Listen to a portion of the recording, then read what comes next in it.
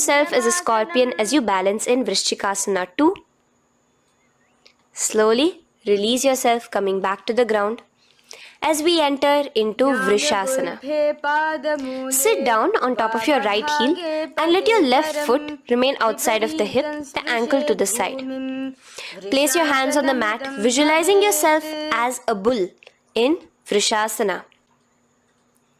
Now, bring both your knees underneath you, sit on both your heels, cross your left leg over top of the right lightly, and in Lolasana, push yourself off the ground. Your knees are off the ground, you're just balancing on your hand above the mat. Visualize Swamiji in your inner space. Lower down now. Bring the left foot now outside. Bring the right foot out and sit on your left heel now.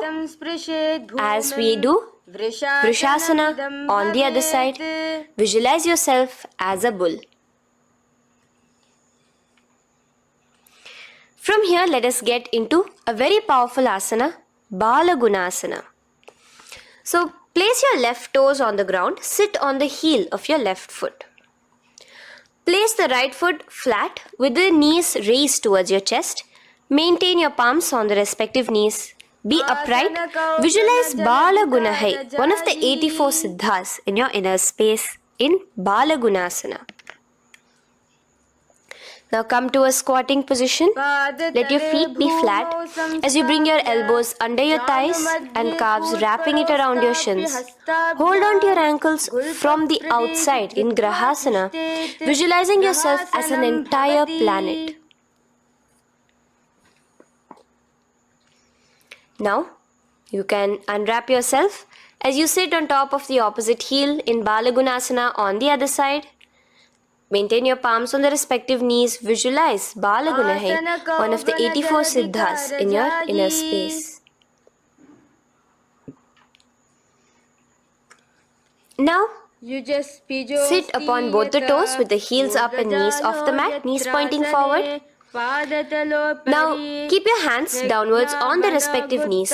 Keep your spine upright as you visualize Swamiji in your inner space in Utkatasana. The next asana is Vajra Sangharasana. Just spread your knees out wide in Utkatasana. Spread your knees out wide. Clasp the elbows behind your back. And move around on your two hands as if you are dancing in Viparita Nrityasana. Slowly come back down to a standing position.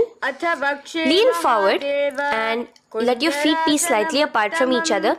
Bring one palm down on the mat with the arms straight. Bring the opposite hand to your head and be stable in Kunjarasana. Now just put that hand down as you bring the other hand to your head, repeating Kunjarasana on the other side. Be stable here. Now you can squat back down onto the ground. Keep your feet flat. Hold your respective ankles and lift your feet off the ground in Kadamba Asana.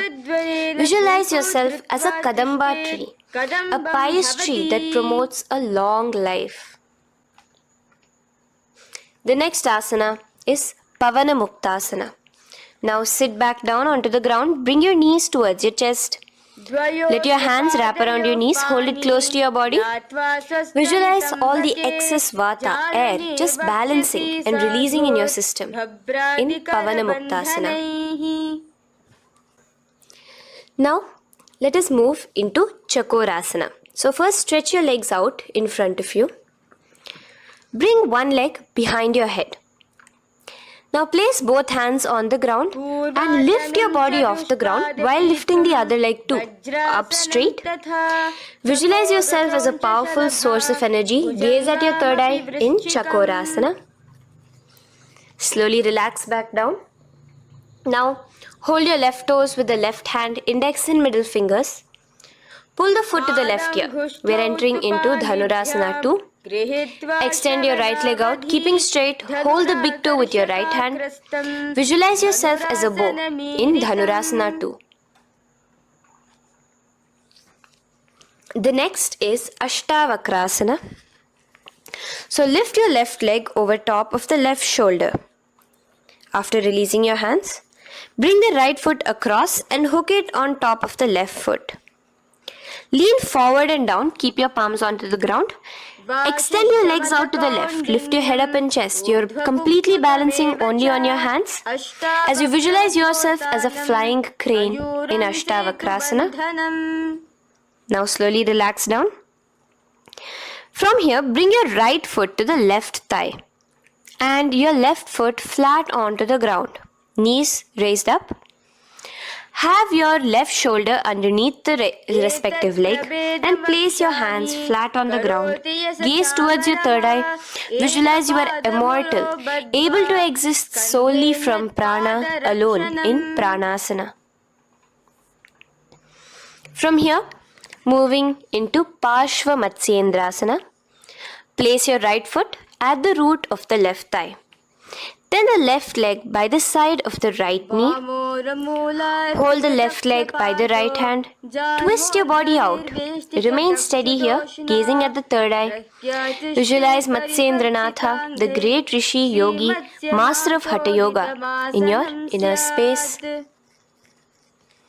Now slowly unwind yourself.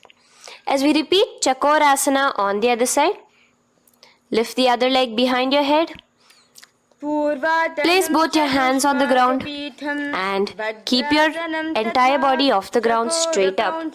Gaze at your third eye, visualizing yourself as a powerful source of energy. Now relax back onto the ground. Let's repeat Dhanurasana 2 on the other side. Clasp your respective hands with the feet. Pull one foot back, the other foot extended forward. Visualizing yourself as a bow. Release your feet as you cross them over each other, over top the shoulder in Ashtavakrasana on the other side. Raise off the ground. Visualize yourself as a flying crane. The next asana, we'll be repeating Pranasana on the other side. Bring the right foot to the left thigh. Bring your hands onto the ground with the knee raised. Gaze at your third eye, visualizing yourself able to live off just prana, just air alone. And relax as we do Parshva Matsyendrasana on the other side. Twist yourself, visualizing Matsyendranatha, gaze towards your third eye. And from there, let us enter into Ardha Paschimottanasana. Keep one leg straight and press your perineum with the other heel. Bring your chest forward and down. Hold your toes and feet and bring your head towards your knees. Here in Ardha Paschimottanasana, visualize Swamiji in your inner space. Now raise up and the foot which was at the inner thigh, now rotate it outside of the hip. Now hold the sole of your other foot and lift your leg up towards your forehead. Try to bring your knee to your forehead as you keep your knee straight. Gaze to the nose in Kraunchasana. Visualize yourself as a crane. Now slowly relax down your leg. Now the leg that is now straight, you can bring it to the inner thigh as you straighten out the other leg. As we repeat, Ardha Paschimottanasana on the other side. Lean forward and down, clasping your foot. Bring your forehead to your knee. Visualize Swamiji in your inner space. Slowly raise up. Place your right ankle outside of the hip now. Hold the sole of the left foot, lifting the leg up towards your forehead. Stretch yourself there. Gaze at the tip of your nose. Visualize yourself as a crane in Kraunchasana on the other side. Now from here, bring the soles between the thighs and calves. So once you have relaxed yourself, bring your soles between the thighs and calves. Keep your spine straight. Palms resting on your knees. Visualize a swastika, embodying peace, well-being, good fortune and prosperity as you gaze at your nose in swastikasana. Now, without changing anything about your position, just take your hands alone. Cover the respective heels with your hands in Gorakshasana as you tuck your chin to your chest in Jalandhara Bandha. Gaze at your nose. Visualize the great Rishi Gorakhnatha, the founder of the Natha Yoga Hindu order. Now release the Jalandhara Bandha. Continue to keep the Mula Bandha engaged throughout the whole sequence.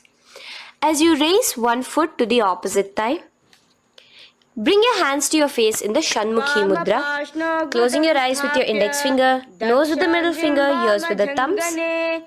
Gaze at your third eye as you meditate on Swamiji himself, the Supreme Pontiff of Hinduism. Now release the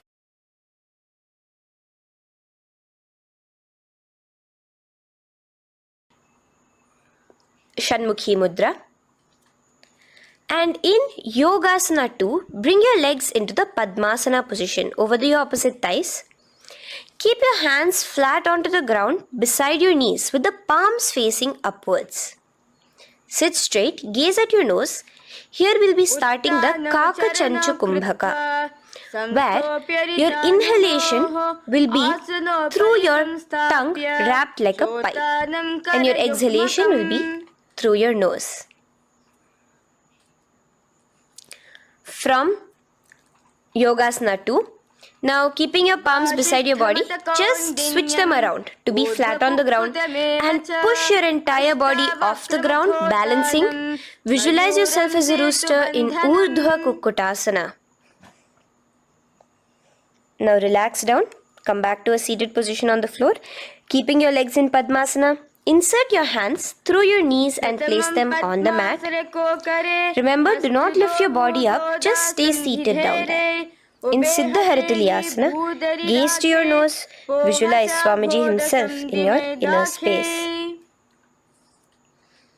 From there, let's enter into Hamsasana, where you will actually be pushing yourself off the ground. Lift your thighs up high above your shoulder, above your elbows as much as possible. Gaze to your nose, visualizing yourself as an elegant swan in Hamsasana. Now release yourself. Now, do not take your hands out from between your thighs and calves. Just go onto your knees and reach your hands behind your body with your fingers interlaced in the Parashu Mudra. Bring your forehead to the floor as you gaze at your nose. Visualize yourself as Lord Paramashiva's bow in Karmukasana. Now, slowly come back to the seated position as we move into Kurmasana 2. Keeping your hands in between your thighs and calves, bend your elbows and hold your respective shoulders with your hands. Visualize yourself as a turtle, a stable body and mind to live for hundreds of years. Now in the same position, just engage the Jalandhara Bandha, tucking your chin to your chest as we move into Granthi Bhedasana, gazing at your nose. Rejoice, knowing you are in Paramashiva's secret knot posture. And from there, release the Jalandhara Bandha as you roll onto your back. Keep your hands on the shoulders, laying flat on your back. As you visualize yourself as a turtle on its back, playful, gaze at your nose in Uttana Kurmasana. Now rock yourself back to a seated position as we do Pangu Kukkutasana. Now it's the same as your hands between your thighs and the calves, except you will be placing one hand flat on the mat. Hold the wrist with the other hand. Lift your body up and holding only on one hand. Visualize yourself as a rooster in Pangu Kukkutasana. Now release back to the ground. Hold. Let's do Pangu Kukkutasana on the other side. Place the other palm flat and bring the other hand holding the wrist. Push yourself off the ground. Visualize yourself as a rooster. Continue the Kakachancha Kumbhaka, sucking in your breath through your curled tongue and exhaling through your nose. As you slowly extricate your hands from between your thighs and calves, let's do Girdharasana here. So now, interlace your fingers in the Parashamudra as you place your elbows on the feet, remaining your legs in Padmasana. Lean forward and down, resting your chin on your knuckles. Place your thumbs to your throat in Girdharasana. Visualize Swamiji in your inner space. From there now, sit straight into Padmasana 3. So with your legs in Padmasana, bring one hand over the other near your navel center. Engage all the three bandhas, suck in your stomach, clench your perineum, tuck your chin to your chest and gaze at your nose in Padmasana 3. Slowly now, as we move into Padmasana 4, bring your hands to the respective knees. Release the Jalandhara Bandha and release the Udyana Bandha, just engaging the Mula Bandha alone. Visualize Paramashiva in your inner space as you gaze at your nose in Padmasana 4. Now we'll be entering into Karmukasana 2. So in the Padmasana position, hook your right hand index and middle finger in the Prana Mudra around the toe. Pull it back while your left hand rests on the knee. Now, as you visualize yourself as Paramashiva's bow, just release your right foot, bring your left hand to the left toe, right toe, and let your right hand be on the right knee. Now from here, let's do Karmukasana 3. So you can release your toes, cross your hands behind your back, continue to keep your legs in Padmasana, and with your respective hands, cross behind your back. Hold on to the toes in the Prana Mudra. Engage all the three bandhas, suck in your stomach, clench your perineum, tuck your chin to your chest. Visualize yourself as Paramashiva's bow in Karmukasana 3. Slowly relax the bandhas, just keeping the Mula Bandha. Continue to hold on to your toes. Release the Udyana Bandha and the Jalandhara Bandha. Switch your gaze to the third eye. Visualize you are Paramashiva's third eye itself. Anything you come across, you just rejuvenate it, destroy it in Dridhasana. Now, try to keep your hands at the toes. If not, just keep your hands crossed behind you as you lean onto your back in Padmasana, where you are entering into the Nagrasana position. Lay flat onto the back, visualizing yourself as a snake, gaze at your nose in Nagrasana. Do the Sahaja Kumbhaka, simple breathing, inhaling and exhaling.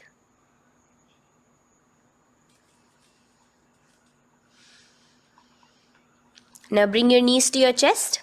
Let your hands wrap around your knees. Slowly uncross your Padmasana and bring your knees to your chest. Bring your hands to the Parashamudra, the fingers interlocked on top of your knees. As you pull your chin up to your knees, visualize yourself as a ball in Kandukasana. Now relax. Bring your feet onto the ground, the knees pointed upwards in Urdhva Pavanasana. As you interlace your fingers, bring the interlaced fingers behind your head. Laying down, gaze at your nose in Urdhva Pavanasana. The next asana is Marakata Pithasana. Now, from behind your head, take your hands out and clasp onto your feet. Just step lightly onto your palms. As you push your hips up into the sky, automatically engaging the Jalandhara Bandha. Visualize yourself as a powerful alpha ape in Marakata Pithasana. In the same position now, bring your hands to your hips as we enter into Uttanashiki Pitakasana. Let your weight rest on your elbows as you stretch your legs out straight. Gaze at the nose. Visualize Swamiji in your inner space. From there, continuing to rest on your elbows, kick your feet up high into the sky in Narakasana. Stretch your palms out behind you, flat on the ground. Balance there. Visualize yourself blissfully traveling through hell unscathed in Narakasana. Bring your hands to your hips now as we move into Tiryanukasana. Angling your legs down at an angle, visualize yourself as a boat crossing the ocean of samsara in Tiryanukasana. Now from there, come back straight as we enter into Dhwajasana. Keep your legs up high above your body, your hands stretched out down behind you. As you push yourself up, visualize where Kailasa's flag respected across all nations in Dhwajasana. Hold there for a few seconds and relax now. Flat onto the ground, palms slightly away from your body. Do not move at all in Mritasana. Your body is dead. Visualize that. Visualize the Supreme Pontiff of Hinduism liberating you. Let your awareness travel to all the parts of your body in the Shakti Chalan Mudra as we do Mritasana.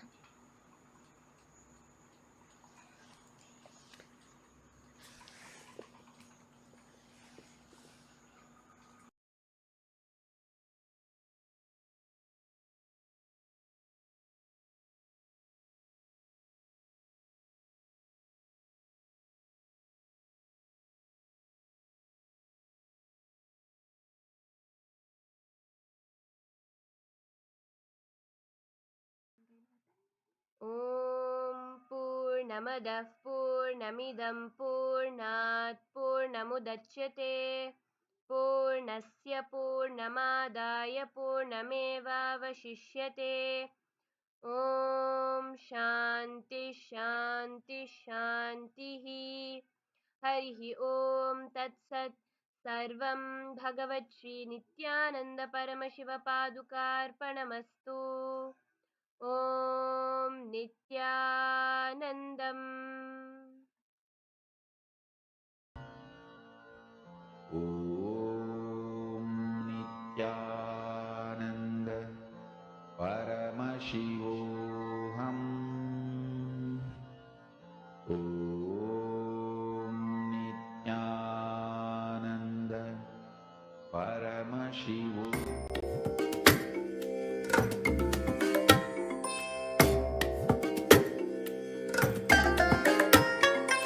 I bless you all. Let you all open all your three eyes and manifest the powers of Mahasadashiva. Om Nityananda Paramashivoham.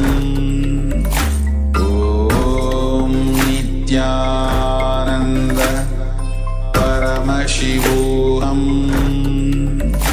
Om Nityananda Paramashivoham. Om Nityananda Paramashivoham. Om Nityananda Paramashivoham. Om Nityananda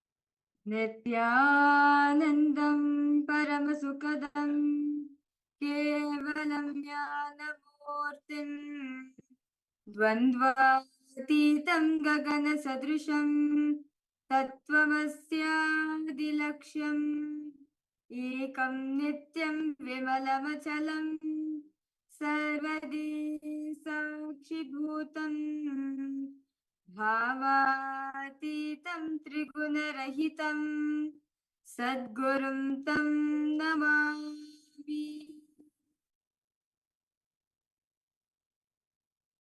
Nityanandam. We welcome all the participants and all the viewers to the day 10 of the Paramashivoham program. In today's program, all the participants, all of you will be getting to understand one of the important aspects in life.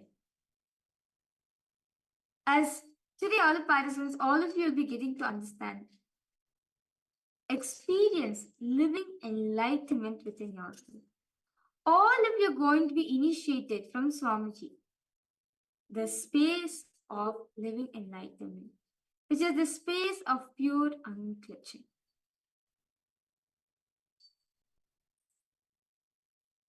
And with that, very beautifully, all the participants, all of you just now did the beautiful Nityananda yoga. And because all participants, suppose what did all of you experience? How was the experience for all of you? How was the Nityananda yoga for all the participants? As today, all the participants, all of you are going to be initiated into the science of experiencing completion, enlightenment. Today, all of you are going to be initiated into truth that you are an unclutched being.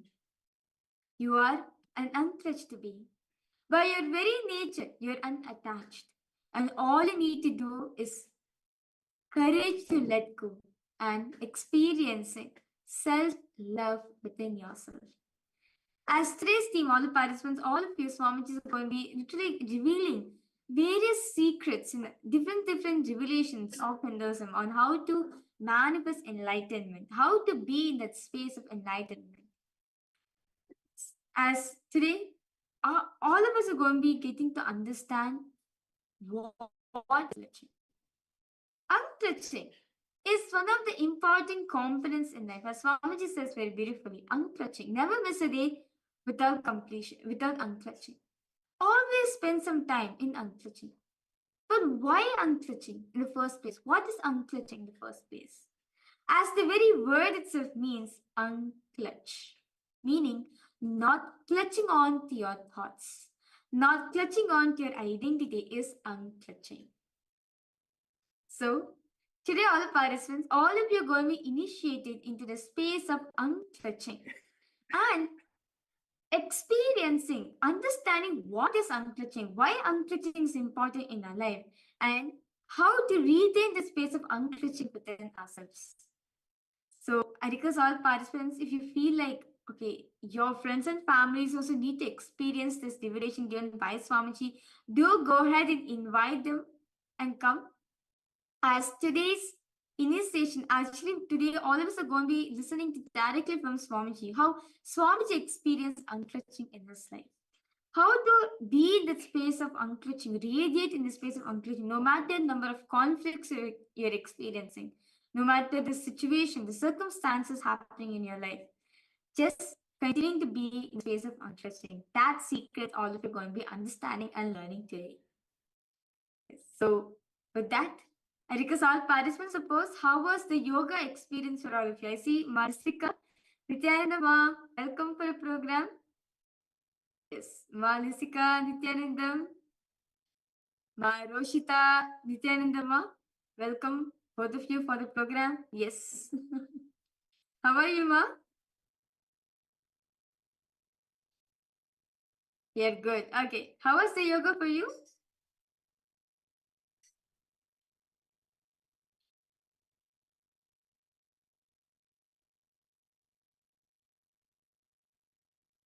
How was the yoga experience for you, Ma?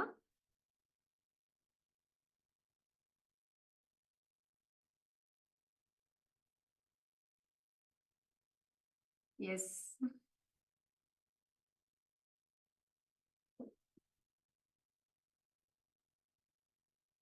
Yeah, you like it. Okay.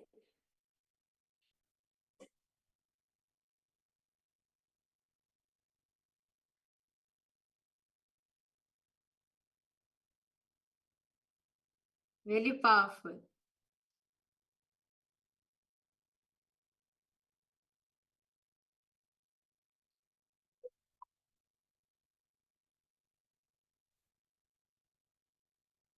Anything else?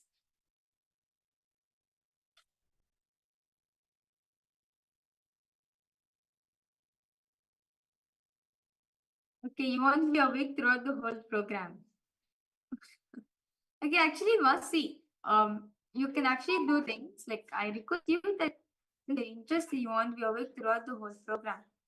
What you can do is that whenever you feel sleepy or something, you can go ahead, grab some water or take something which makes you feel awake.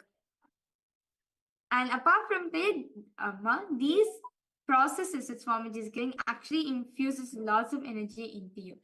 So if you thought feeling sleepy or something, you can go ahead like get some food and come, which makes you feel awake, or whatever activities that you do, whatever actions that will make you to be awake, you can definitely go ahead and do that one.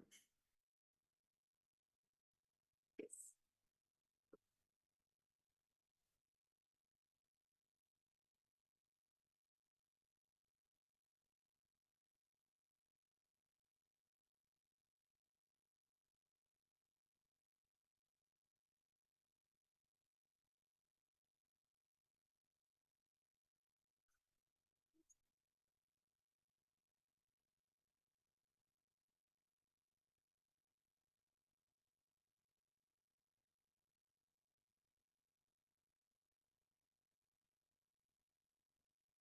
Okay.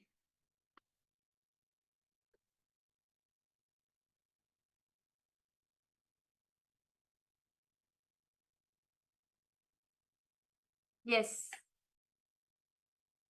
That will make you be awake for the program. Okay. That's wonderful. So with that, without any further delay, let's now enter into the manifestation. So right now, all of us did the intense yoga, right? So the best way to retain that energy within yourself is by doing the power manifestation. So before we enter into the manifestation, let's now listen to the Shastra Pramana, the scriptural reference on how what Paramashiva says about this power. Very beautifully in the Vijnana Bhairava Tantra, Sutra 11, Sutra 34, Dharana 11, Paramashiva says, Kapalantar mano nisat tishtan mili talochanaha. Kramena varasodadhyat lakshet lakshamuttamam. The meaning goes that by fixing the mind on the inner space within the crown center and sitting stably without any movement, having the eyes closed in succession, by that stability of the mind and inner space, through the power of the third eye, one directly sees the ultimate goal, Laksham, by having the vision beyond the sight that reveals any object or place, attaining the space of oneness with the source Paramashiva. And very beautifully, Bhagavan Sri Krishna also speaks about this in the 11th chapter of the Bhagavad Gita, verse 8, where he says, Nitumam shakyase drashtum anenaiva swachakshusha divyam dadamite chakshuhu pashyame yogameshwaram. Sri Krishna is saying to Arjuna that the two physical eyes which you are having does not have ability, does not have the intelligence, ability to see my cosmic form. Therefore, I initiate your return, so you can behold my cosmic opulence. And in the 11th chapter of the Bhagavad Gita, it contains detailed description of Sri Krishna's cosmic form as Arjuna sees Krishna through his third eye. And Swamiji also experienced the same thing, as Swamiji says very beautifully, that I was able to see the whole 360-degree vision, 10 directions, everything I was able to see. And not just that, he was able to feel, experience all of that as everything around Swamiji, meaning the trees, the bush, the shrubs, everything around Swamiji felt himself into it. As the idea that's outside of something, outside of Swamiji and inside of Swamiji broke. So in that beautiful space, Swamiji is able to see the whole 360-degree visions. And next moment itself, Swamiji was able to feel, experience all of that as him. So without any further delay, let's now enter into the manifestation. So request all participants now, as you're settling down for a program, do drink a lot of water, hydrate yourself completely, and please get your ribbons and come, as we are going to be manifesting the power of third eye reading in the first round of the session. Yes. So request all participants, please get your ribbons and come. So request all of you to close your eyes and tie your eyes with the eye band.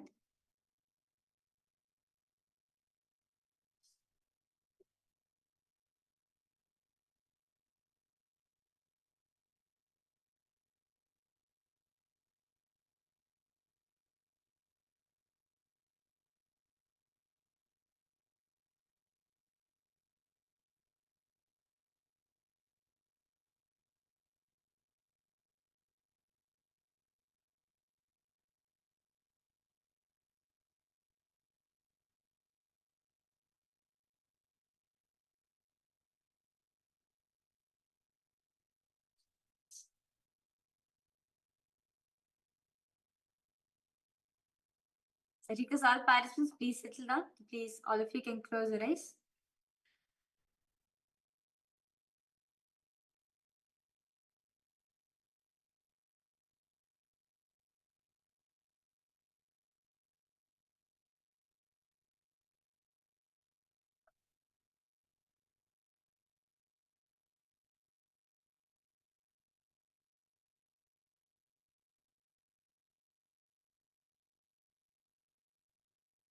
Now, request all participants to visualize Swamiji in your inner space.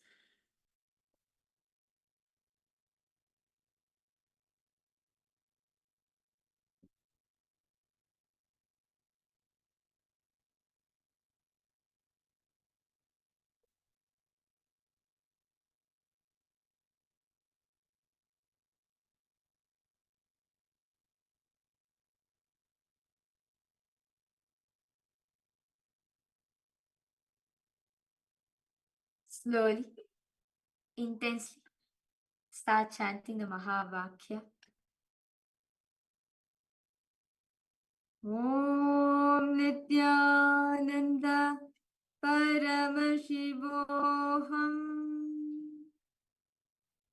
Om Nityananda Paramashivoham. Om Nityananda Paramashivoham.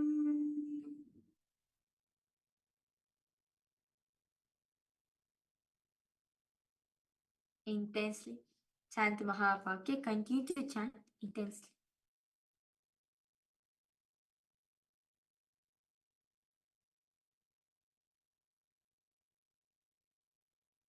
Now, for all participants, a picture is going to be projected. I request all of you to scan and reveal. What is the color? What is the picture about? And continue to intensely chant the Mahavakya.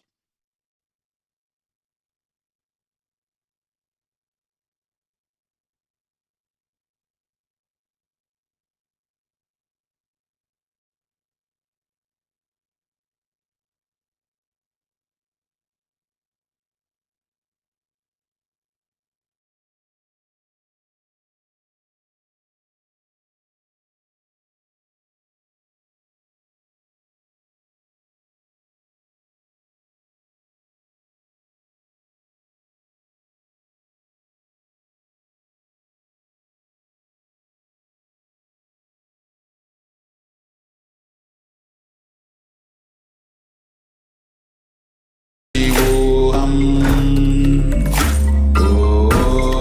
Nityananda Paramashivoham. Om Nityananda Paramashivoham.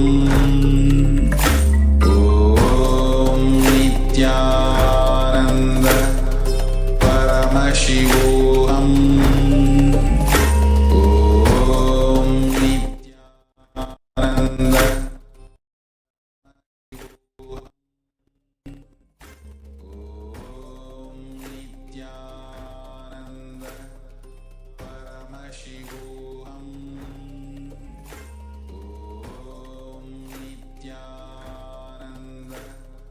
Paramashivoham.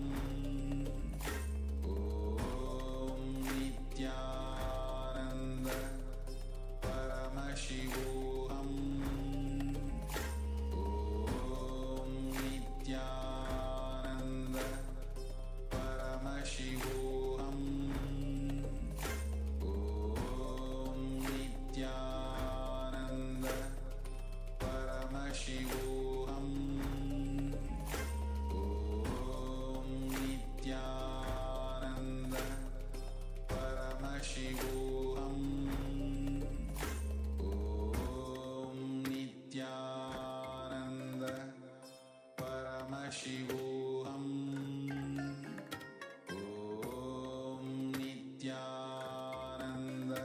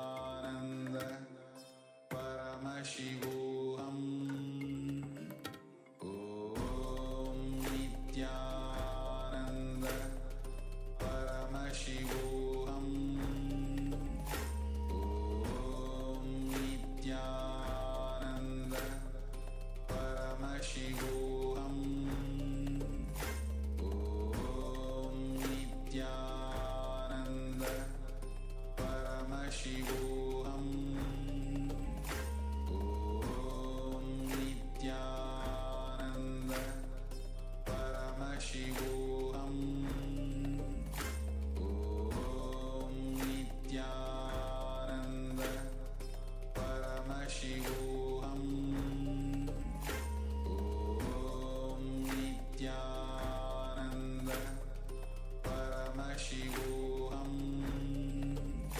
Om Nityananda Paramashivoham Om Nityananda Paramashivoham Om Nityananda Paramashivoham Om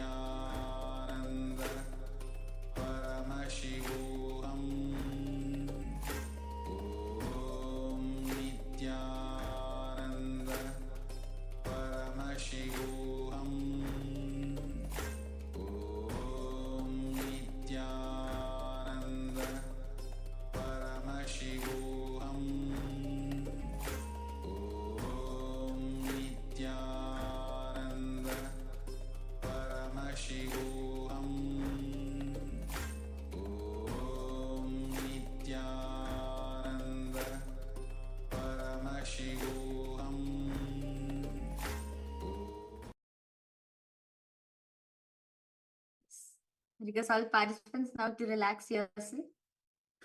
All of you can go ahead and start posting what was Swamiji has shown for you. Yes. Manisika, what did Swamiji show for you, ma'am?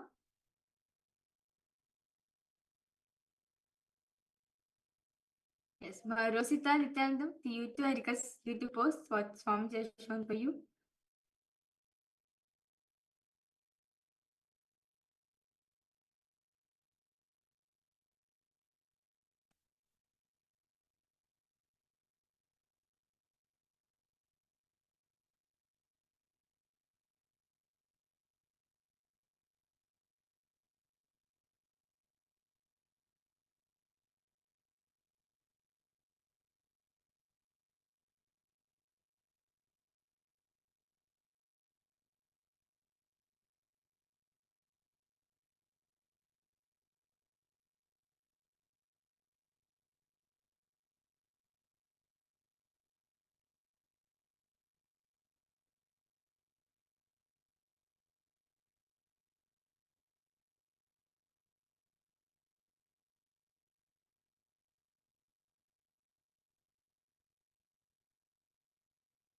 Easily post what was Swamiji showing for all participants. Okay, you thought it's blue. Okay. So let's now verify the answers for all participants. So the exact picture which is being projected for all of you is actually an arch. So you can see it's a light green arch with having a dark color green as its background. So let's now manifest one more round of this power. So request all participants.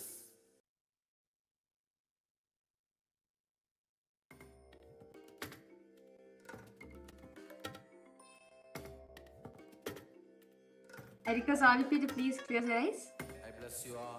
Please tie your eyes with the eye band. And manifest the powers of Mahasada Om Nityananda Paramashivoham Om Nityananda Paramashivoham Om Nityananda Paramashivoham Om Nityananda Paramashivoham Om Nityananda.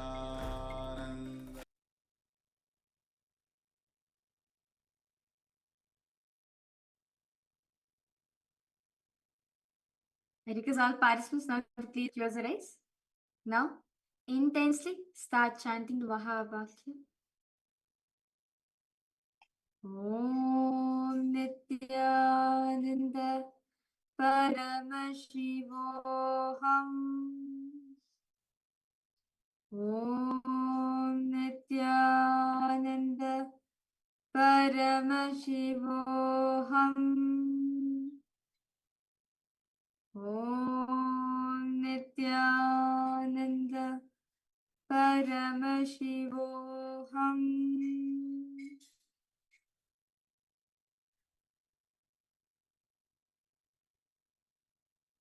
Intensely chant Mahavakya.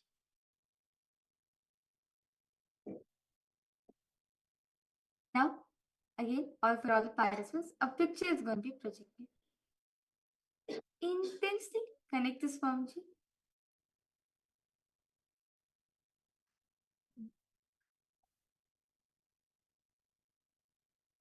Intensely chant Mahavakya. Ask Swamiji to reveal what is the picture which is being projected. What is the color?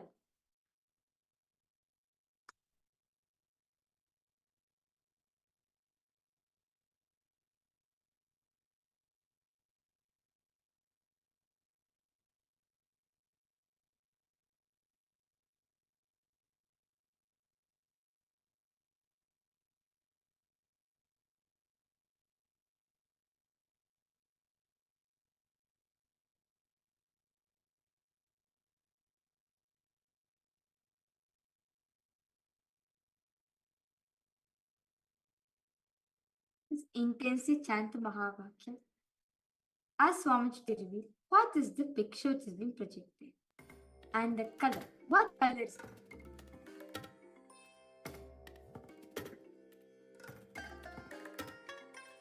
I bless you all. Let you all open all your three eyes and manifest the powers of Mahasadashiva. Om Nityananda Paramashivoham. Om Nityananda Paramashivoham. Om Nityananda Paramashivoham. Om Nityananda Paramashivoham.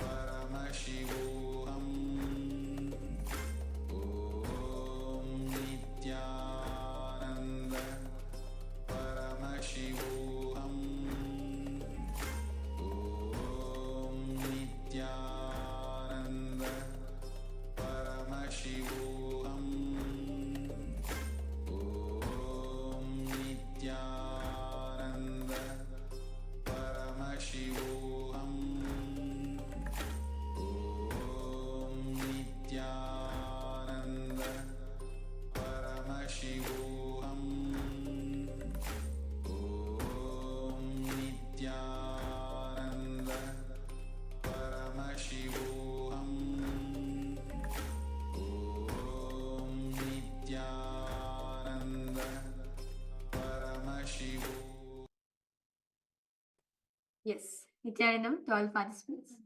Because all of you now to open your eyes and start posting whatever Swamiji has shown for all of you. Yes. Malisika, what did Swamiji show you, ma? Yes, Nityanandam, my Rosita, welcome, ma. How are you, ma?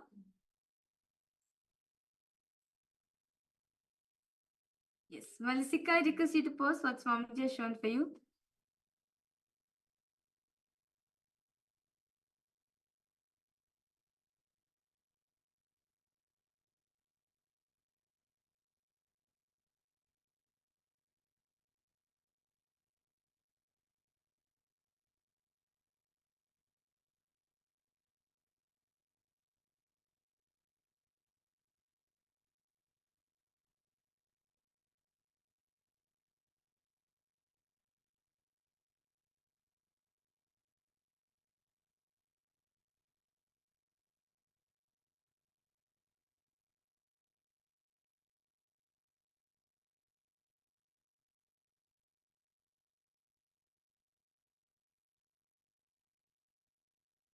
Okay, so let us now verify the answers for all the participants.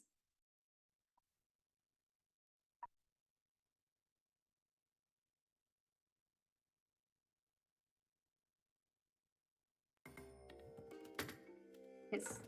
So you can see the exact image which is being projected for all of you is kind of like Let you all open all two your three triangles. eyes The points are facing manifest each other. And the powers triangles of are dark blue Mahasudashiva. color and the background of it's light blue color. Yes. Paramashivoham Nityananda Paramashivoham. So with that, okay. So let's now enter into today's program. So today all the participants, all of you are going to be understanding unclutching. Today all of you are going to be initiated into manifesting this bliss layer in. Yesterday, very beautifully, all of us learned about the 5 koshas, right? And today, Swamiji is going to be initiating all of us into awakening that you are an unclutched being. Unclutching is a very nature, but it's just that we have been forgotten about it. As Swamiji says, we spend most of the time in our past or in the future. We forget to be in the present moment. Today, all the participants, all of you are going to be getting an introduction to what is unclutching, why unclutching, and how to be in the state of unclutching. Yes, my Gabriel, Nityanandama, you just came at the right time. We're just going to be starting the sessions for a day. So today, all the participants, in the first sessions, all of you are going to be getting an introduction to what is unclutching, directly from Swamiji himself. So, and apart from that, today all the participants, as today in today's initiation, Swamiji is going to be awakening the pure space of unclutching into you. Understanding the fundamentally that you are an unclutched being. Therefore, you can be in that space. And yes, Nityanandama Gabriel, yes. And apart from that, Swamiji is going to be infusing the power of self-love within yourself. As Swamiji says one thing, when you experience unclutching, the first and foremost thing starts happening into you is self-love. You start loving yourself. You start appreciating yourself the way you are. And from that, you start loving people around you. So in the first session for all participants, all of you are going to be getting introduction from Swamiji on what is unclutching. Let's now enter into the session directly revealed by Swamiji himself directly.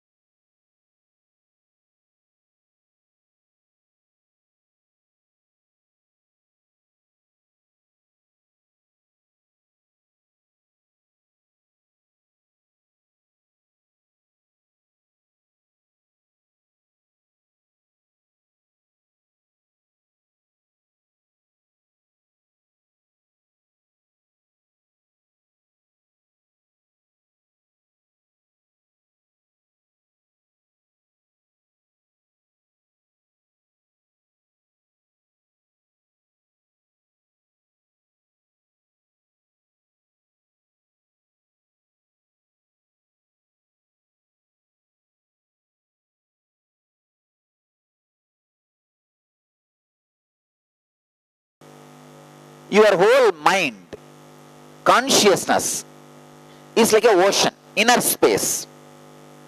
Your inner space is like a ocean.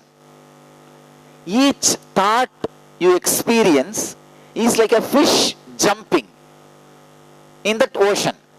Understand? Your inner space means the cosmic inner space. That is the ocean.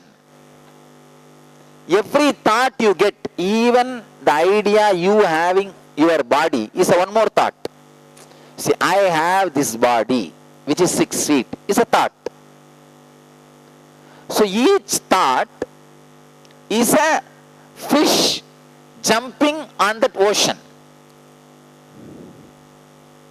Please understand.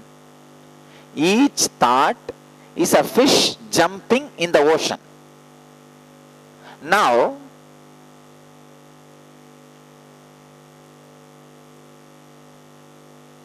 independently too many fishes jumping for different reason in the ocean, you start connecting all those fishes and try to make meaning out of that.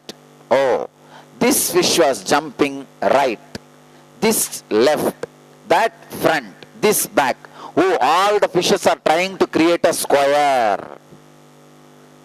They are not. They are jumping for various reasons in various places. But you try to make meaning out of those fishes jumping. Same thing you do in the mind also. When various thoughts comes up, it is an independent, just jumping, happening. But you try to connect all those thoughts and create a meaning. Oh, I am depressed because I lost my job. As if when you had job, you are not depressed. All your thoughts are independent fishes jumping. The moment you try to make meaning out of that thoughts,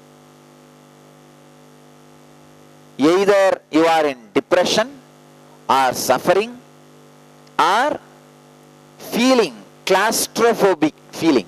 Please understand. The feeling like claustrophobia is the life imprisonment. Feeling claustrophobic is life imprisonment. All of you feel continuously for some or other reason claustrophobic. You are caught. You are caught. You are caught. Now,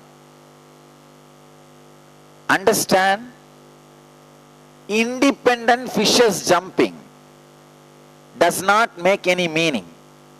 Independent thoughts happening in your consciousness does not have any meaning in your life. It is too scary to know your thoughts don't mean anything in your life. You feel your thoughts are your property, wealth. That is your life. But unfortunately, you need to know the truth. It is not pearls. You have collected some seashells and preserving it, thinking it's pearls. And some glittering stones which are lying in the beach, you collected and safely keeping it in your locker, thinking it is diamonds. Your thoughts are independent fishes jumping. They don't mean much to you or your life, to your existence. Understand? Your consciousness is like an ocean. Even the idea you have, this body is a one thought, one fish jumping. Then second fish, I think this body is very healthy, jumping. Third fish, no, it is too heavy, I can't even sit in Padmasana, it is unhealthy. Fourth fish. Next fish, no, I am very healthy, I am really healthy, I think I am wealthy also. See how much of wealth I have, there's one more fish. Third fish, no, if you are thinking you have so much wealth, what will you do? Somebody steals, you come on, create more wealth. Fifth fish, No, I think this white cloth is not proper on me. I should get another one dress. Oh, if I get little bonda today for lunch, how great it will be. All these are just different fishes. There is no meaning for these fishes jumping. There is no meaning if you think you have a healthy body. There is no meaning if you think you have a sick body. Both has no meaning. There is no meaning if you think you are wealthy. There is no meaning if you think you don't have wealth, you are poor. There is no meaning in anything. A high achiever does not even know he achieved so much. I can say one of the great quality I enjoy about myself is still I don't feel I work in any way. When I sit with myself, I don't feel I am working. I don't feel I have created this organization. I don't feel I contributed something to the world. I am very clear, please understand. I don't feel at all I made money or I contribute something to the world. I created this organization or I work. Just I know, it's happening. Okay. My personal belief about me and this organization is this only. I do not believe I work. Except me, everybody in the ashram thinks they are all hard working. No, I am telling you. Except me, everybody thinks too much is there in my plate.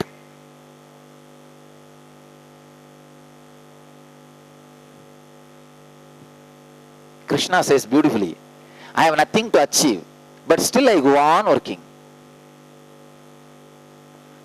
I have achieved whatever need to be achieved, but still I go on.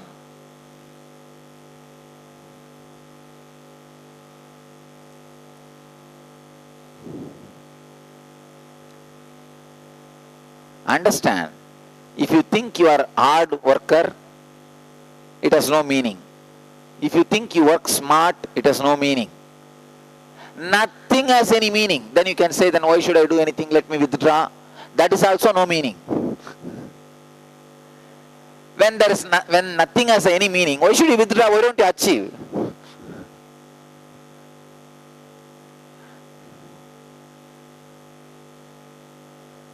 See, if nothing has any meaning, if you are interested in withdrawing, then you are carrying a deep hatred for high achievement. You are withdrawing not because of the realization that nothing has any meaning. You are withdrawing because of your previous conclusion, achievement is hard. If you have realized nothing has any meaning, then you should use that to create intelligence and confidence and be a high achiever. If the world is dream, don't withdraw from it. Achieve as you want. Dream as you want. Understand? Just sit knowing without missing a single fish. Don't allow even one fish go unattended. You don't need to suppress, kill, catch, nothing. Just know that there is a fish. No fish should go unattended. No fish should be attended. Attending means what? Encouraging, suppressing. I don't want you to encourage or suppress any thought. Same way, I don't want you to miss any thought. Just know fishes are jumping. That's all.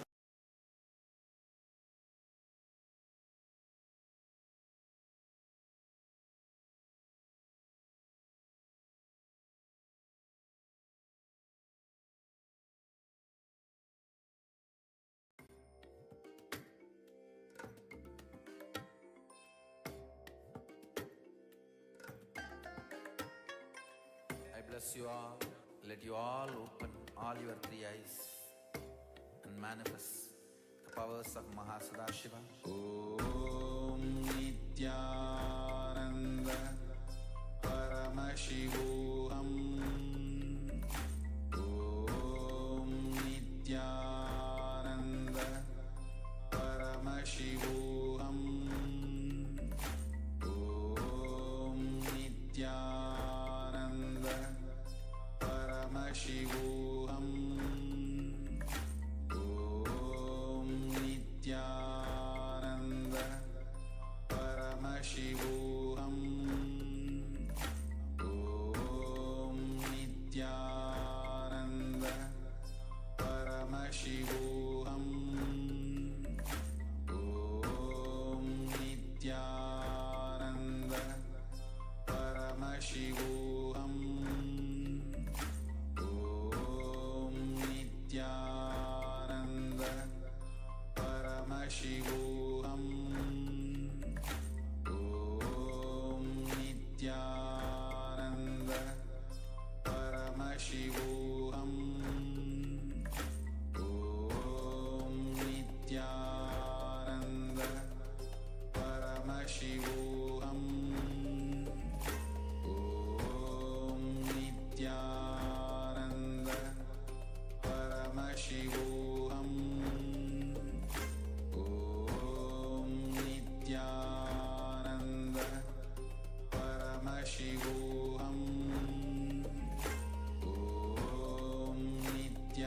Om Nityananda Paramashivoham. Om Nityananda Paramashivoham. Om Nityananda Paramashivoham. Om Nityananda Paramashivoham. Om Nityananda Paramashivoham. Om Nityananda Paramashivoham. Being. Once our brain has been imbalanced, it will then transmit that imbalance throughout the whole body. Thought forms are pure energy that have the ability to influence people and everyday events in life.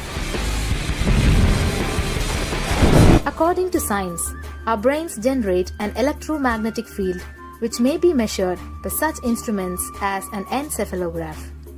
This electromagnetic field is generated by the brain every time we think, and as our mind is never still, we may be compared to perpetual power generators. Fear produces nervous disorders. Anger produces headaches and violence. Confused thoughts produce congestion and ill health. Depression causes cancer, tumors, mental diseases, and lowering of the immune system, causing death through own willpower.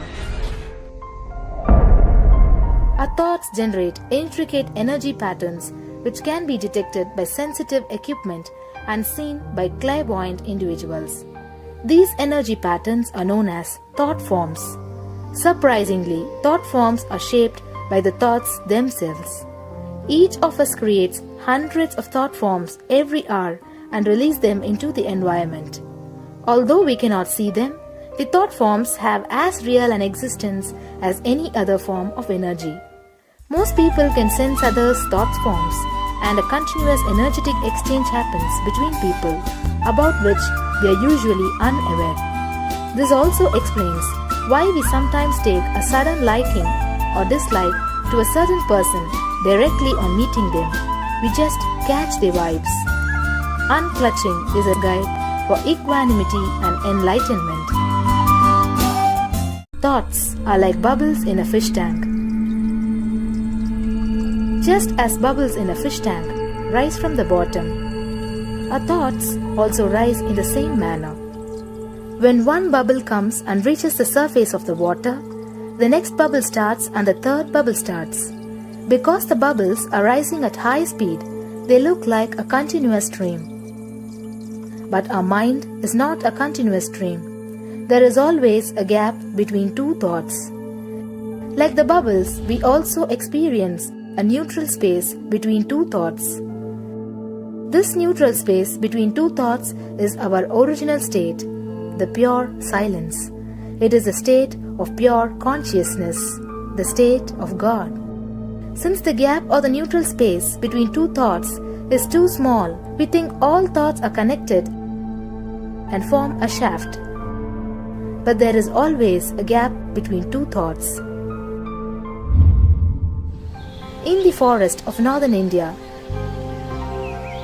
the hunters trap the birds using a trap. They tie a rope between two trees. The rope is the shaft that we create by connecting two thoughts. In the middle of the rope, they secure a wooden stick. The stick is our mind. The rope is tied at the midpoint of the stick. When a bird comes and sits on the stick, the bird's own weight turns the whole stick upside down.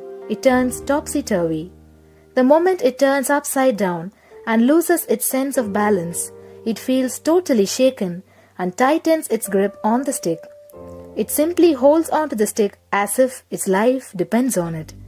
Similarly, we connect thoughts and form a shaft out of it and live in the fear that if we drop our mind, we might be lost. We might lose our identity. Because it is hanging upside down, it thinks, if I unclutch from this stick, I will fall and die. Is similar to the fear that if we start trusting that we are unconnected, unclutched, independent and illogical thoughts, we might be lost. If the bird lets go and relaxes, it may flutter to balance for a moment or two. When it leaves the stick, maybe for a few seconds it will fall, but then it will adjust itself and start flying. In the same way, we hold on to whatever we think is our identity and security, our education, our mind, our life, our relationships or our bank balance. Ultimately comes to remove the stick that is our identity. Just like the bird, we don't realize that if we drop our mind, at that moment we can become a Paramahamsa. That very moment we can be liberated.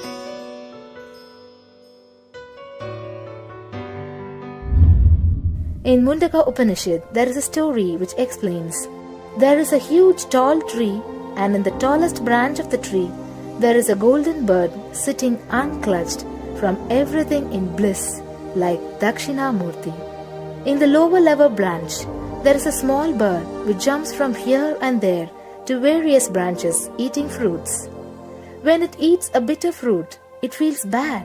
Whenever she eats the bitter fruit, she sees the bird which is looking above silently like Dakshinamurti and feels, why I should not be like that bird. But unfortunately, when the same bird, when it eats tasty fruit, it forgets the bird sitting above it. In the same way, she keeps battling between branches, eating bitter and tasty fruits again and again. One day, as a small bird flies up higher, and as it reaches near the golden bird, it realized that he and she are the same. There is no difference between them both and realizes her original state. The small bird realizes that she also can be in the same state of the golden bird and become a Paramahamsa. This moment, trust yourself. Don't bother about losing your identity. Just trust yourself and let go of your identity. You will immediately become a Paramahamsa and be liberated. All you need to do is to trust that you're unclutched. Dropping the conclusions, you can't be transformed, is unclutching.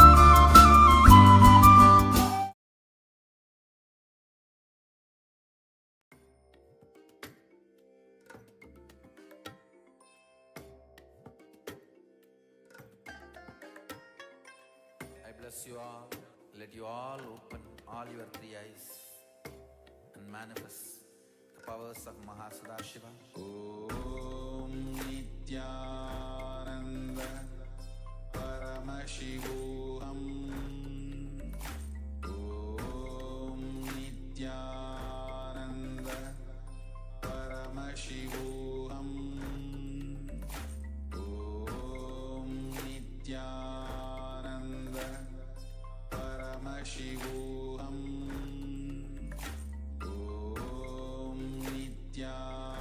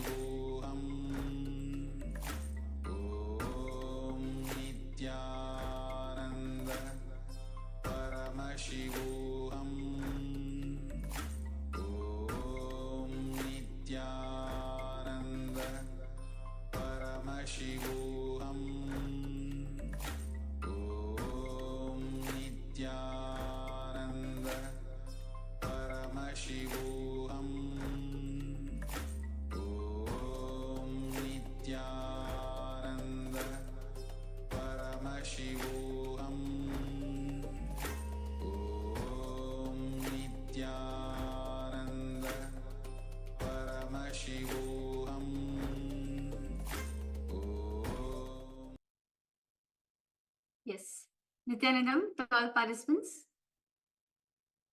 That was very beautiful session revealed by Swamiji on unclutching. I know all of you enjoyed it so much. Because all participants, suppose what did all of you understand as unclutching? You can go ahead and share. Very beautifully, detailly Swamiji spoke the state of unclutching. How thoughts are there in our inner space. So because all participants, please go ahead and start posting whatever Swamiji, whatever you understood so far on the revelation what Swamiji spoke on unclutching. What did all of you understand? Yes, Ma Shukrendriyananda, Nityananda, Ma, welcome for the program. Okay, I request all participants, suppose what did all of you understand as unclutching? You can share your understanding.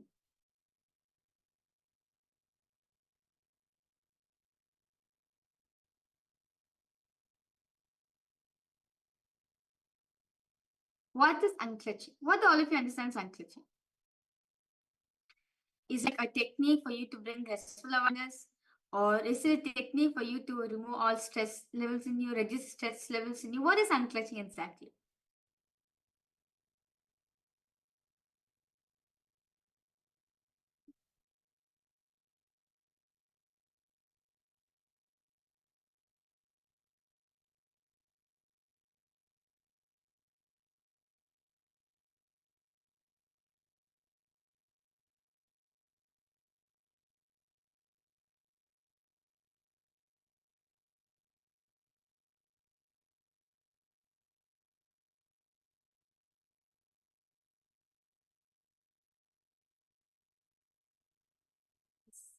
Tell them to all participants. Because all participants, suppose what do all of you understand is unclutching? Anything, what they understood so far? Go ahead and share. Unclutching, what is unclutching? Is it like a technique for you to bring awareness? Or is it a technique for you to reduce the stress levels in you? Or is it a technique for you to become thoughtlessness? What is exactly unclutching?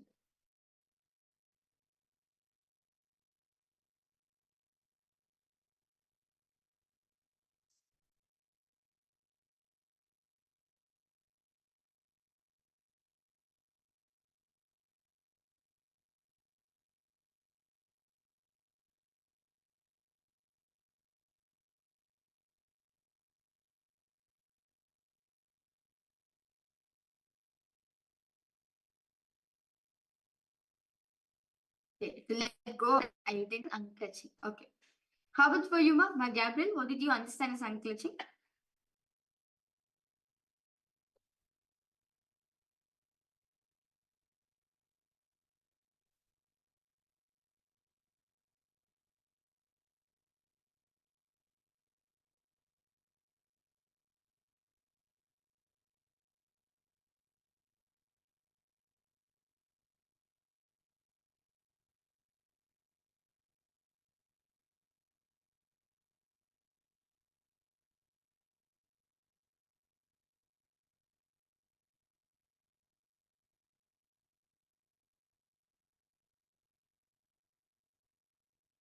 Okay.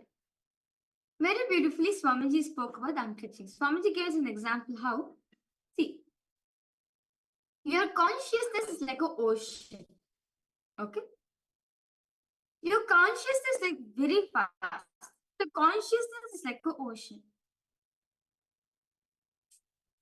Oh, no problem, sorry, no problem. No problem. Understand? Your consciousness is like a ocean which is there in you, right? Your incompletion can be as old as it can be. It can be 30-year-old, or it can be 1 day old, or it can be 20 years old, however old can be. They are just like a fishes jumping in the ocean. Understand? Thoughts are like fishes jumping on the ocean. And each idea you have about completion, incompletion, your body, all these are like different fishes jumping on the ocean. Is everyone understanding? See, your thoughts which you're having, right? The thought currents which you're having, Or you can simply represent to all the fishes jumping in the ocean.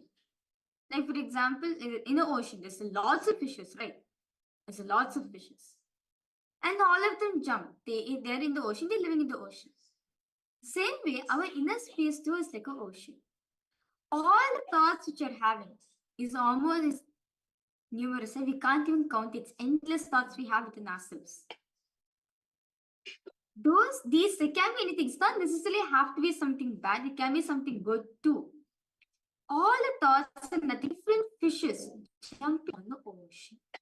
Just imagine, okay, in the ocean, so many fishes are jumping at a time. How it will be? It's the same way our inner spaces.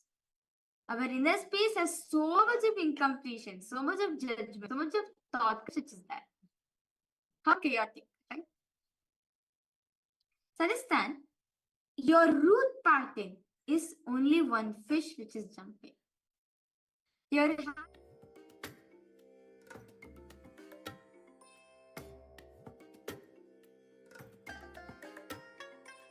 I bless you all. Yes. Sorry for a technical glitch. Yes. So because all participants suppose, what do all of you understand with this cognition now? See, you're in a space like an ocean. Okay, see, unclutch is nothing but what? Unclutching. Removing the clutch of your identity. Removing the clutch of all the thought currents you're cherishing is unclutching. Very beautifully, Swamiji says how our inner space like a vast ocean, which is there in us. And all the thought currents which is coming in you are like different fishes jumping.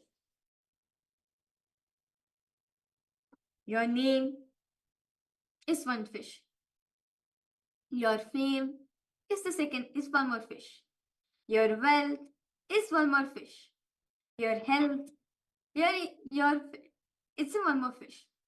The idea of gender, whether you're male or female, is also one more fish.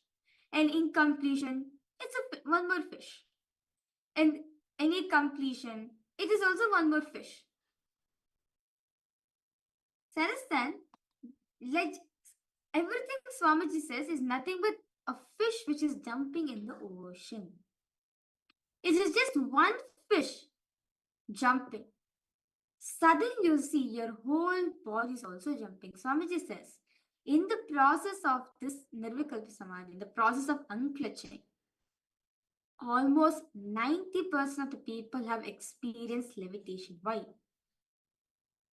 Because how the fishes are jumping, right? They're just in the space of lightlessness, that's it. See, only when you try to possess your thoughts, only when you try to hold your thoughts, you feel the heaviness.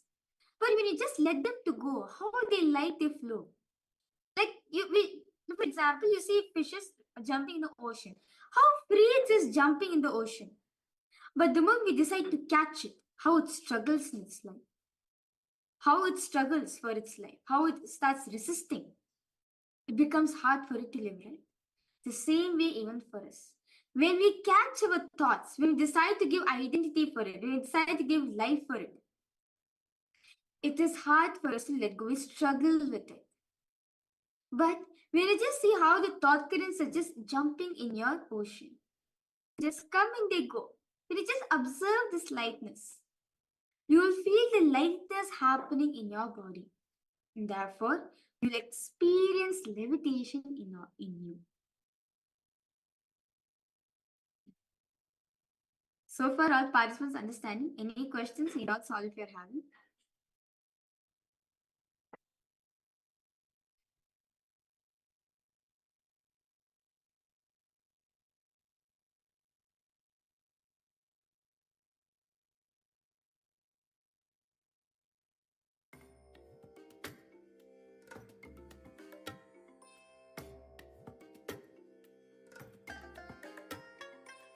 I bless you all. Let you all open all your three eyes and manifest the powers of Mahasadashiva. Om Nityananda Paramashivoham. Om Nityananda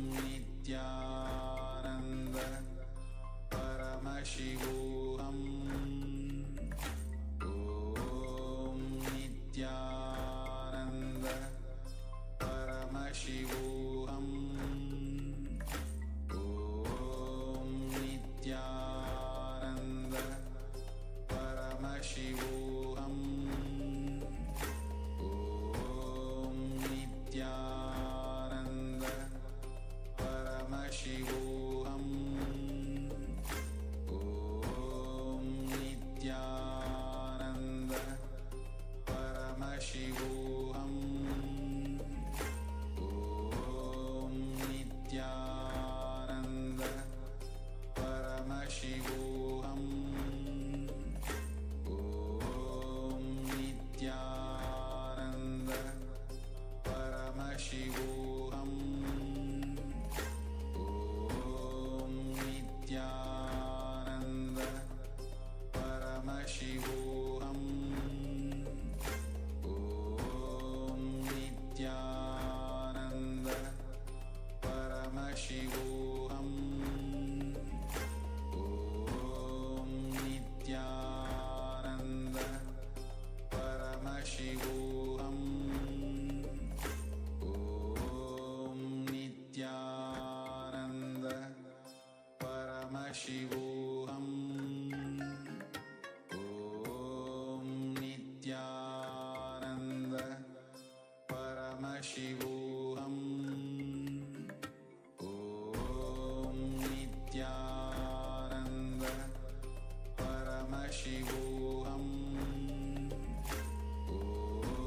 Om Nityananda Paramashivoham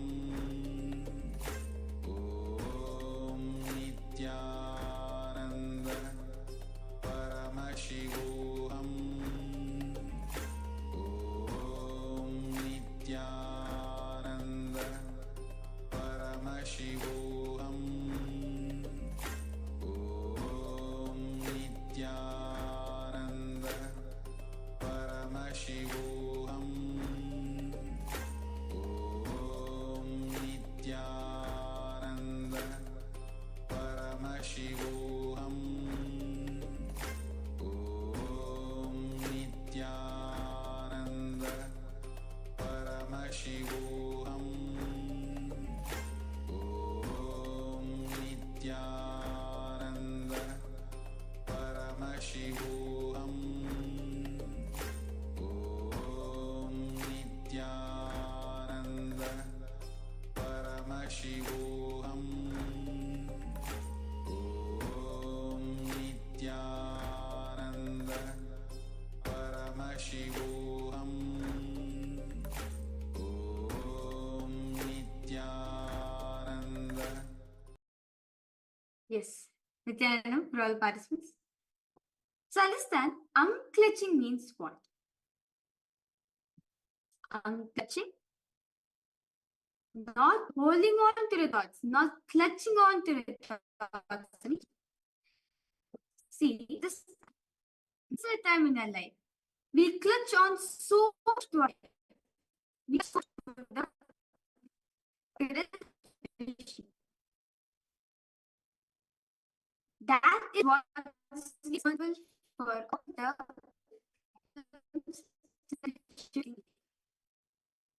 very beautifully all of us learned yesterday.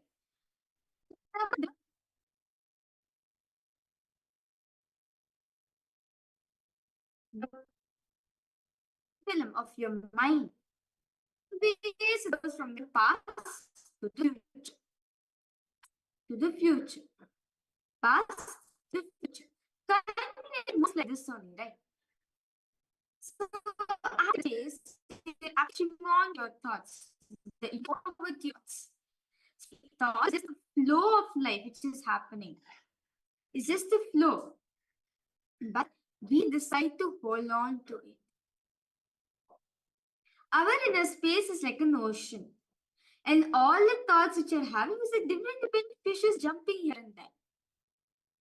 Can the fish do anything if it's jumping? No. But what do? Since we like the fish a lot, we go and possess it. We go and grab the fish. But when you grab the fish, what happens? The fish struggles for its life. It feels the heaviness in it, right? You feel heaviness within yourself because you're not able to catch the fish.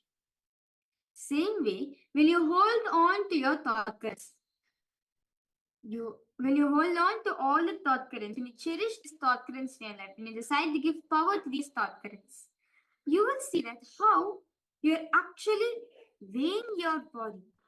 You're only putting lots of weight into your system, but unclutching the space where you are pure space of bliss.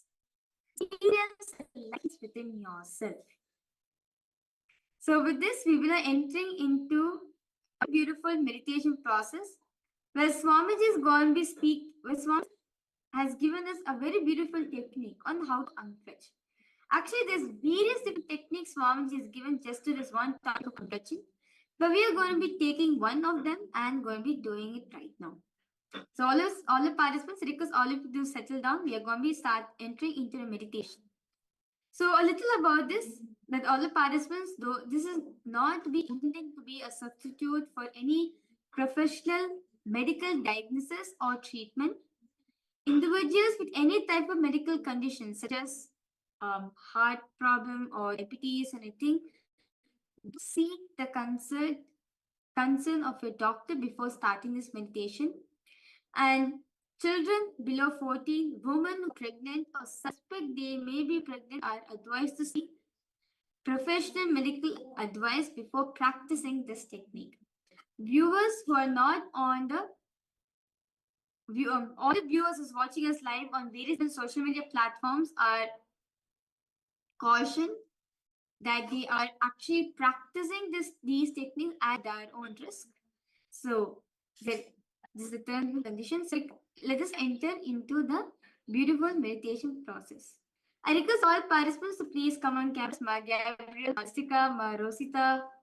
We are now going to be entering into very powerful process, the unclutching process.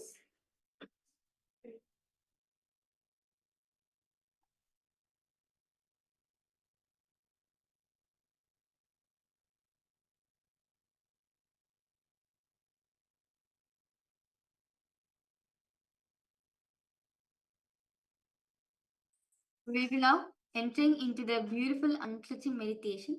So request all participants now to please close your eyes and sit.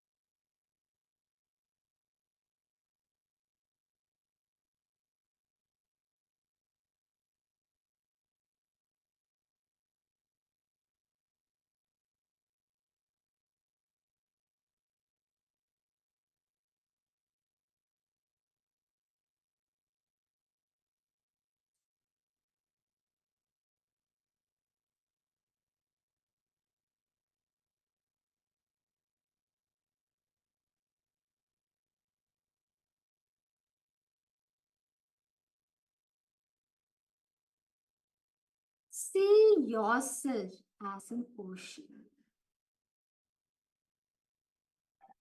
Feel your whole body, your whole inner space, yourself as an ocean.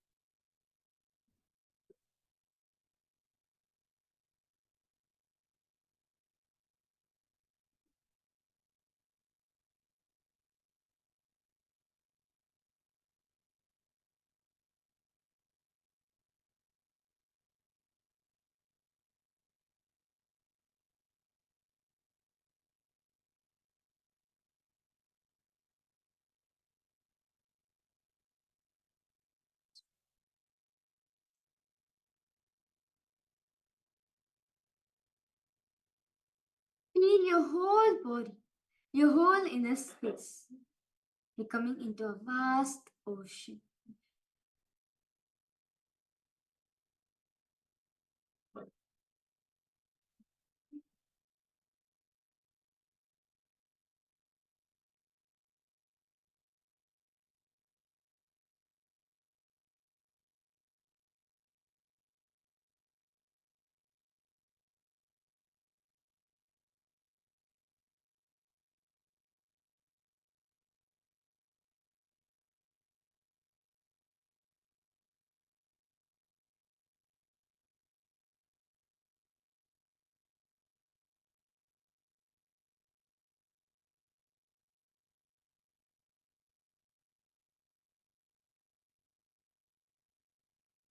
Feel every single part in you becoming into an ocean.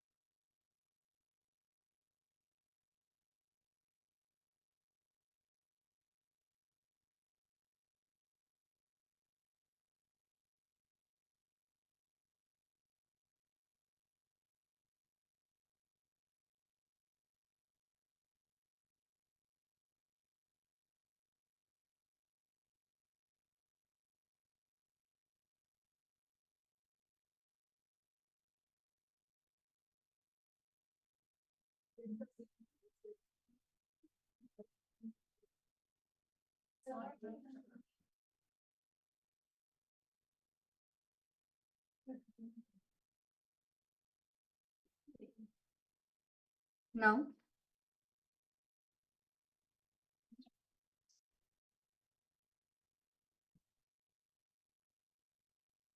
every idea, your name, your completion, incompletion, other people,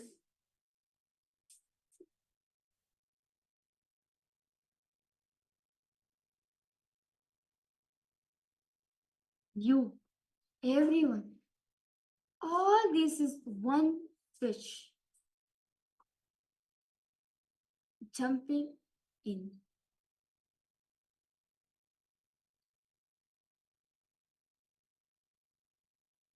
See clearly each of these thoughts.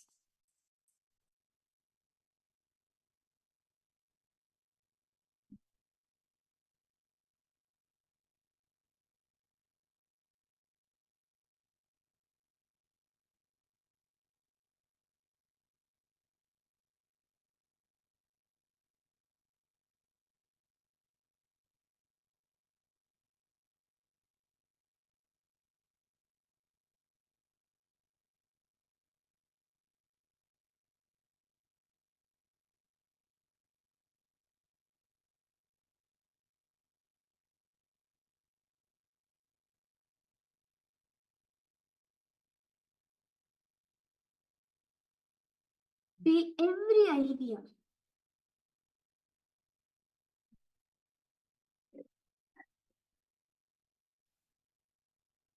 Becoming into an fish.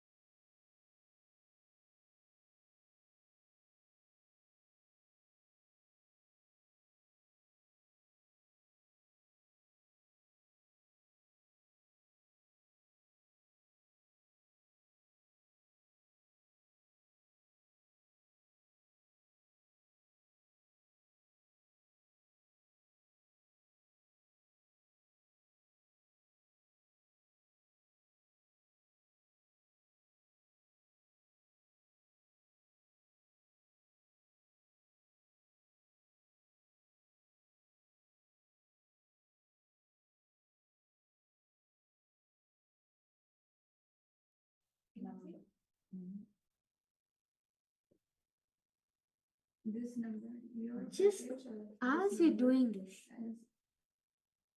visualize all the thoughts, your body, mind, name. Everything is just jumping like a fish.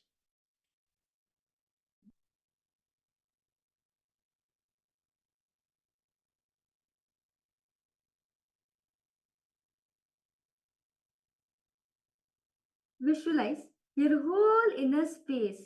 You are the ocean.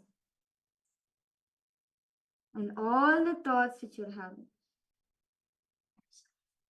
whether about your name, your body, mind, health, wealth, everything is just fishes jumping in the ocean. Just feel all the thoughts are becoming into fishes and jumping in the ocean.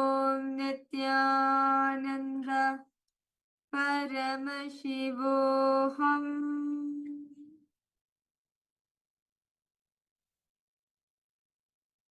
Intensely chant the Mahavakya.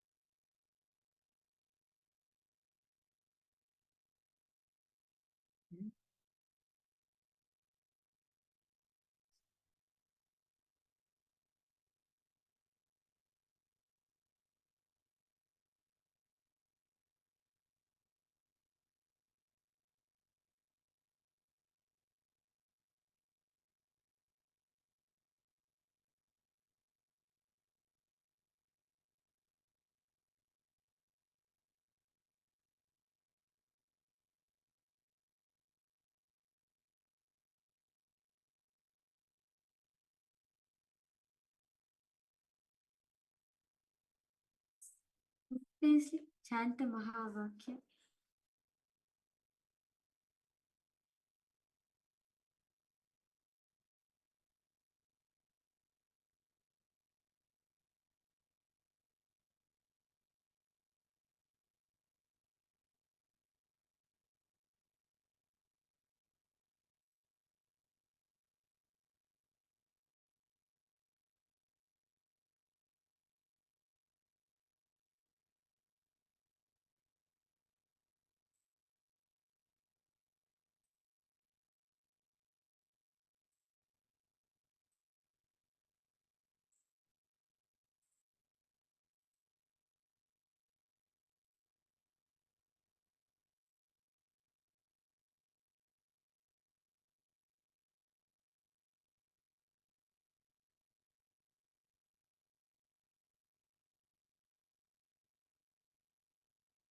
Ask Swamiji Tiruli. The color. What color is it?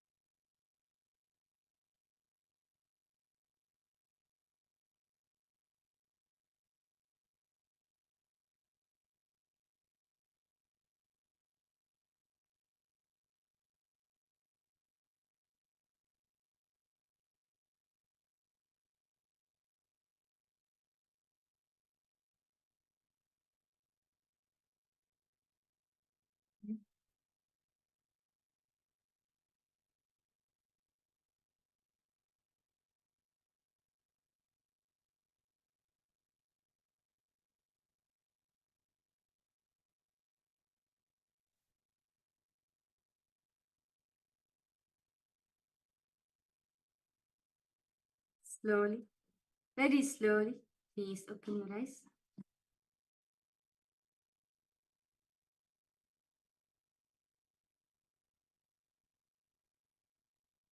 Because all participants now, please relax.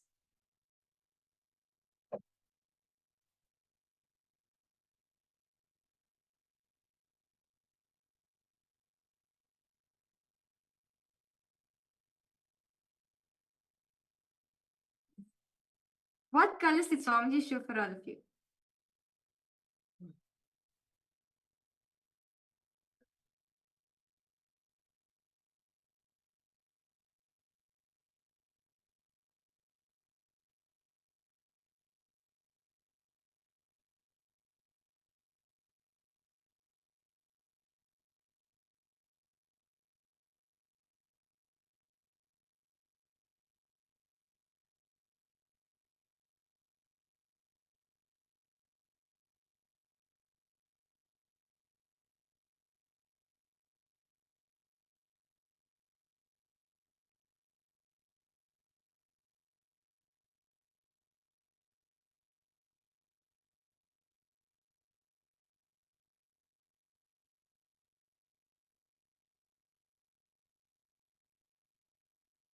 Yes. Slowly, very slowly, please open your eyes. Request all participants now to go ahead. Start posting whatever Swamiji has shown for all of you.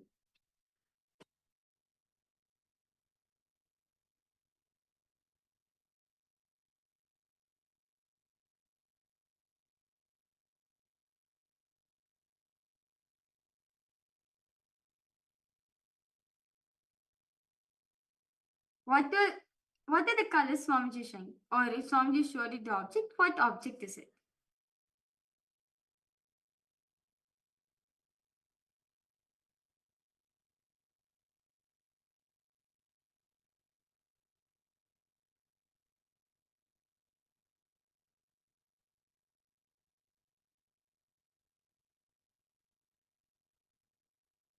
Okay.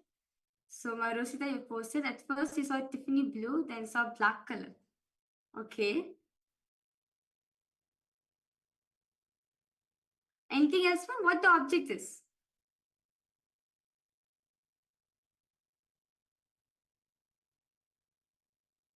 What's the object Swamiji showed you, ma?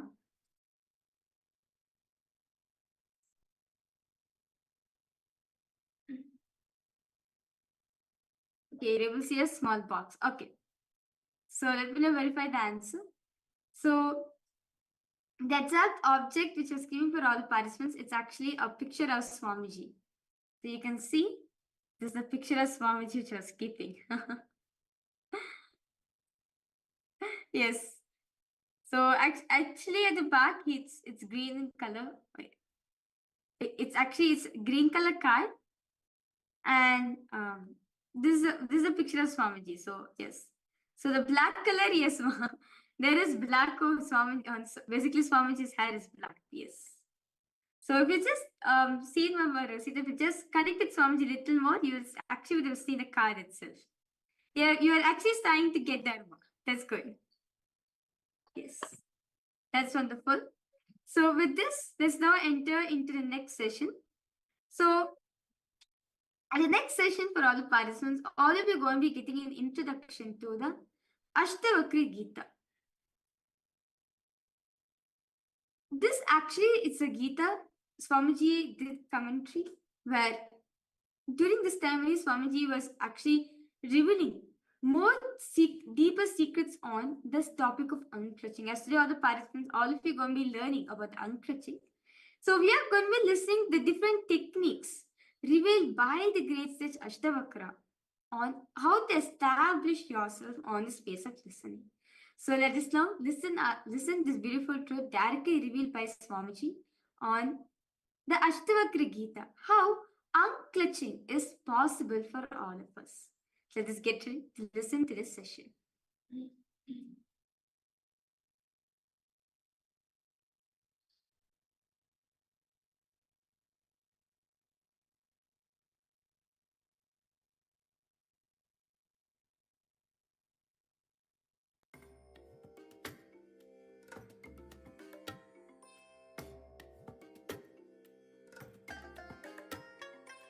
I bless you all. Let you all open all your three eyes and manifest the powers of Mahasadashiva. Om Nityananda Paramashivoham. Om Nityananda Paramashivoham. Om Nityananda Paramashivoham. Om Nityananda Paramashivoham. Om Nityananda Paramashivoham. Om Nityananda Paramashivoham. Om Nityananda Paramashivoham. Om Nityananda Paramashivoham. Om Nityananda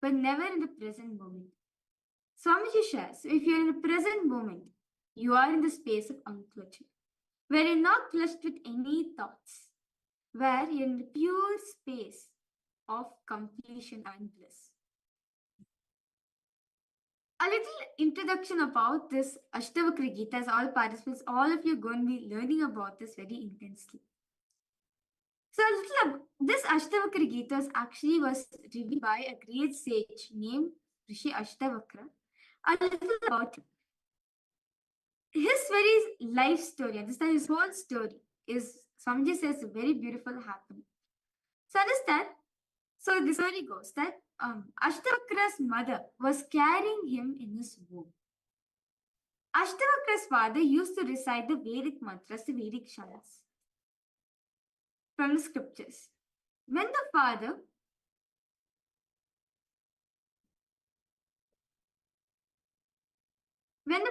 was chanting, see, understand, in those days and all, from a very young age itself, this child gets exposed to these Sanskrit mantras. In a very young age, when the child is there in the womb, in that very age itself, in that very stage, the child will be exposed to listening to all the great truths, the source scriptures, the Vedas and Agamas. So what happened was, so one day Ashtavakra was there in his mother's womb. And his father, Ashtavakra's father, he's very good and learned of the Vedic mantras, and he used to chant them every single day. When the father was chanting, the son used to listen to all these mantras and grasp them. Suddenly one day, the son started questioning the father from inside the womb. Understand? The child is yet to be born. But from the womb, he's questioning the father. What are you chanting? What are you chanting are pure words. It has no juice. It has no experience. You are an intellectual pandit. Where is the truth? And then, can you imagine? In a very young age, understand, the child is yet to be born. In the very womb itself, he questions the father, saying, what you're speaking is the pure truth. But it's your experience. You're an intellectual pandit. You're an intellectual scholar. Where is the truth? Where is your experience?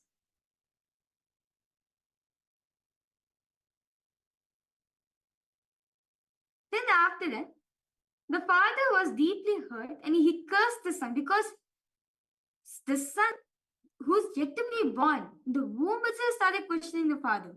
So because of that, his father, Ashtavakra's father, got very angry at him and he cursed the son. He said, what? Even before taking birth, you dared to question me. Who knows what it is? The father's curse resulted in Ashtavakra taking birth with 8 deformities in his body. And 8 spots in his body was crooked or curved. Ashtavakra was conscious even before, understand? Ashtavakra, the child, he was conscious even before his birth itself. But because of that, the father cursed him, saying that when you are born, you'll have 8 deformities. So this is why Ashtavakra. Ashta in Sanskrit means 8. Vakra in Sanskrit means crooked or curved. The 8 bends, Ashtavakra, the one who has the 8 bends. So when he was born with 8 deformities. Now, after he grows up, so Ashtavakra grows up in the loving environment, the ambience of the whole ashram. So one day, Ashtavakra went to the palace of Janaka, a great king. The moment Ashtavakra entered the palace, everyone in the palace started laughing. See, actually before Ashtavakra was born, before his mother gave birth, his father, Ashtavakra's father, went for a debate to get some money. So during that point of time, King Janaka was conducting a yajna, a sacred fire ritual, and a challenge was thrown to all the scholars that whoever was able to defeat this one scholar named Bandi, whoever defeats him, in return you'll get a huge amount of money with you. So the king will be gifting the money to you. So since When Ashtavakra's mother heard this, and he said to the husband, Ashtavakra's father, saying, our child is coming to earth, why not you got some money and come so we can sustain ourselves. Ashtavakra's father agrees and he goes for the challenge. So the challenge is accepted. So Bandi is presented and Ashtavakra's father, both of them sit in front, and then Bandi defeats Ashtavakra also. And understand, the rules of the debate was whoever wins, they can decide whatever punishment needs to be given for Bandi. If Bandi defeats the scholar, he will be drowned in the river. So since Ashtavakra's father was defeated, so he had to drown himself in the water. So a few days after that, Ashtavakra's mother gave birth to him, and he was growing the loving environment of his father, of his mother's father, of his grandfather. One day, his cousin asked him, "Where is your father?" Ashtavakra was like, "This is my father. He is my father. His grandfather. He is referring to him as father." He's like, "No, that is not your father." Ashtavakra felt bad. He went and asked his mother, "Tell me, where is my father? Where is he right now? What happened to him?" And of course, Ashtavakra's mother, feeling bad that how can in a very young age, how can I reveal the truth? But since Ashtavakra is very persistent, she told that he was drowned into the water because he got defeated by a scholar. And from then Ashtavakra decided, okay, I'm going to go now and defeat that scholar. Because for a long time, I see what king the yajna, the fire ritual which Janaka started, it was not over successfully. It was not completed successfully. So to finish that, Ashtavakra has to go and accept this challenge with Bandi. So Ashtavakra goes to King Janaka's palace, and the moment he enters, everyone laughs at Ashtavakra because Ashtavakra is a very small boy at that point of time, and Bandi is like a grown man. He's a scholar. How can a small boy have a debate on such great truths, on deeper secrets, to a scholar that too? Everyone started laughing at him because Ashtavakra looked ugly with 8 curves in his body. Because he had 8 bends in his body, people started laughing at him. All ministers, all the people, including Janaka, started laughing. But Ashtavakra did not get hurt. That small boy was not hurt. Swamiji says, if we allow ourselves to become hurt, we are defeated. At any point, if we are hurt, we are defeated. Accept that thing. If we become angry, we are defeated. But Ashtavakra was not hurt at all. He was not disturbed in any way. He was just completely relaxed. He said to Janaka, the king, saying, "Oh Janaka, I thought you were a great rishi." It is actually known that Janaka Maharaja, the king Janaka, was actually an enlightened king. He was not just an ordinary king, he was an enlightened king because he was a sage and his same thing was the king. So Ashtavakra addressed the king Janaka, saying, "Oh Janaka, I thought you were a great king, a great rishi, a sage. I thought you were a great yogi, an accomplished spiritual person. But you are neither a yogi, nor do you have any yogis around you. You have only cobblers in your court. You have only shoemakers in your court."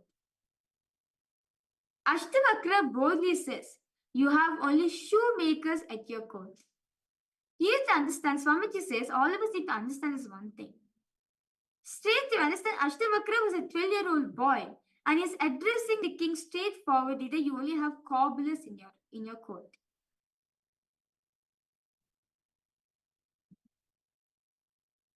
Ashtavakra was a spontaneous person with great respect for himself. Understand, Swamiji says, unless we allow or give a silent permission, nobody can disrespect us or hurt us. Is everyone understanding this?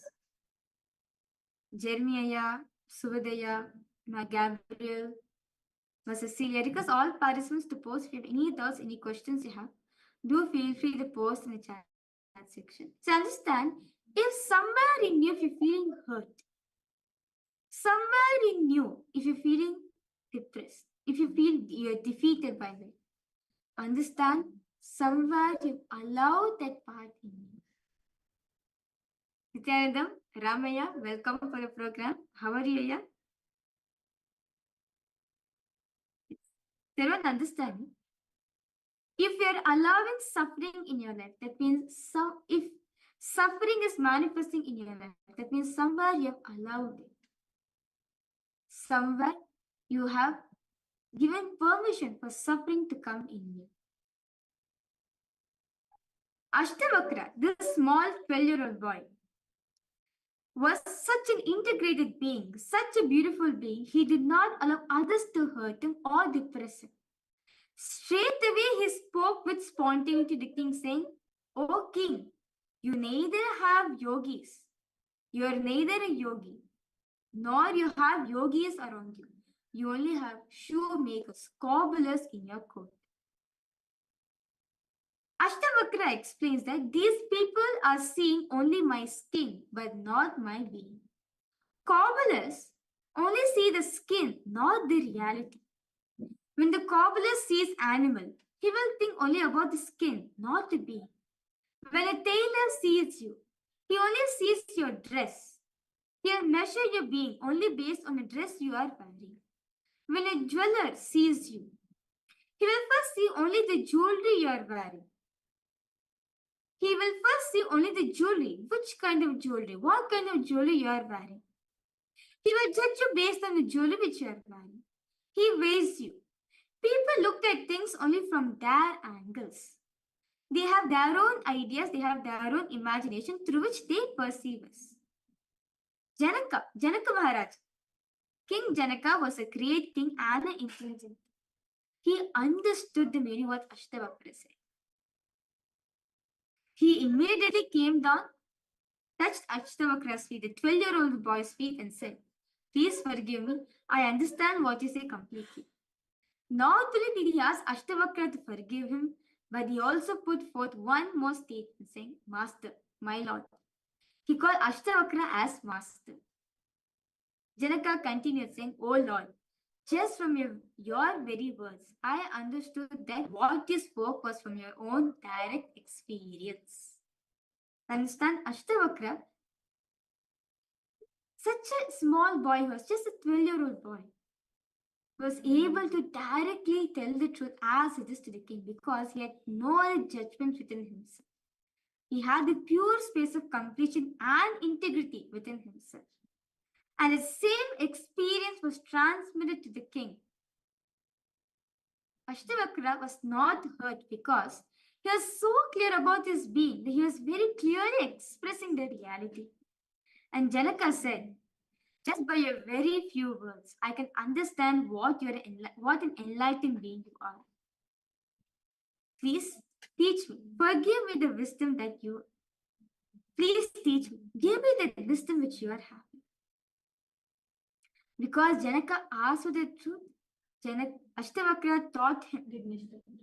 It helped Janaka, the king, to transform his life, to awaken his being. Understand, Swamiji says, to achieve enlightenment, unless you ask for it, unless you ask for this help, it cannot be given to you.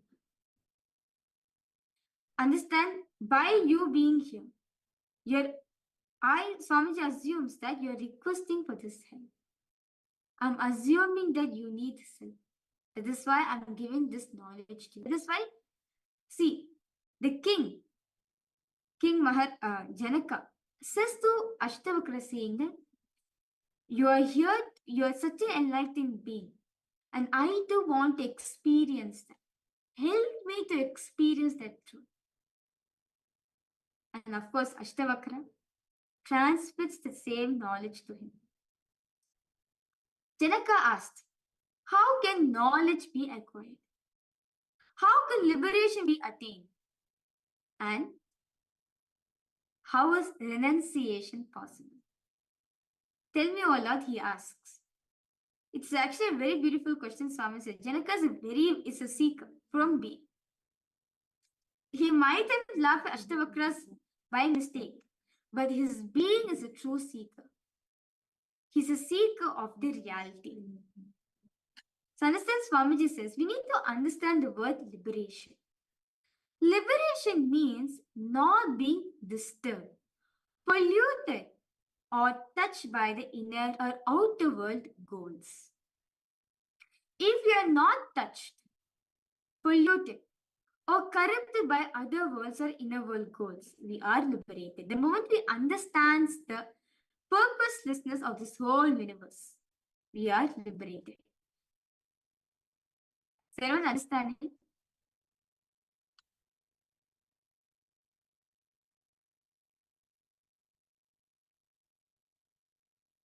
Okay. Goals as in not having any expectations.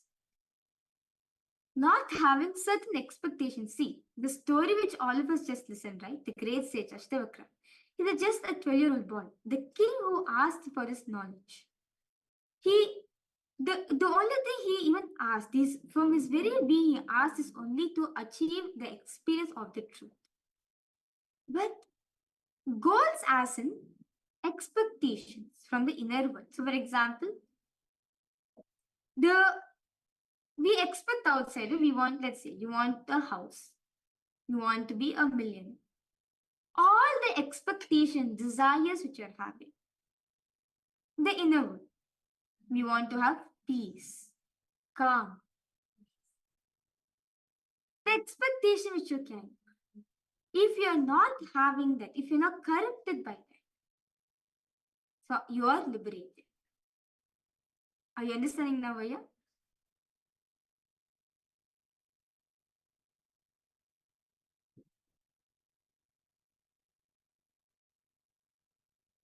Okay. See, okay. Let's take an example of outer world goals. You want to live a normal life. So what are things required for you to live a normal life outside? You need to have a house, you need to have a car, you need to have enough money, you need to have a family, you need to go for a job, right? You need to work. All these are different goals of your life. All these are different expectations which you should be having when you're living outside, right? You should have a relationship, you should have friends, you should have family members, you should have a house to stay, you should have a car, you should have a job, all these things, right? All these are different goals, different expectations, different desires, which you are having the outside world. Not the inner world, like space of completion. See, understand?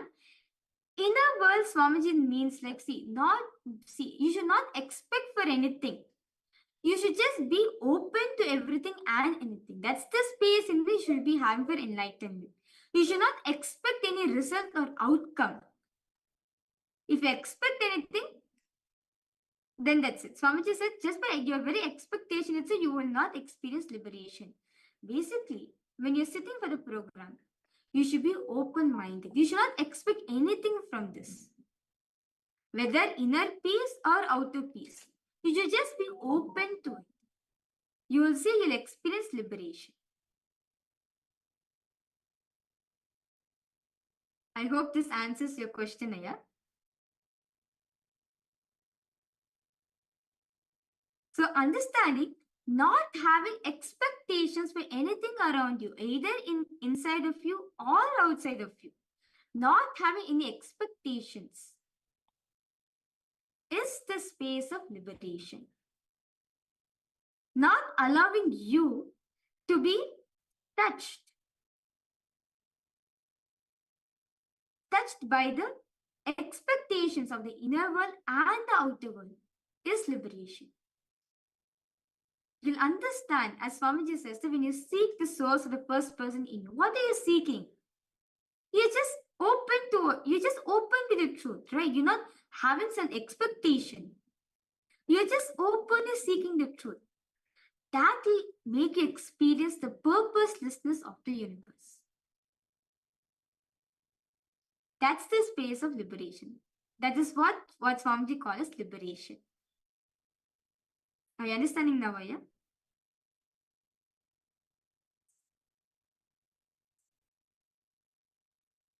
So understand, Swamiji says, the moment we expect anything from inner world or outer world, we are not liberated.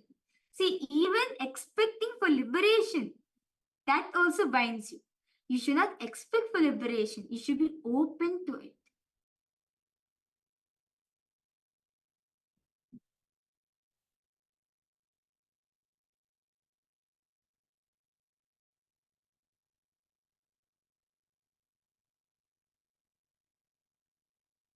Any questions? Any participants are having? Any doubts? Subhadaya, Nithyanandamaya, any questions you are having?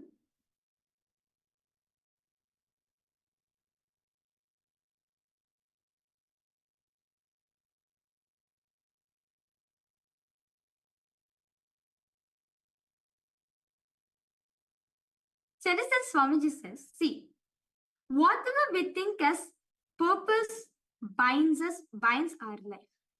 See, what we call as purpose. Oh, this is the purpose of my life. This is my very purpose. It binds because you're having expectations for it. See, bondage is thinking that there is a purpose in our life. A goal is not the result of life. Life itself is the goal of life. So there's two things we're always to understand over here. First, we all sell our life for some goal, right? We all sell our life for some goal. Like for example, you want to become a millionaire. It's a goal. Or you want to have a house. That's a goal. We sell our life for achieving a goal, right? Yes?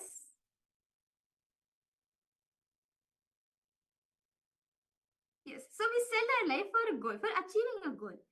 We may not achieve anything at all, but we feel frustrated. If you're not expecting anything, by now you manifest the reality which you want to.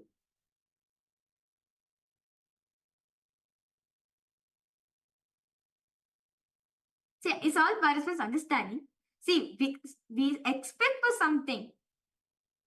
We expect for something, but feel frustrated of it not manifesting. And even if we achieve the goal, we still feel depressed. We still feel frustrated. How many of you are able to relate with this? See, there are two things.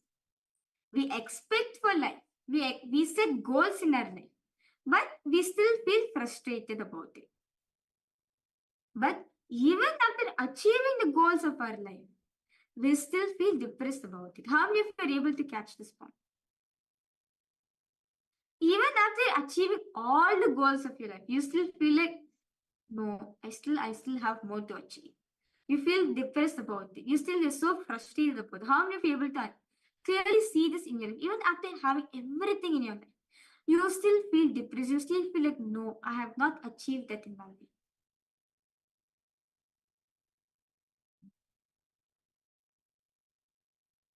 See, understand, Swamiji says, achieving what you want is different from satisfying why you want.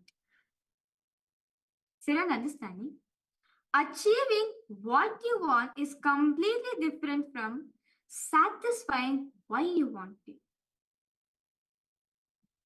See, in each of the goals of our life, why we want to achieve that? We don't seek for that. We always seek for what you want, what we want, but not for satisfying why we want it. See, for example, take the example of a toy. See, as a child, you want a toy. Why you want a toy? Because it gives you happiness, right? We satisfy why we want because it gives us happiness.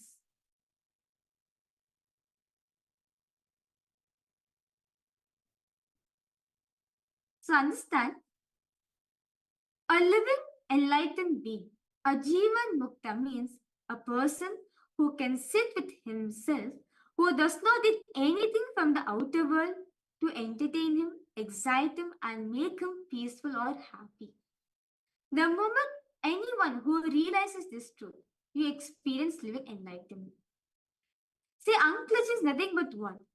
Clutching. Just unclutching. Just freeing yourself from all the entertainment. Freeing yourself from all the expectations of life. Freeing yourself from all the bondages of life is unclutching. That's the space of Jivan.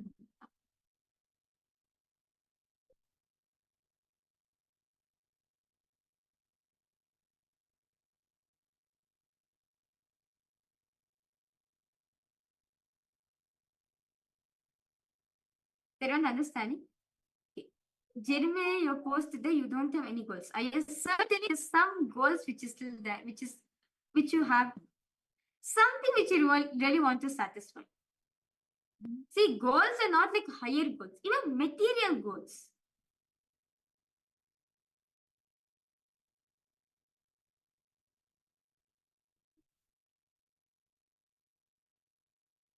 I request you to look in and see what is that material goal.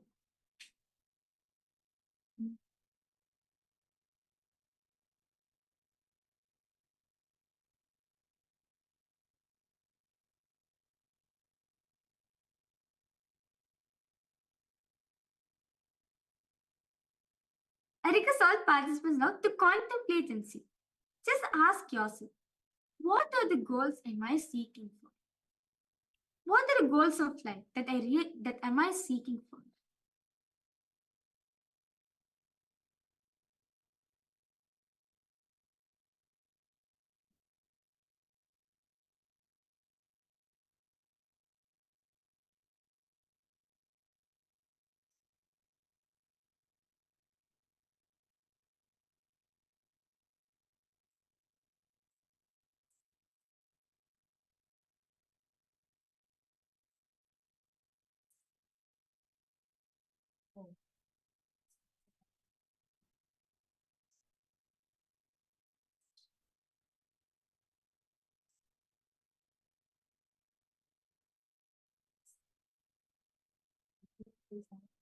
Because Alpan, just take few minutes now. Look and see what are the goals, what are the expectations of life which you want to achieve.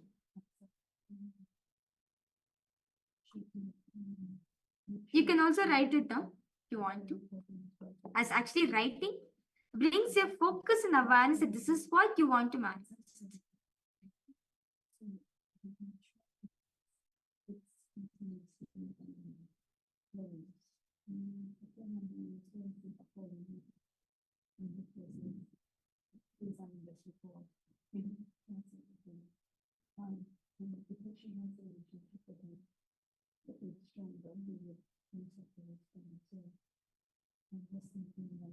Is all participants understand? Any questions, any doubts, all if you are having?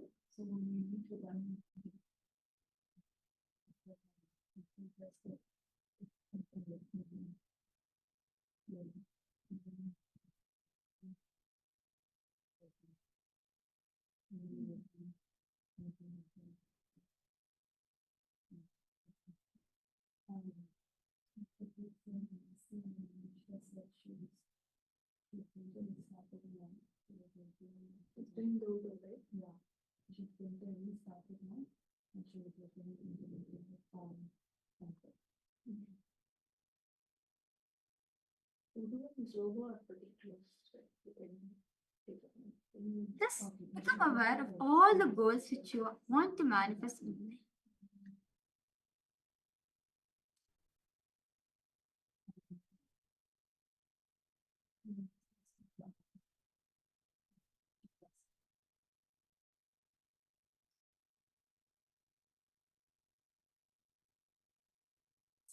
As we are contemplating on this, let us now listen to this truth directly from Swamiji himself on how to free ourselves from the goals of our life, how to experience liberation in our life.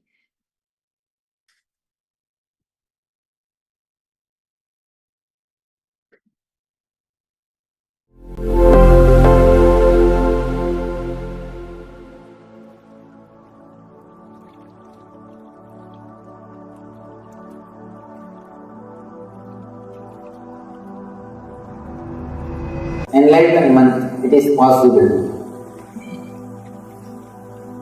Before entering into the subject, let me introduce the book, the Ashtavakra Gita. Man has created so many spiritual scriptures, but nothing can be compared to Ashtavakra Gita. This book is a pure spiritual science. It's a technology created by Ashtavakra to reproduce the same experience which happened in Ashtavakra. Understand? Scientist is a person who creates a formula to reproduce things of the outer world. Anything happens in the outer world. Newton saw something in the outer world. He started contemplating on that experience. For example, apple dropping, apple falling from the tree, and he started contemplating on the experience. And he created a formula, he created a theory through which people will be able to understand about gravity. Scientist is a person who creates formula or theories to make outwardly things clear for people to understand outwardly things. Scientist is a person who creates formula to reproduce the understandings of the outer world. Spiritual master is a person who creates a formula to reproduce the experience of the inner world. Ashtavakra is a spiritual scientist. He created a beautiful technology through which he is able to reproduce the same experience which happened in him. All you need is just a little bit of sincerity. Just be inside your boundary. You will see Ashtavakra Sutras work on you. The scripture created by him, the technology created by him, can reproduce the same experience which happened in him. All you need to do is be inside your boundary. Be inside your being. The whole story of Ashtavakra is beautiful story. And we don't know much about Ashtavakra, but there are few incidents, very significant incidents. The story starts before his birth. It's supposed to be a Puranic story because it's very difficult to believe this as a fact. The story starts when Ashtavakara's mother was carrying him, when he is in the womb. The Ashtavakara's father used to recite Vedic mantras. He used to chant all the mantras. When the father was chanting all the mantras, the son used to hear all the mantras. Suddenly one day the son from inside started questioning the father. What you are chanting is a pure words. It has no juice. It has no experience. You are just an intellectual pandit. Where is the truth? Father was shocked. I think from Ashtavakra the generation gap problem started. Ashtavakra is the first person who started the generation gap problem.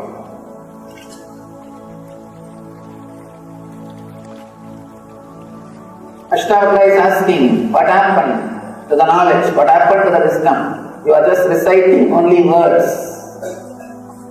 It's the pure words. It has no juice. It has no wisdom. What happened? Of course, father, as usual, was deeply hurt. And Pandits' egos are always very strong because their whole personality is built on words. So actually, you can easily hurt a person who lives just with mere words. Pandit can be easily heard than anybody else, because his whole mind, his whole life, whole thing is centered on words. He can be easily cheated. You can easily cheat a Pandit. Just give him 2-3 compliments. Just verbally tell him you are a great person, over. You can easily hurt him by telling few words. His whole life is centered on words. Words and words. So he is deeply hurt. The moment he is deeply hurt, he cursed. He cursed the sun. What? Before taking birth itself, you are questioning me. And after taking birth, what all you will do, who knows? So he just cursed him. Because of the curse, Ashtavakra took birth with 8 problems or difficulties in his body.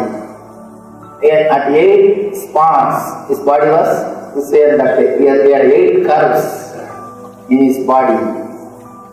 The story is, I don't know whether the story is fact or it happened or all these things, but the story has got some significance, it has got truth in it.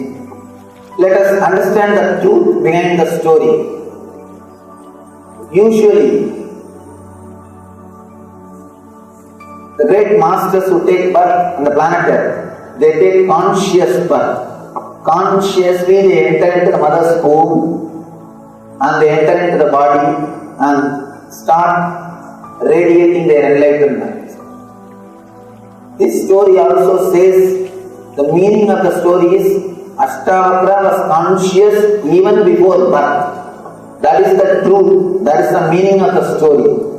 We do not know, we can't prove whether really he spoke or whether really he was cursed and all those things.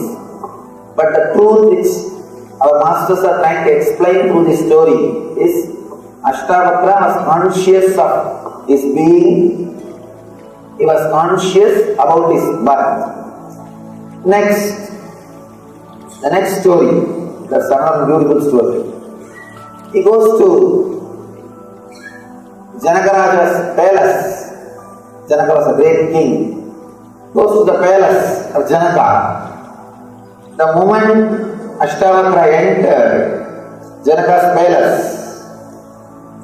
the whole palace started laughing because Ashtavakra was so ugly. He had 8 curves in his body. People started laughing. All his ministers, all his people, including Janaka, everybody started laughing. And the Ashtavakra spontaneity, he was not hurt. If you are hurt, you are defeated. At any point, if you are hurt, you are defeated. If you become angry, you are defeated. He is not hurt. He was not disturbed. He was not hurt. He was not disturbed. He was just completely relaxed. He says, "Oh Janaka, I thought you were a great rishi. I thought you were a great enlightened person. You are a great yogi. But neither you are a yogi, nor you have any yogis around you. You have only cobblers in your court. You have only shoemakers in your court." Ashtavakra boldly says, "You have only shoemakers in your court." You need to understand this statement. It's a beautiful statement. Straight away, boldly, a 12-year-old boy, 12-year-old handicapped boy, is straight away talking to a king of the country. You are good at it. Now it creates a homely atmosphere. Otherwise, you feel like a professional office place. One of the mistakes really creates real intimacy. I tell you, if you want to create real intimacy with any of your friend, do 2-3 mistakes. No, let them enter into your space. See, you never do mistakes just to protect your ego. Constantly you are protecting yourself. And whenever you have done 2-3 mistakes, immediately you feel your ego is offended. Because you are giving space for other person to enter. Having courage to do 2-3 mistakes completely opens you up. And you open yourself to the others. And you give space for others to enter and advise you. So doing 1 or 2 small mistakes really creates a friendship or bondage. And you are letting him talk to you something. You are letting him advise you. And one more thing, if you let people to advise you, they will really feel intimate with you. That's one of the important techniques. Just allow him to advise. Many times I have seen people come to me for counseling. For any of their problem or counseling. They will come to me. And they come and start talking, "Oh Swamiji, please tell us some method how to get enlightenment. Please give us some technique how to realize God." And usually I never straight away answer all these questions. Really, one person came to me just a few months ago. He started asking, "Please Swamiji, teach me how to achieve God, how to achieve enlightenment." And I started talking, "How are you? You are from where? What you are doing? What business you are doing? How many kids you have?" He started answering all these questions. He started the general talk. After that, he was with me 3 hours. He did not even raise the question again. 3 hours he was with me. He did not even bother to ask the main question with which he came. Then understand the importance or really how much the question is inside him. He is asking just because he has to ask something. And throughout the 3 hours, he was actually talking to me. I did not even speak. And the fun is not even this. After going out, he is telling my secretary, "Swamiji spoke so many things, so many great things. Swamiji told so many good things." When I came out, the secretary asked me, "Swamiji, what did he speak? You were so happy." I said, "Just I let him speak, that's all." I allowed him to speak, that's all. When you allow somebody to advise you, really they feel good. So little bit of 1 or 2 mistakes are good. It opens up. The atmosphere will not be tense. It will not be professional atmosphere. So 1 or 2, once in a while, all these things are okay. Handicapped 12-year-old boy, Ashtavakra, is entering into the court and the whole court is laughing. If we are in that place, first thing we would have become angry. First, our ego would have been hurt, angry. Next, either you would have shouted or you would have left that place. That's all. But here is a person.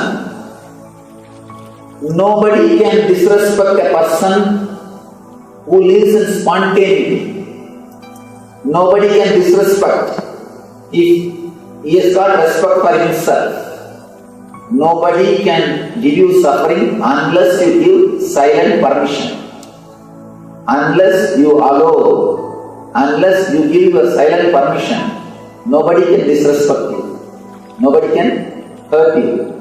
Here, Ashtavakra is such an integrated being, such beautiful being. He is not allowing others to hurt him, depress him. Straight away he talks with the spontaneity. You are having only shoemakers. And be very clear, if you become angry, you cannot use the right words. He is using a right word. Cobblers, shoemakers. Janata was shocked. Ashtavakra is explaining, these people are only seeing my skin, not the being. Cobblers see only the skin, not the reality. When a cobbler sees an animal, he will think only about the skin, not the being. When a tailor sees you, he will see only your dress. He will measure your being only based on the dress which you are wearing. A jeweler, if he sees you, he will first see only the jewelry which you are wearing. He will judge you only based on the jewelry which you are wearing. He will weigh you based on the gold which you are wearing. People look at things only from their angle. They have their own ideas. They have their own imaginations. Ashtavakra says, you have only cobblers around you. People who see only skin, not the being. My body is got 8 curves, no doubt, but my being is pure. My being is straight. You can't upset a man who lives in spontaneity. You can't stop him. You can't disrespect him. It's a beautiful Zen story. There was a great Zen master who was giving teachings. He was giving discourse. Again, one Buddhist pandit, well read, but have not experienced anything. Well read, a pandit, he came. The moment he entered the hall, he started shouting. Of course, pandits are professional shouters. He started shouting. What Zen you know? What spirituality you know? What are you talking? The Zen master was too young guy. He was a young guy. What are you talking? What Zen you know? You can make only these fools listen what you say. You can't make me listen. Can you make me listen what you say? Master was very polite. He just said, Sir, can you please come near? I am not able to hear. The Pandit comes with all his arrogance. Then Master says, can you please come this side? He comes this side. Then Master turns the face, can you come little near? He came little near. Master says, you seem a very good, nice person. Already 3 times you heard what I said. Now please sit and listen. You seem very good, nice person. Already 3 times you heard what I said. You listened what I said. Now please sit and listen. Person who lives in spontaneity can never be disrespected. You can never catch him. And Ashtavakra is a person who is living in spontaneity, who is completely in the present moment. He can neither be disrespected nor be deluded by the ego. He is not disturbed.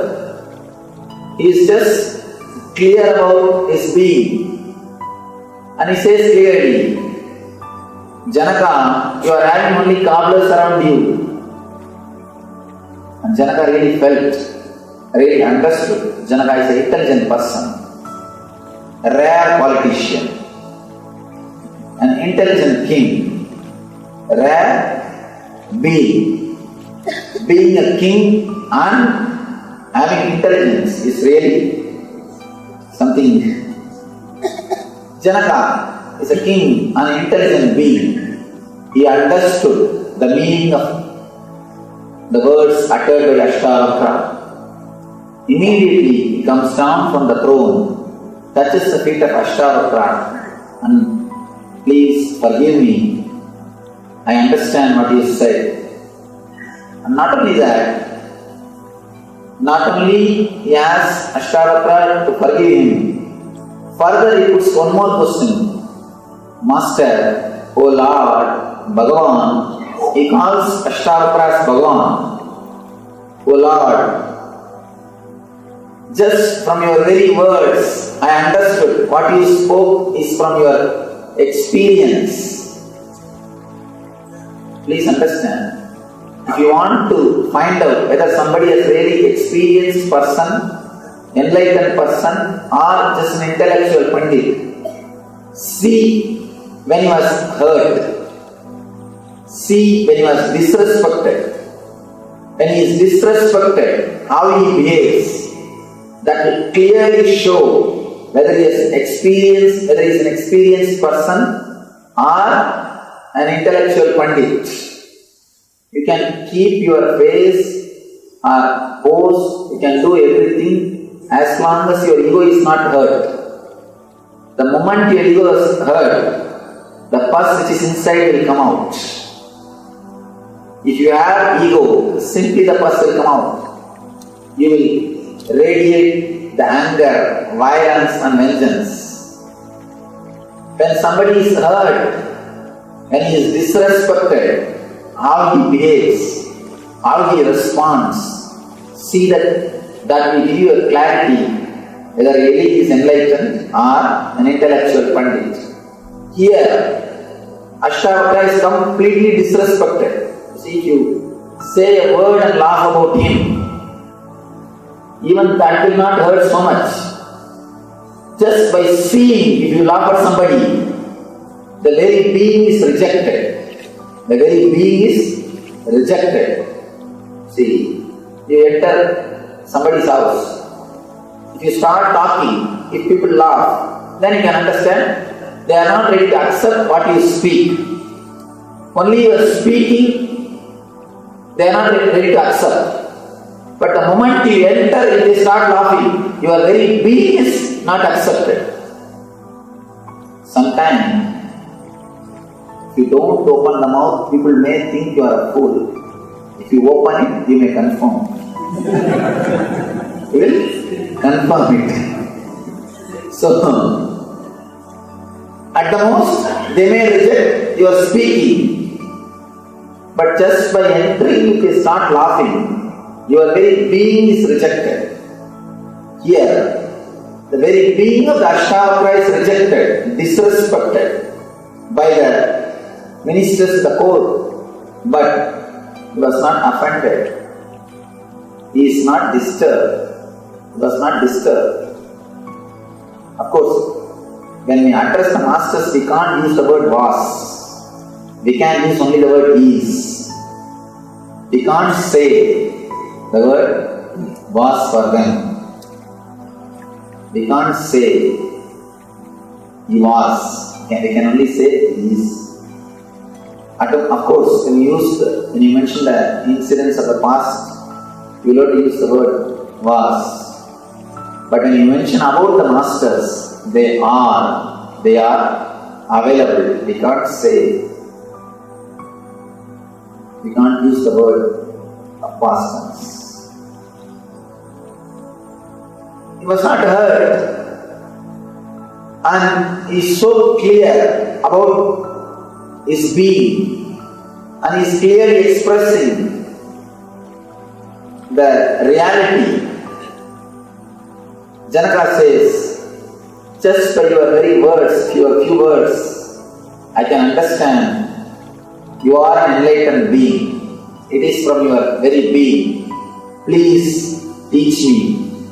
Please give me the wisdom which you are having. Janaka is requesting, because Janaka asked, whatever Ashtavakra taught has become big help. It has helped Janaka Raja to transform his life, to awaken his being, to achieve enlightenment. Here, I request you, unless you ask, this help cannot be given. If I give you without you asking, it is just like scout boys helping old lady to cross the road.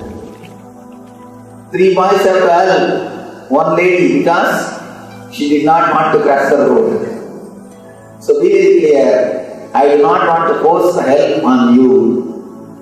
By you being here, I assume you are requesting this help.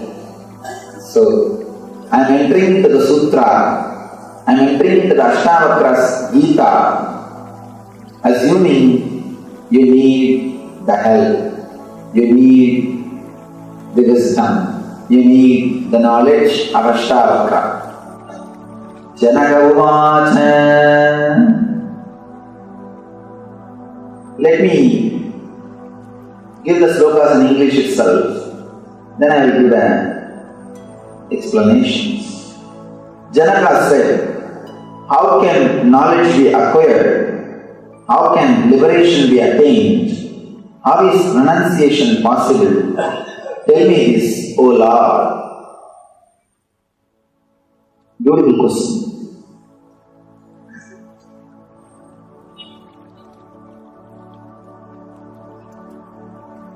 Janaka, by his very being, is a seeker.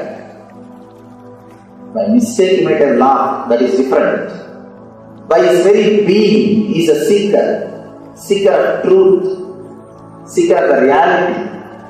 So he is asking, how can knowledge be acquired? How can liberation be attained? How is renunciation possible? Tell me this, O Lord. The word liberation needs to be, you need to understand the word liberation. Liberation means not disturbed, polluted, touched by the inner or the outer world goals. If you are not touched, polluted, corrupted by the outer world or inner world goals, you are liberated. The moment you understand the purposelessness of the whole existence, you are liberated. Please understand, I am using a big word, purposelessness. Whatever you think as purpose binds your life. Bondage is thinking that there is a purpose in your life. Immediately you start the next question. What do you mean, Swamiji? You think that there is no purpose in your life? Your life has got meaning, but it has no purpose. Be very clear. Purpose means you are constantly worried about the goal. You are constantly worried about the achievement. You are constantly bothered about what has to be achieved. The goal. Be very clear. Goal is not the result of the life. The life itself is the result of the life. For example, 1 month, if you are earning 20,000 rupees, you measure your 30 days time as 20,000 rupees. Mentally, by and by, you start calculating your 1 month equal to 20,000 rupees. Whenever you go to shop, you measure in your mind, oh, to buy this saree, I have to work 15 days. To buy this jewel, I have to work 2 months. Only based on the money you measure your month.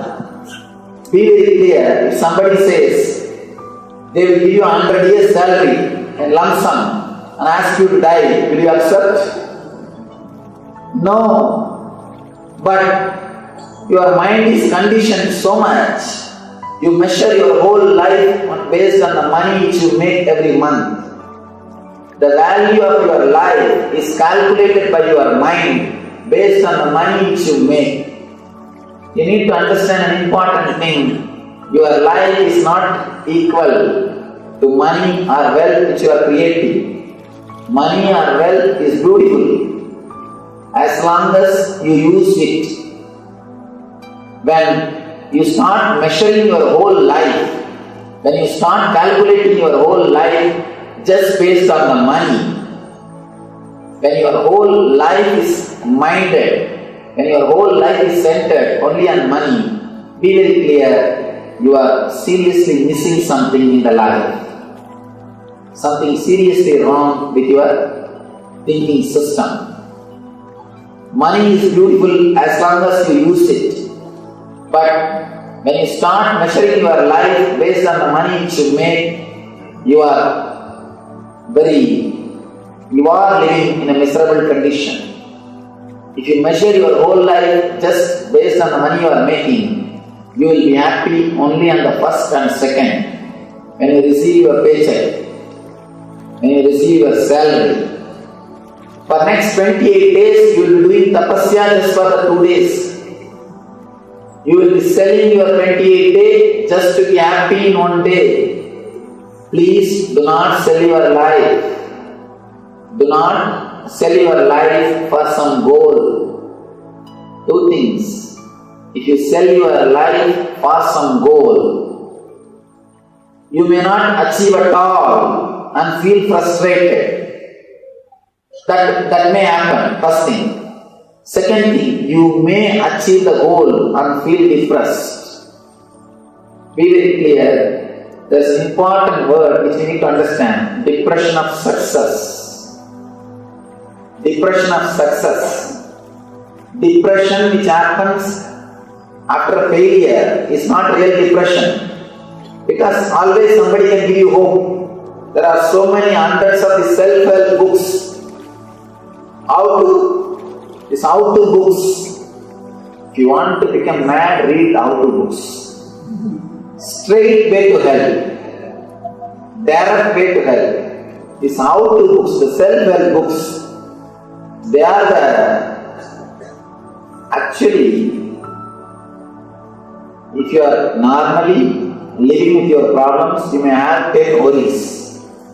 And if you read these self-help books, and they constantly teach you, don't worry, don't worry, don't worry. Now you have one more worry, how to stop your worrying. All self-help books leads only to hell. Direct way to hell. They will create one more worry for you. Let me tell you a small incident. It's not an incident, it's a truth. How to stop worrying, start living. That's a great book written by Dale Carnegie.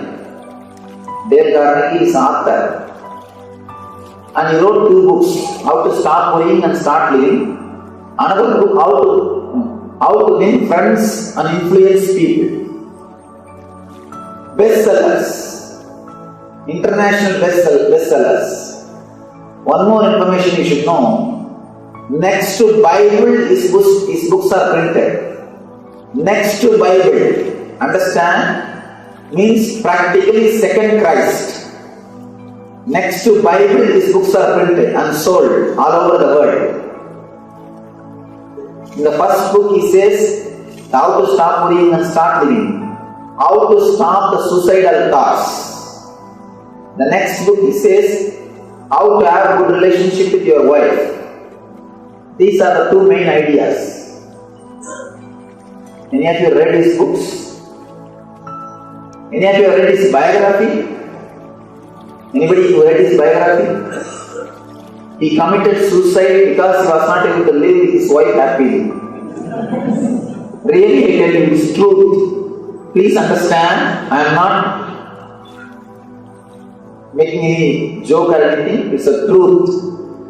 He was not able to, he committed suicide just because he was not able to live with his wife happily. And I tell you the secret, how to books. There is an important secret. Whatever you can't practice, just write and publish it. It will become bestseller. Simple 3 steps to become a philosopher. First thing, whatever you can't practice, write it and publish. Second thing, you should not be told in a simple language. Third thing, complicate things as much as possible. That's all. If you can complicate a simple thing as much as possible, you will become a great philosopher. And one more small tips. Try to criticize all other systems as much as possible. These are all few simple tips to become how to become a best philosopher. And how to write these how to books. The self-help books will neither give you peace nor guide you. Here, when you start working with these books, if you have 10 worries, now you have 11th worry of how to stop worrying, how to start living. Liberation. The concept of liberation means understanding the pure purposelessness of life. Even if you face the depression out of failure, it is okay. You always have some hope. Somebody can inspire you to run again. But if you face the depression after success, nothing can be done. And if you are an intelligent man, around the age of 40 to 45, you have to face the depression of success. This is the scale to find out whether you are intelligent or not. If you are 40 to 45 and still you have not faced the depression of success, be very clear, something seriously wrong with you. Something seriously wrong with you. Something is missing in your life. Around the 40 to 45, you have to face the depression of success. Because around that age, you will achieve whatever you want to achieve, but suddenly you will realize, I achieved whatever I want to, but I have not achieved what far I want to. Achieving what I want is different. Achieving what far I wanted is different. You always wanted the house, car, relationships, bank balance, for the sake of happy life. By the time you achieve all these things, you are conditioned to suffer. In the young age, when you are happy, blissful by nature, when you are bubbling, overflowing with energy, you postpone your joy. You always tell your mind, no. After the college, I think I'll rest and I'll be happy. And after the college, you think, I think once I get my job, I'll be settled and happy and peaceful. Once you get the job, I think after the marriage, I'll be happy and blissful. After the marriage, you know. And now, you know. And after that, again you think, I think once kids are there, we'll be happy. After the kids, I think if they all grow up and start, they finish their education, I think I'll be happy. By the time they are settled in their life, you are conditioned to suffer. The stress or suffering or worrying becomes part of your being, part of your very being. You are completely conditioned to suffer. After that, if the worry or stress is taken away from you, you feel lonely. You are missing something. You feel you are not as you are. That is the reason old people cannot sit with themselves. Either they will catch somebody and start talking. In 1962, when I was in the army, they will start telling the stories. See, it is not accidental. Around the world, all grandparents tell stories to their grandkids. Not only in Indian culture. Around the world, in all culture, is a tradition. Because not for the kids, for the sake of grandparents, this tradition started. Tradition has started not for the kids, for the sake of grandparents. Because they feel lonely. And you can see in your life, elderly people, they would have been married, their kids would have been married, even sometimes grandkids would have been married. But they will be sitting and reading the matrimonial column in Hindu with a big glass. Because they will not be able to sit with themselves. They can't relax with themselves. Relaxing within yourself is what I call liberation. Person who can sit with himself without anything from the outer world is liberated. Please understand. Jivan Mukta means don't think big terms. If you have big ideology about Jivan Mukta, you will never think it is possible.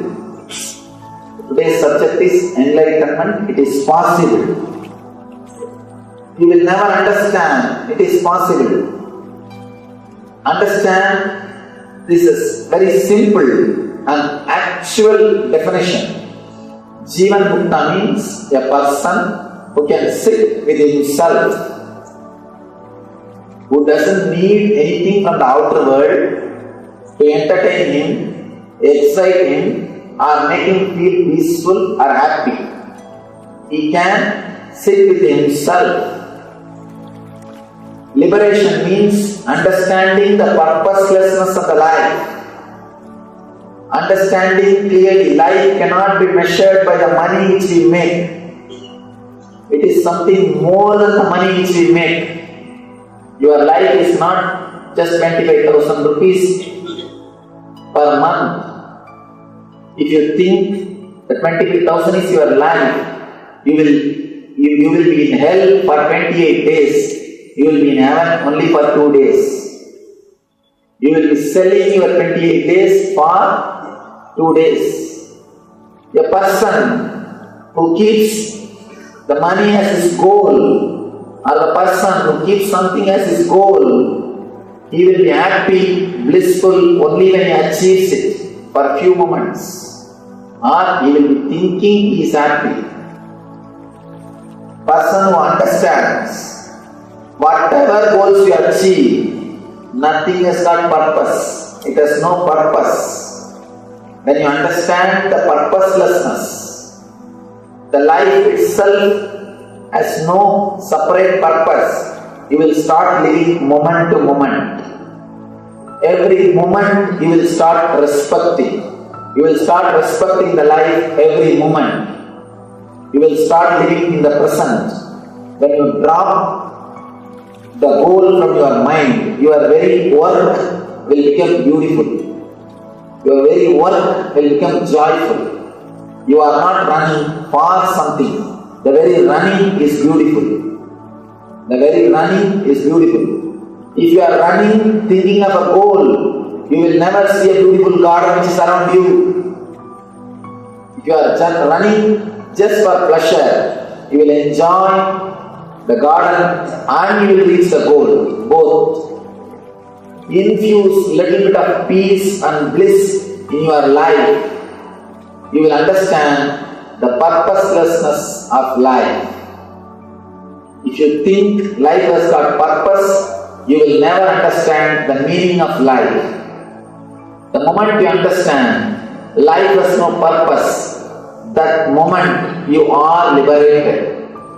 You will understand the meaning of life. Meaning of life is living in this moment. That is what Krishna says, Karmanye vadidaraste mabaleshu kadachana.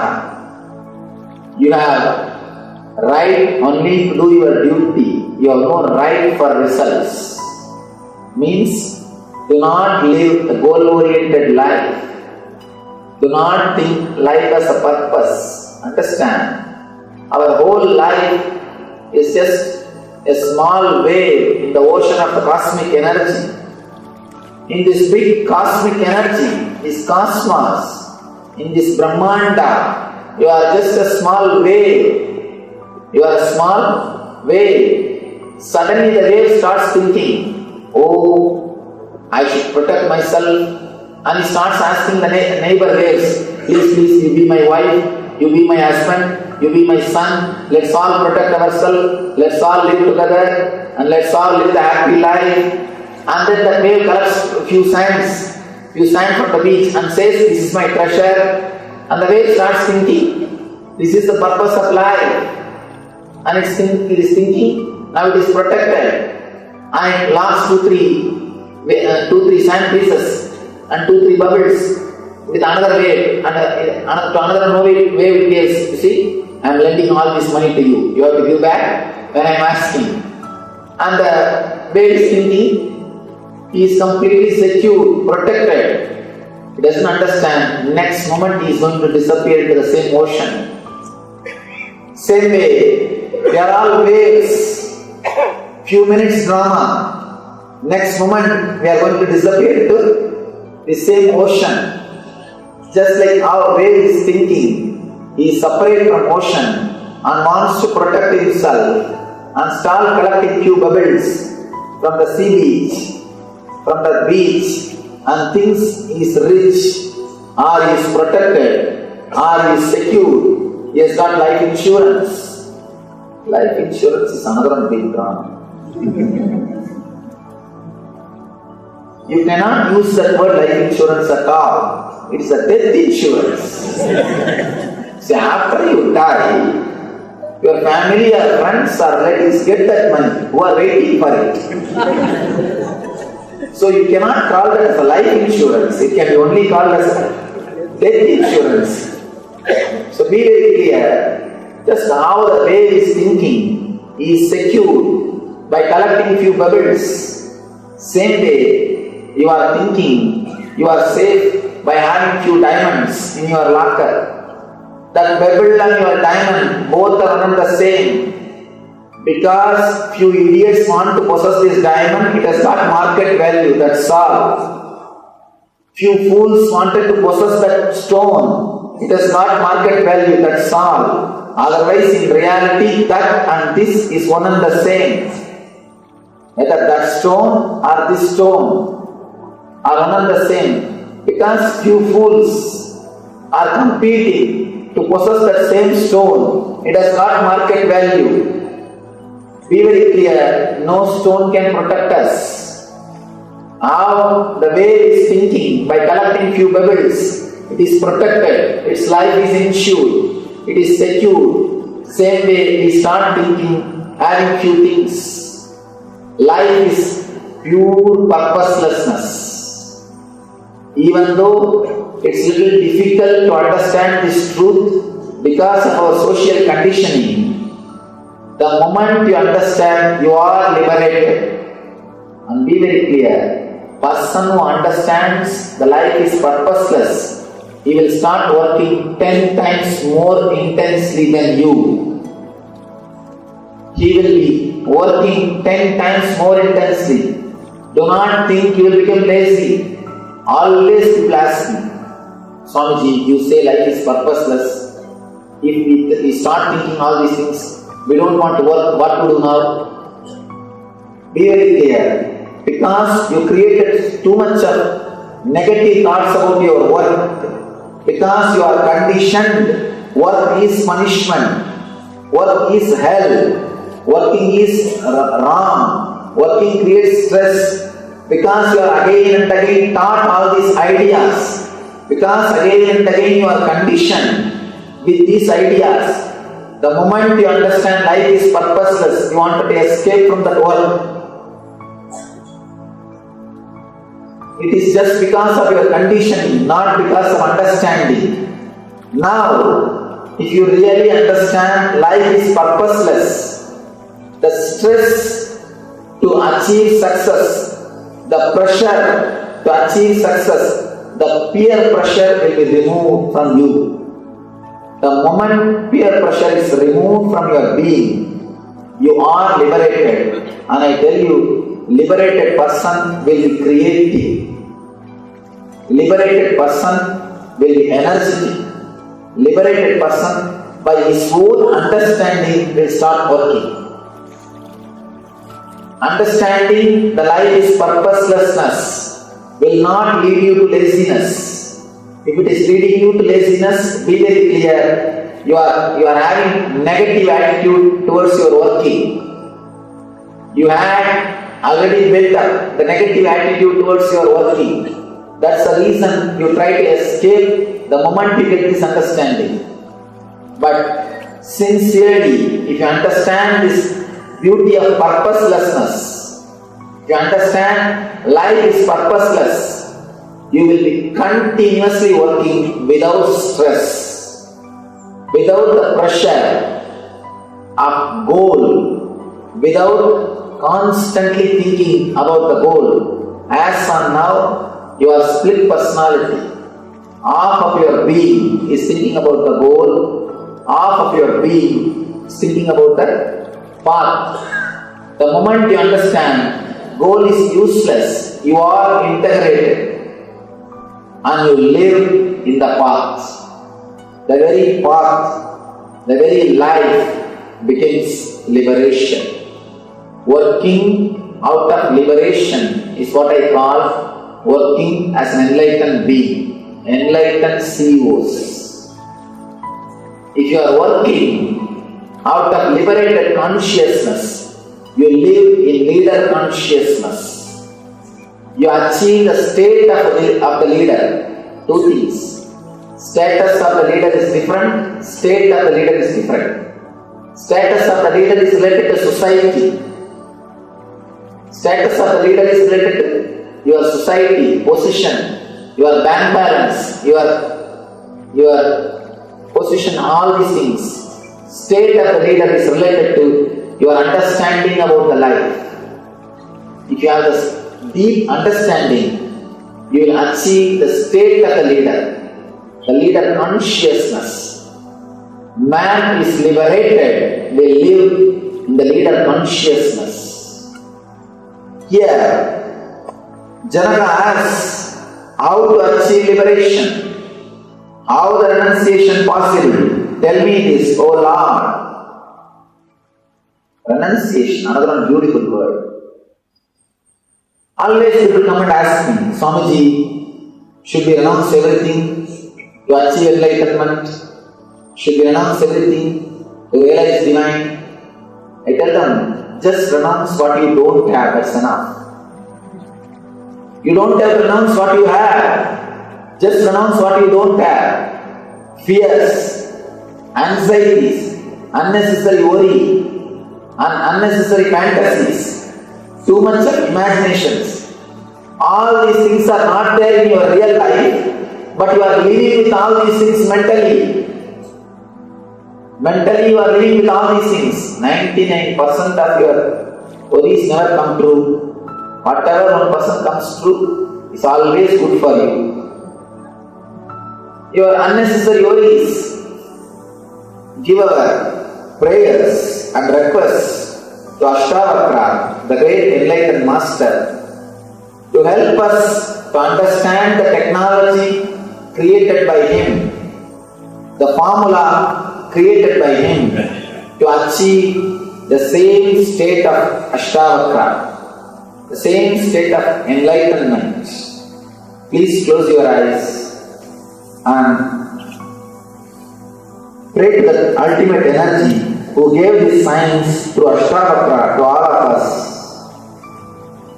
Pray to him intensely. Let him make us understand this science. Let this become our experience. Let this become part of our being.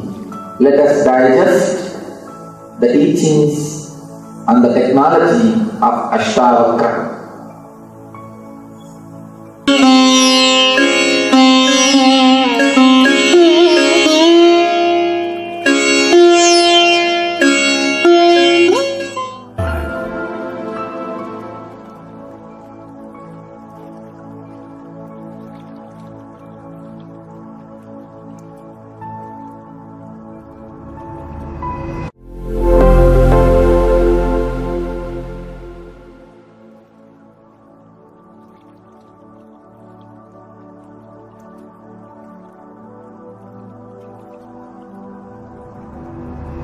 Enlightenment, it is possible. Before entering into the subject, let me introduce the book, the Ashtavakra Gita. Man has created so many spiritual scriptures, but nothing.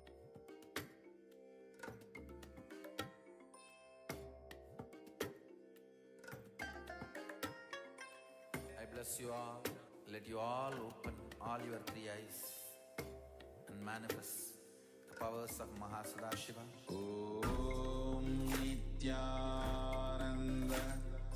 Paramashivoham. Om Nityananda Paramashivoham. Om Nityananda Paramashivoham. Om Nityananda Paramashivoham. Om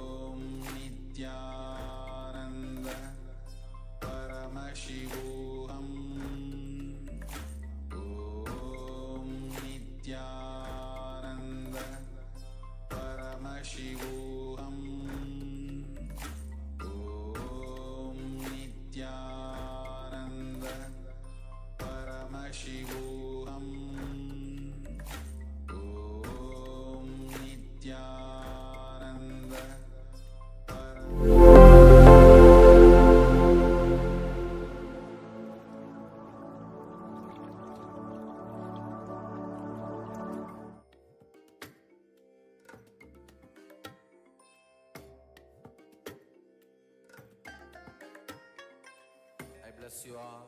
Let you all open all your three eyes and manifest the powers of Mahasadashiva. Om Nityananda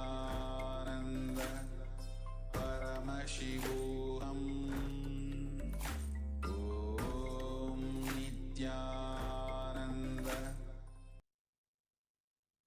Yes. Nithyanandam to all participants. That was a very beautiful session. Swamiji spoke on the introduction to Ashtavakra Gita. Nithyanandam, am I audible for all participants? Nithyanandam, Sudaya, Majohanihan, Jeremiah.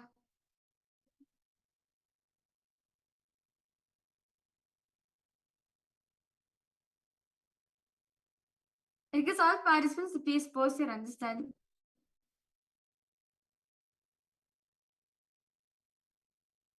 What we understood from the session, please go ahead and share. See, very beautifully Swamiji says about how to be in the space of unclutching. See, important for all of us to understand and cognize that. See, most of the time in our life, we live in the past and present. See, understand Swamiji says very beautifully, life is a chain. Understand? Life is a chain. Every movement is an independent intelligence by itself. Life is not a chain. See, understand what? Okay, just imagine a chain, right? How does a chain will be? Everything is interconnected with each other, right? Everything is interconnected with each other. But Swamiji says, life is not a chain. Every single moment, meaning now. Now, as I'm saying now, it is becoming past, right? Every single moment, it is independent by itself. How many of you are able to understand this? Because all participants to post yes in the chat. If questions you have, do feel free to post in the chat section.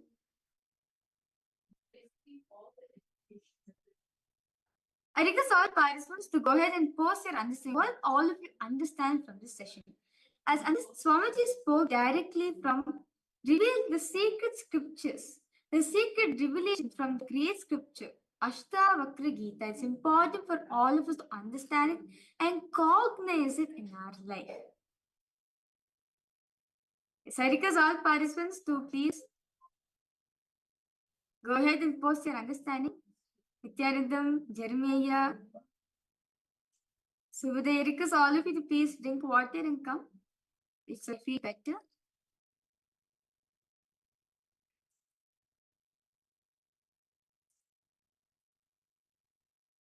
Because all participants take few minutes. Settle down yourself, drink a lot of water and calm your whole system. Cool down your whole system.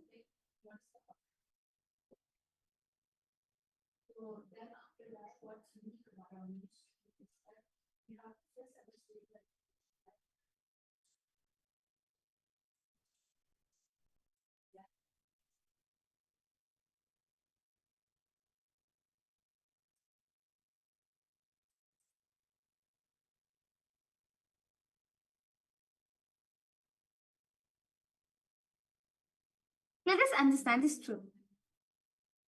See, life is not a chain. Understand? Life, every single moment, it is not connected with each other. Every single moment is independent by itself. What happened in the past is not relevant. It's not related to your present. There's no way related to your future. Your future is not relevant to the present and is no way related to your past.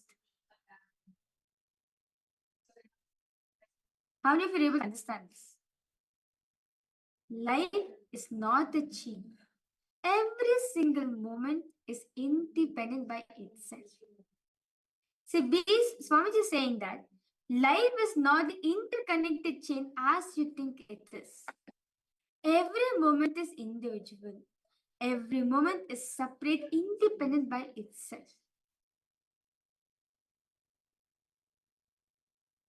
See, what has happened in the past? It cannot be connected to what's happening right now in the present moment. As Swamiji says, every single moment is independent by itself.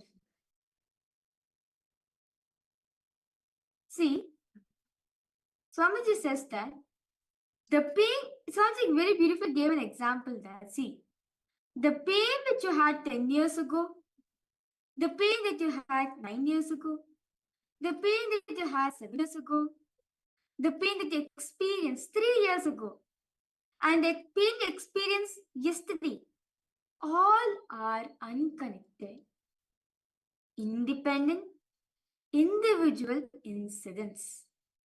But you start connecting all of them and create a shaft of pain in you. You connect all these thoughts, understand? You create all these thoughts and create a shaft. You connect all the thoughts and you create one big shaft. You start thinking, believe, my life is pain. Is that true? No, your life is not pain. See, what all the sweet incident of joy did experience between. Surely there must be at least a few moments of joy in between, right? It's not a 24/7 you're experiencing pain in your life. No.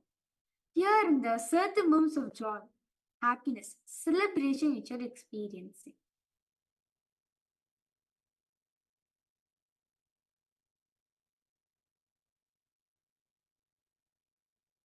So all participants understand. Any questions, any doubts all participants are having?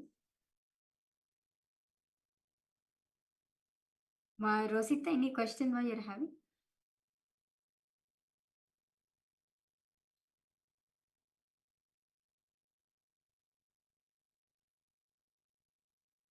They understand all the participants. Fundamentally, we need to realize within ourselves that all the thoughts, all the pain which you experience are all different incidents. All these are individual incidents by itself. It's not that 24/7 in life you're experiencing pain. No, you're not. Certain moment of life you're experiencing joy. Certain moment of time you're experiencing pain. Certain moment of time you're experiencing fear. See, understand each incident. See, just take example of one day, okay? I request all participants now to please close your eyes. Look into yourself. What are all the moments has happened in your life? Moments as it. Throughout the whole day, you had pain, or if you had only pain, what incidents? Meaning, what kind of emotion it experienced throughout the whole day? Because all participants look in and see. In a day, what are all the feelings do I go through? Pain, happiness, celebration, listening, completion. Again, pain, anger, grief, happiness. Like this, different thing all of us experience in a day. It's not that 24/7 we experience only intense pain and suffering in a day. That's completely not possible. I request all participants, let's look into our life. I request all of you to please close your eyes. Okay? I request all of you to please close your eyes. Within the last 24 hours. Okay? Within the last 24 hours. What are all the emotions you went through? Just relive it. What are all the types of emotions, the type of moments you went through? Just go through it once again.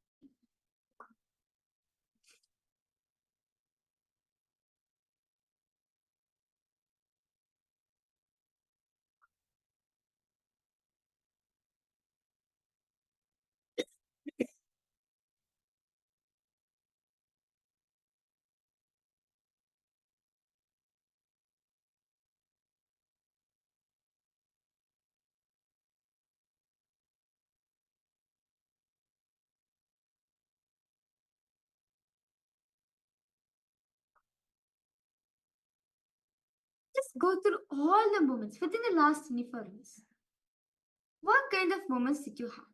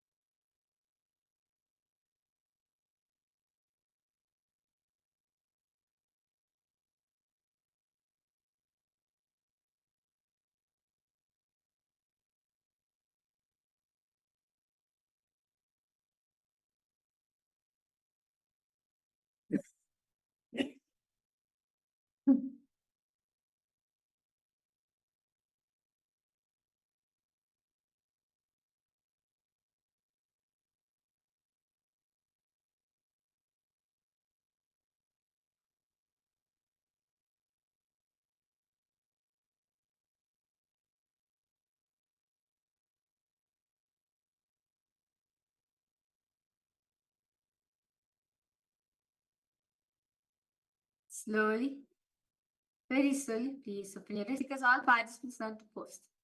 What kind of emotion did you experience in the last 24 hours? Okay, I request all of you to go ahead and post in the chat section.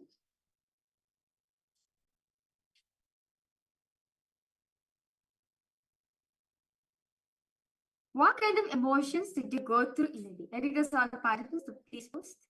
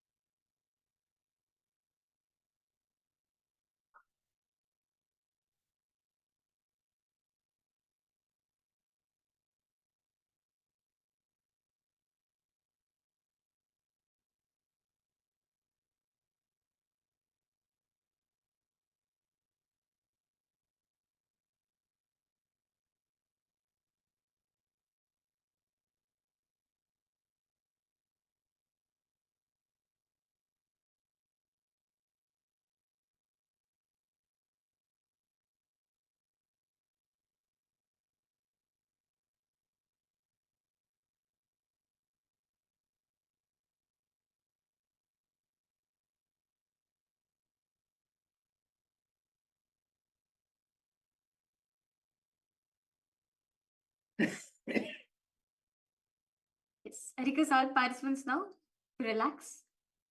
Yes, all of you can start posting. In a day, what kind of moments to experience in a day? Within the last 24 hours, what have you realized? Are you continuously experiencing pain? Or other emotions too which you're experiencing? I request all of you to go ahead and share. Yes, Suvadaya, Nityanandam, Nityanandamaya, Johan, Nityanandam, Jeremiah, Nityanandamaya,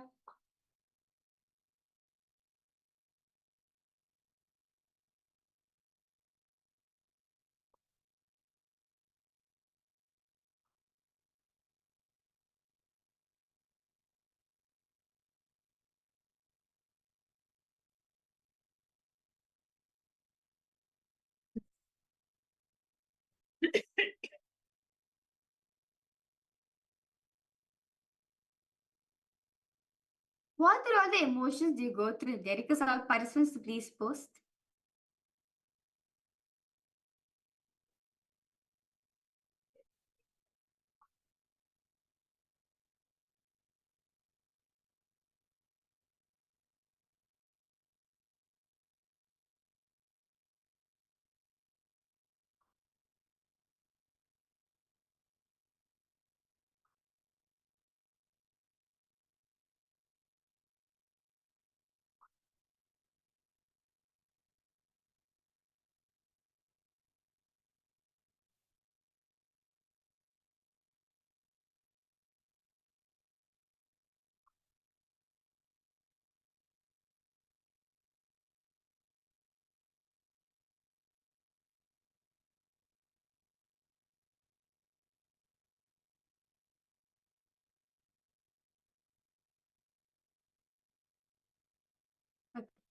So all of us understood that in a day, we experience all sets of emotions in our life. It's not that the continuous experience pain. There is pain, some moments of joy, some moments of other emotions too, right? This is what Swamiji mean by each moment is independent by itself. Understand? Each moment is independent. It is not connected. Life is not a chain where all the thoughts are related to each other. No. Each thought, each moment is an independent energy, is independent by itself. So, request all participants now, let's do this one exercise which Swamiji is very beautifully given, okay? I request all participants now to just look into yourself. All pain, okay, actually Swamiji says, by doing this,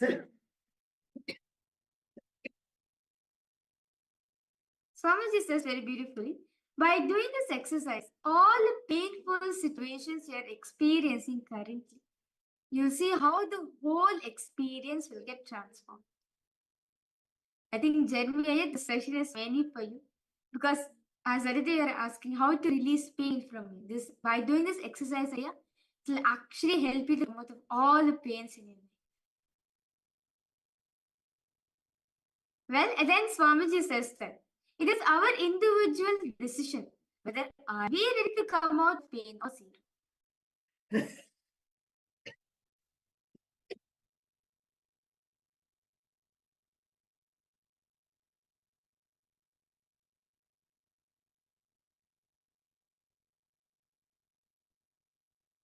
Nithyanandam, to all participants, am I audible for all of you?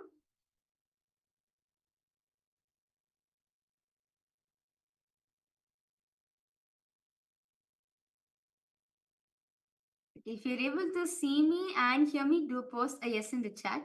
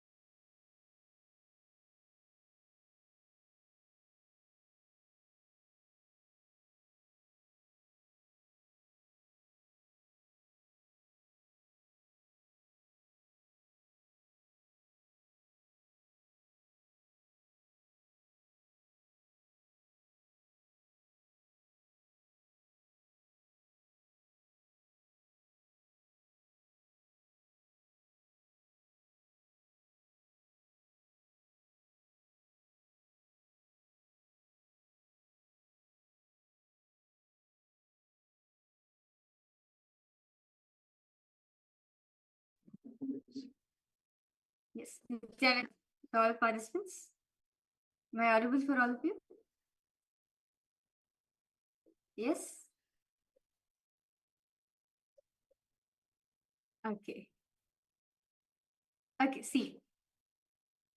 First and foremost things all of us need to understand one thing. I really like to come with all the participants for the interruption where all of you are not able to hear me for a moment. We are facing some issue. Okay, that's good. See, understand, life. Life is not a chain. Life is individual by itself. Every moment you're experiencing it is independent by itself. It is not connected to your thoughts. Each situation are not connected to each other. How? Let's take the example of pain. Okay? Pain is a very good example all of us connect to. So I'm taking that as an example. And Swami also uses that. The pain which you had 10 years ago, the pain which you had 8 years ago, the pain which you had 6 years ago, or the pain which you had just 2 years ago, or why not, the pain which you experienced just few hours yesterday, or the pain which you just experienced like an hour or two ago. All these pains are not connected to each other. All these pains are not connected to each other. Each of them are different incidents. They're separate by itself. But what we do in our life, we connect everything. We connect all the pains to one big pain shaft. Swamiji says there's always something called as the pain shaft. But suddenly you feel the pain within yourself. How many of you experienced this in life? First, you boil up. Like Swamiji says that you boil up all the pains within you. You boil, you take all the pains inside. Then instead of completing with it, you again suppress. More and more pains within yourself. At the end of the day, one point, something triggers you. You just blow it yourself. You just throw all the pain, all the anger you kept in your inner space, everything you throw it out. And you feel like, that's it. My life is filled with pain only. How many of you have experienced this in life? Or how many of you can relate to this? One day, you collect all the pains within yourself, where you suppress the pain, where you don't say anything. You feel like, okay, let me take the pain. Let me take the pain. Okay, you be patient with that other person. One fine day, you'll pile up so much of pain within your inner space. One trigger, just one needle is enough to pop the balloon. The whole pain pops up. How many of you can relate with this, Niyami?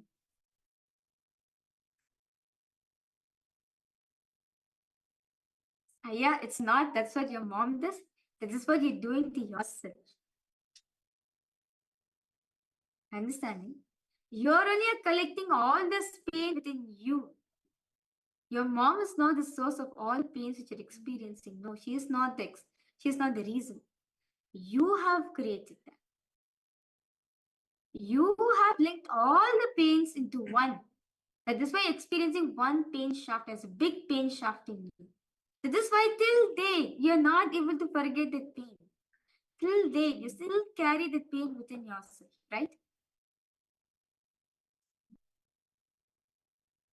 Like, why? If I just tell you to visualize your mom, you'll experience pain within yourself, right? Yes?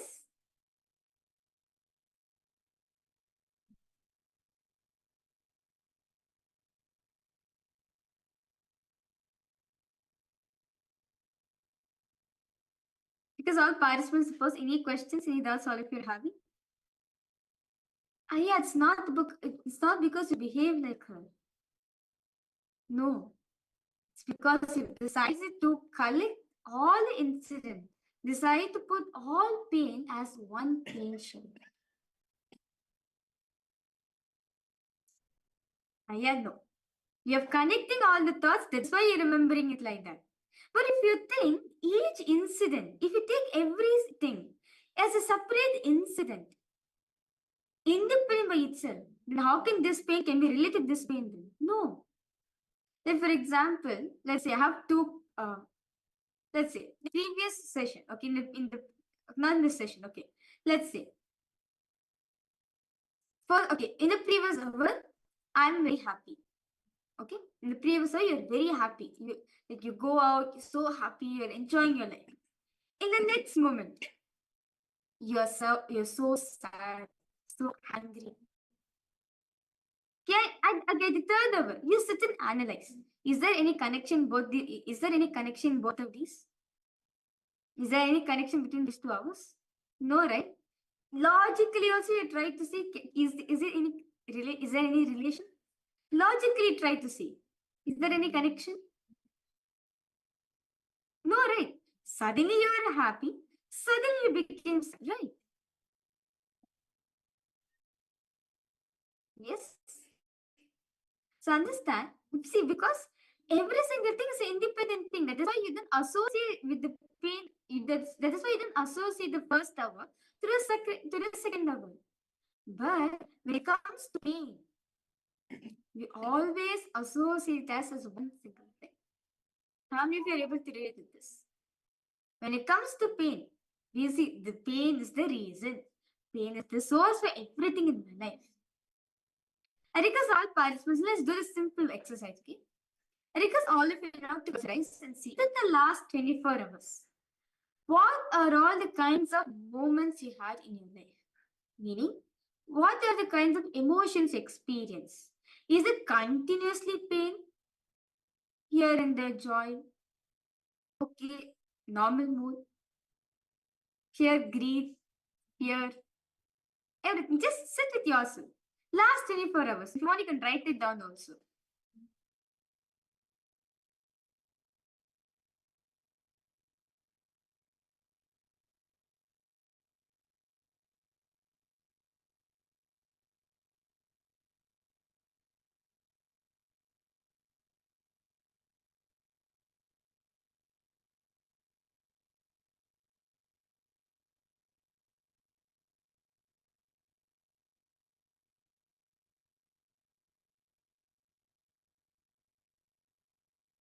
So request all participants now. Let's do the simple act. Just sit with yourself and analyze within the last 24 hours.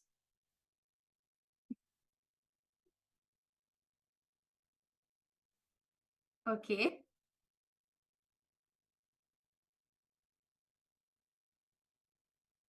Okay.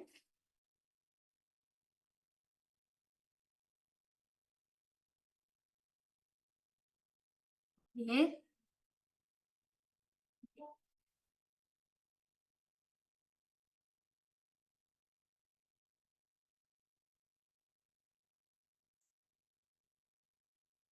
Are you kind of the commercial area or something?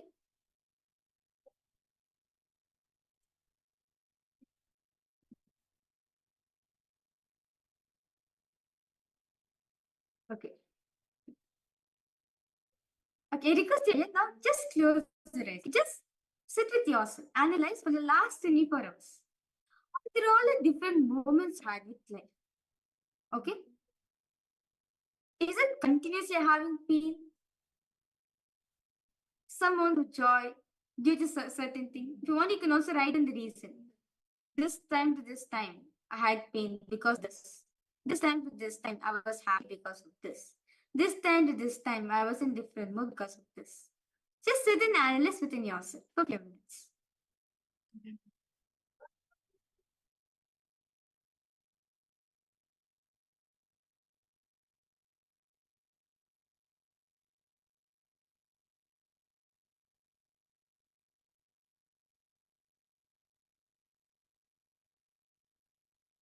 Observe within the last 24 hours.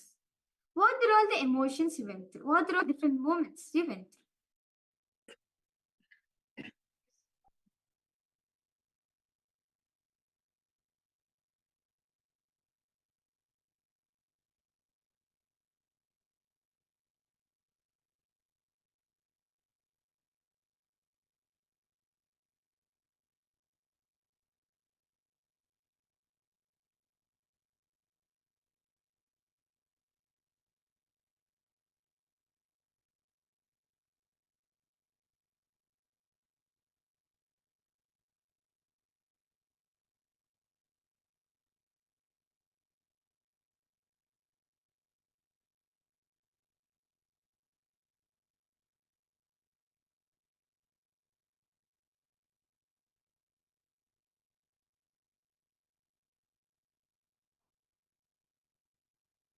experience. All of you can relax now. Yes, you can share. What are all the different moments you had just within the last 24 hours? Within the last 24 hours, what are all the moments? What are the emotions you went through?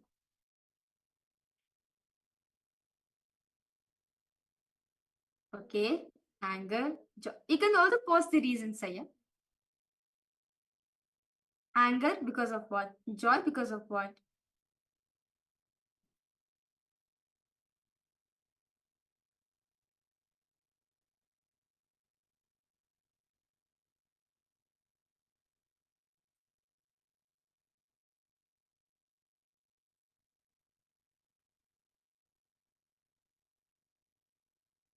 Okay. Okay, so your mom said it's not possible.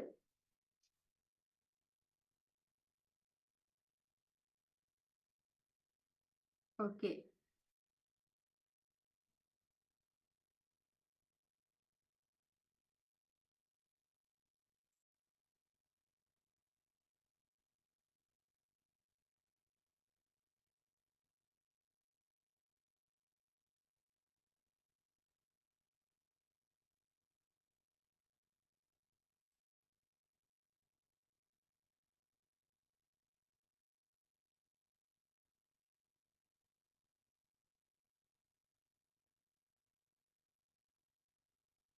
Okay.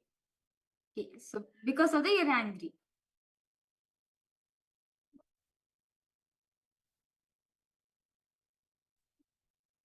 Okay.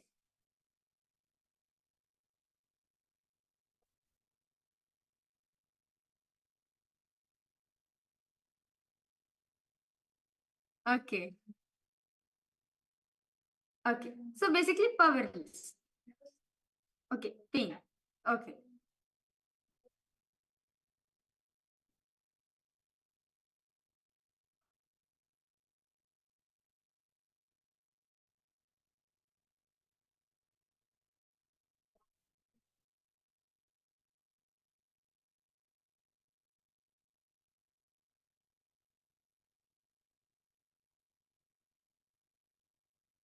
Okay. Okay. So you relate as pain. Okay.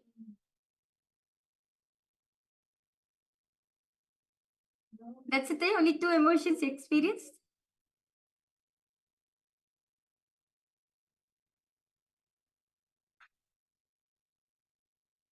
Only two? Only two moments of your life?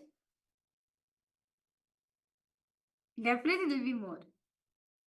Okay. So with this, I understanding, Aya, how life is every single moment is independent by itself. It is not a continuous stream.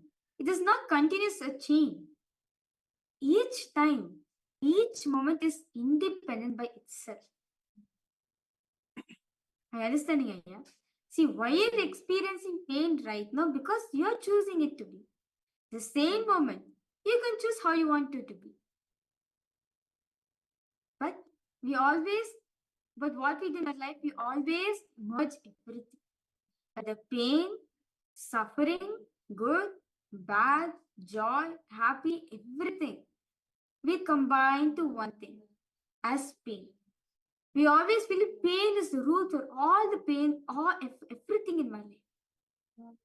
So let's do this one exercise. Okay, then Swamiji says, this exercise will actually help each and every one of us to come out of all the pains which you're experiencing. All the pains. Okay? Is everyone ready for it? For all the participants, if you're experiencing if emotions are coming up, do not suppress it, express it. It's part of the completion process.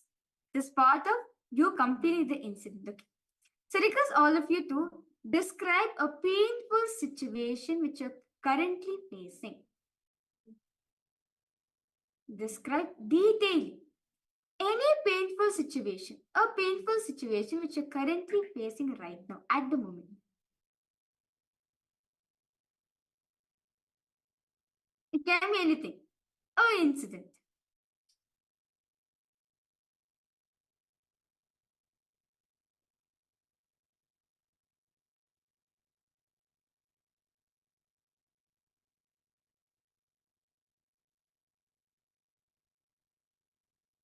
So, okay, it pains you a lot.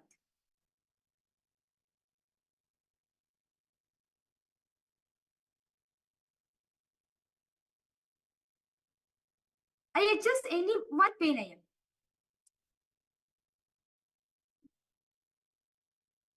am. One incident. Just any incident which you feel like, okay, I have been with this for a long time. Let me take any one. Okay, that is one pain which you're carrying.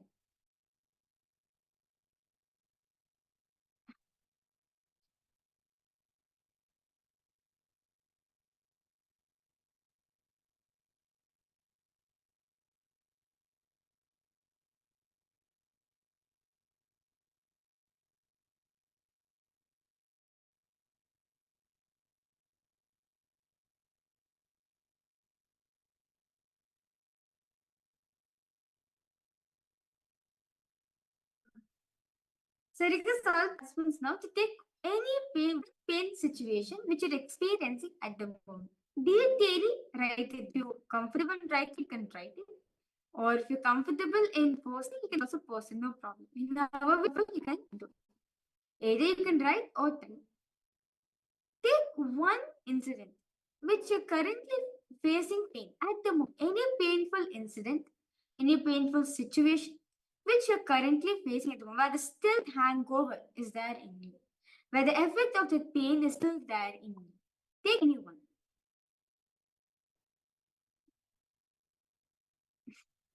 Okay. Detailing, write down the situation. What's the exact pain you're experiencing?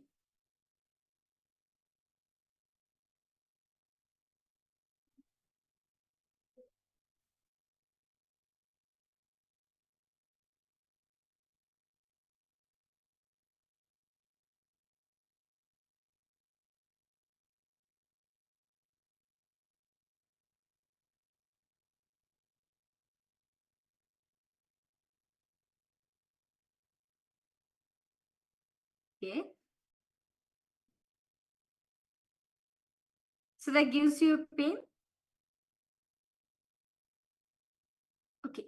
You're saying attack. Attacking means what? Detail post it. She comes in, does what to you? Shouts at you for what? Attacks you for what? Okay.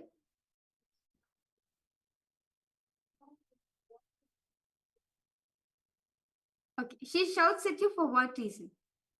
So the reason why everything we do, right? For what what's the reason she shouts at you? Is it because of the way you are? Is it because of the environment? Whatever it is. Or some emotions? What is it?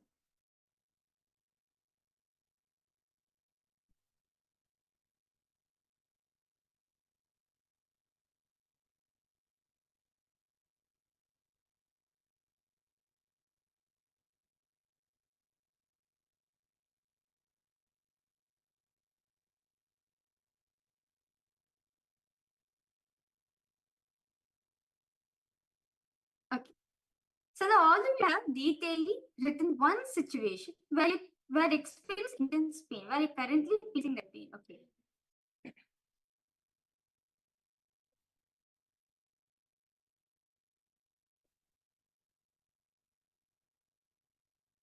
Okay. Okay.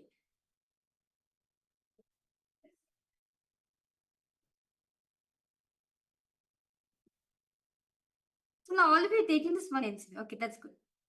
Now the second step, because all participants now to look in and see. Write down the chain of incidents, the pain shaft or the pain chain associated with it. You are understanding? The different incidents of pain. Like for example, now, okay, you feel pain. Okay, generally, I'm just taking as an example, okay? You have pain about your mother. Okay? Your mother. This is not just a one-day incident alone, but it's a chain of incidents happening, right? It's a pain incident which is happening in you, right? It's not just one day. It's not that, okay, she was angry at me yesterday, I'm going to come be with her for that. No. It's a chain of events, right? And I request you, yeah, write down the chain of pain incidents which you've experienced so far. just with your mind. Just one idea alone.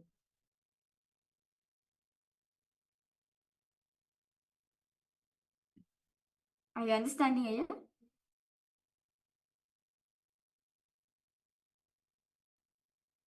If you feel like writing it, you can write it. If you want some time for yourself, no problem. Because all participants, yes, Ma Gabriel, for you also.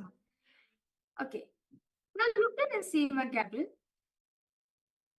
Let's see the. Okay, now they have taken this one incident. Ma Gabriel taken this one incident. Okay. Now look and see the chain of events just with this one pain alone. The pain incident associated with it. Just look in and see.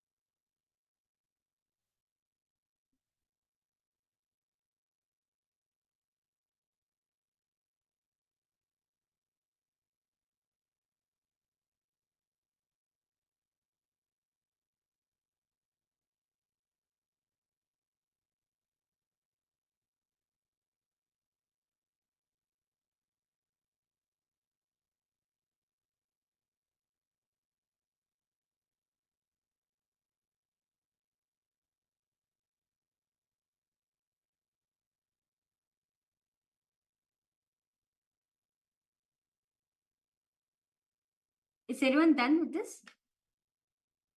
All the pain incidents related to this one pain alone. Now, the next step is, Ma Gabriel, request you to carefully listen.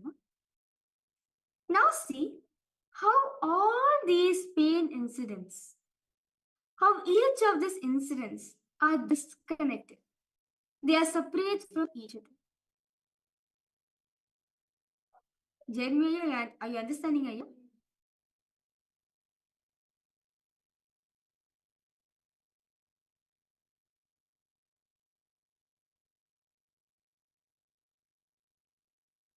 See how all the incidents are disconnected with each other. See, one pain, many incidents. But how each of these incidents are different from each other. They are separate. Just analyze.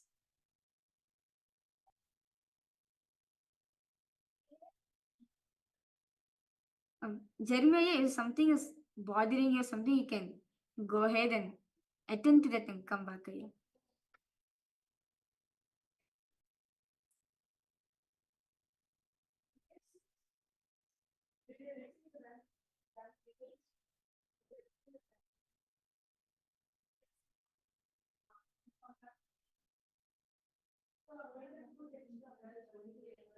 Ma Gabriel, are you able to understand, ma?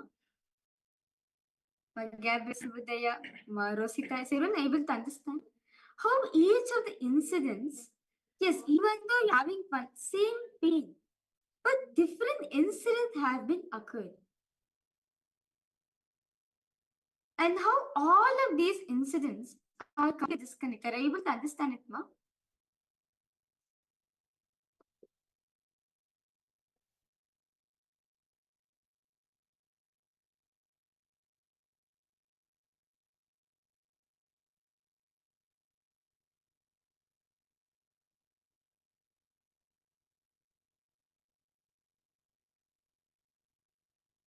Okay, what do you understand, Aya?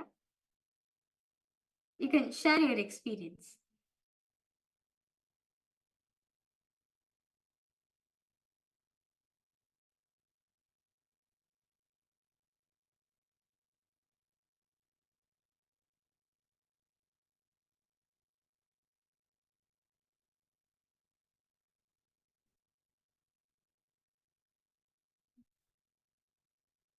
So you're able to see very clear that they're separate incidents, right? It's just that you are holding on to each incident as one patient, right? But if you just see the third person point of view, they're just separate. That is life. Having the ability to see every single thing is separate from each other. That's the space of unclutching, where you are unclutching from the thoughts. You're unclutching, you're not clutching to the incident. What we do most of the time? We clutch all the incident into one. At one day, we burst out everything. At the end of the day, are you experiencing anything? No. You're experiencing more pain within yourself. So understand, for all participants, actually the biggest thing Swamiji says. This not, you can do this with any pain patterns which you're having. Right now, you're just doing it one. But you can do it all in any pain patterns. You can also share this to your friends also.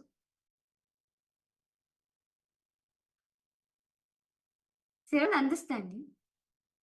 All these are different identities. That's it. They're different islands. They're just different incidents which has happened.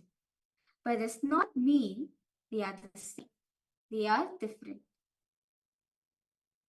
All of them are not connected. Just because it's coming from one same pain. Just because coming from one root, which is pain, but does not mean all are connected to each other. Everything is different by itself. It is independent by itself. But you choose it to relate every single thing. So with this beautiful understanding we get, like us all parents, any questions, any further doubts you have, do feel free to post in the chat section. So as we'll be now entering into the power manifestation. So as all the participants, as we are continuing to manifest the power of remote vision, we are going to be doing that. So I have with me right now, I have an object in my hand. Okay, I have an item in my hand. Through the third eye, all of you are going to be scanning and revealing what is it that I'm keeping in my hand for all of you. Yes, so I've kept an object in my hand right now. So request all participants to please close their eyes.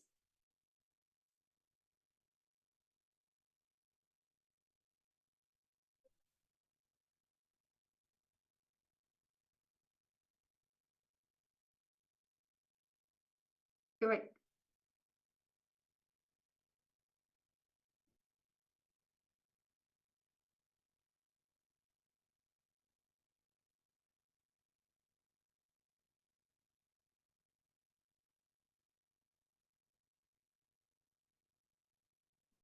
So I request all participants now to start scanning. Request all of you to please close their eyes.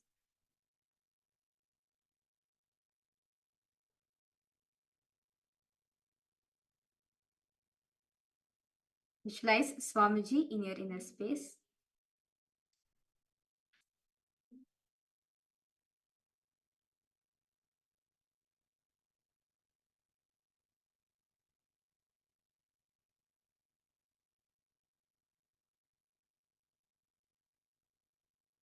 Slowly, intensely, start chanting the Mahavakya. Om Nityananda Paramashivoham. Om Nityananda Paramashivoham. Om Nityananda Paramashivoham.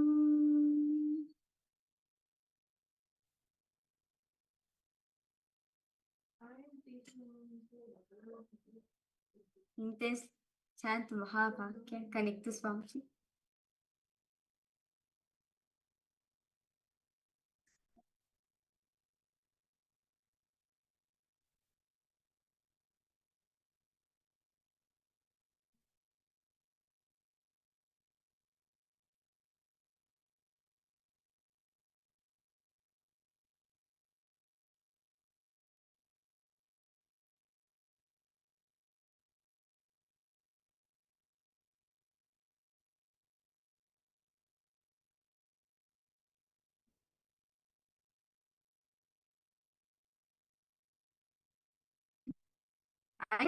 What is that?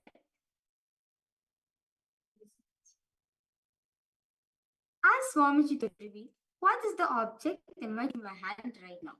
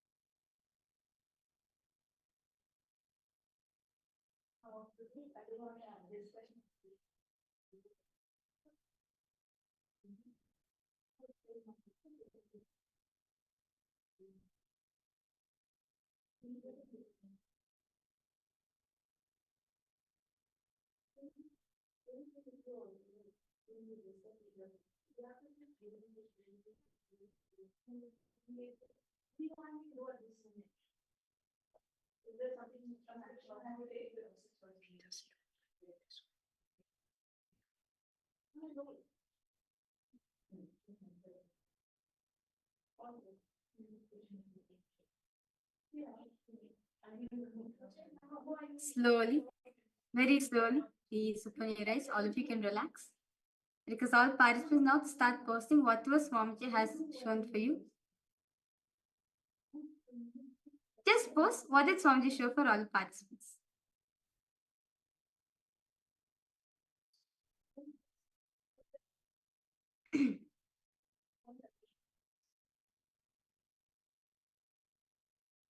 Okay, a card.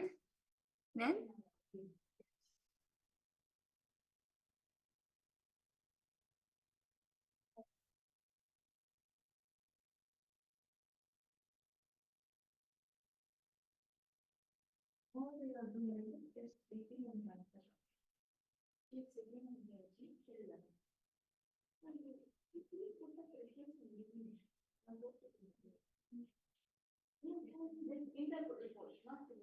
yes.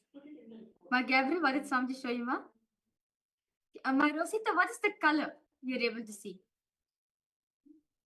So whether I request you to post. How about for you, yeah? Jeremy, yeah?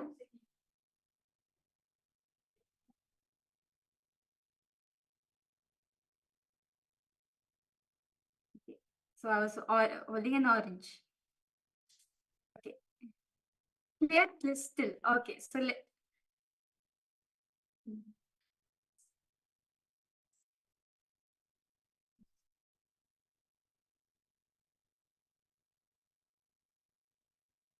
okay, no orange.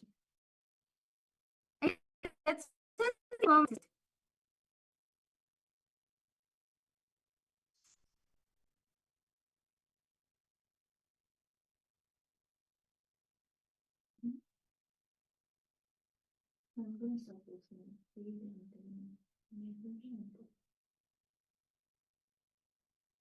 Okay, crystals. Okay, so let me reveal the answers.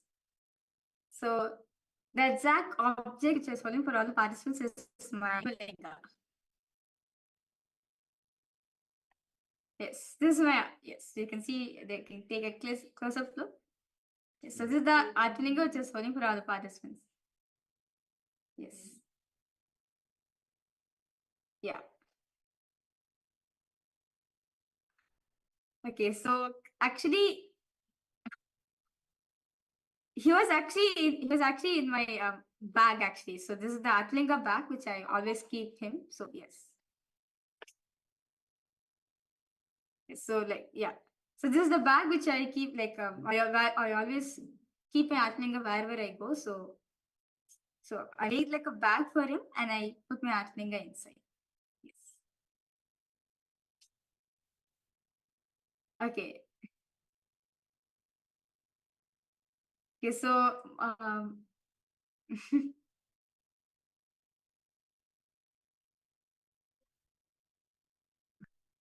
yeah, that's it. That's why you should say what was Swamiji showing to you.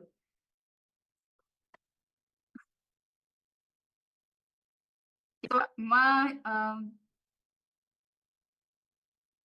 yes.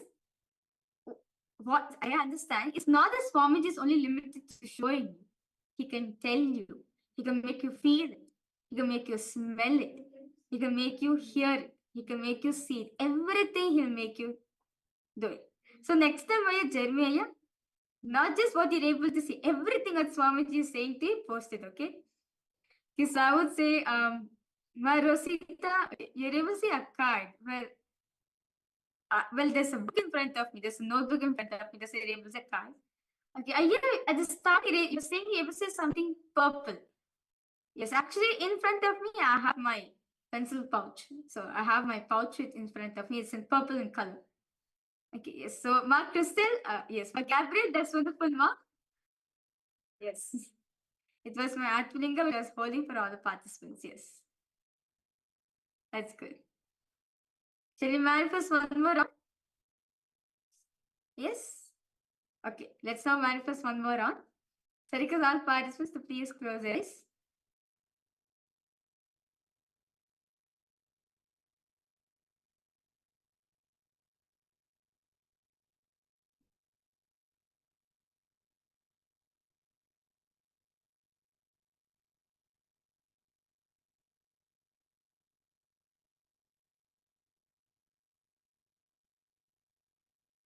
I have an object in my hand right now. So request all participants close their eyes. Intensely connect to Swamiji.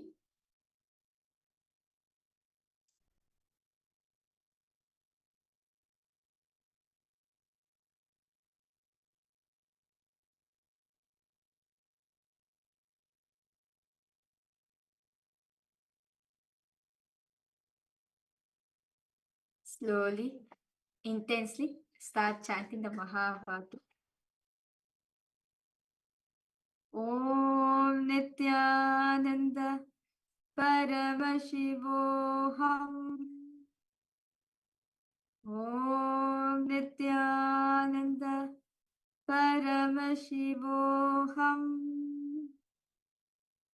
Om Nityananda Paramashivoham.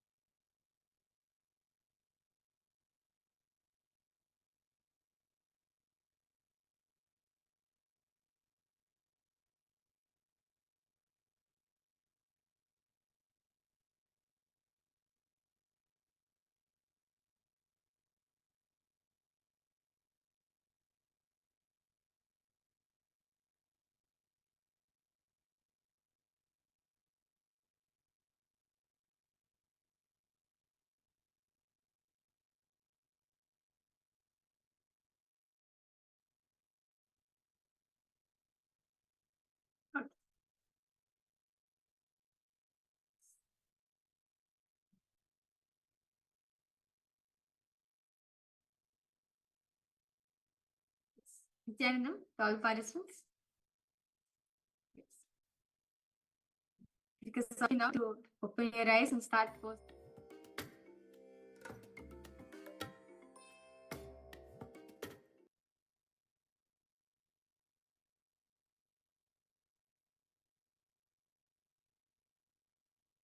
Okay. What does Swamiji show for all of you? Okay. My Gabriel, you able to see a water bottle. Okay. Aya, you're able to see a blue pencil. Okay, blue card. Okay, you're able to see a pencil. Okay. How about for you, Marosita? Suvadaya, I request you to the post. Okay, a ball. Small round stuff. Okay.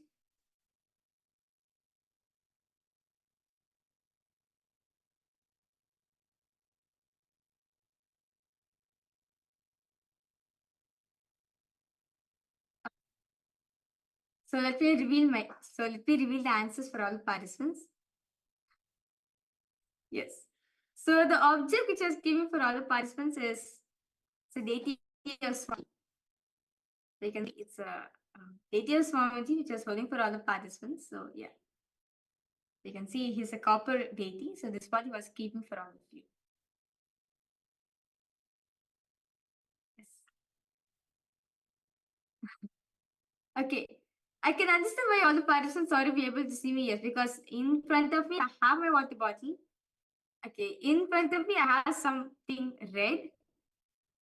Yes, and yes, because I have a pencil pouch. I do have some my pencils in. Okay, okay, but Gabri, you should share what is Swami showing.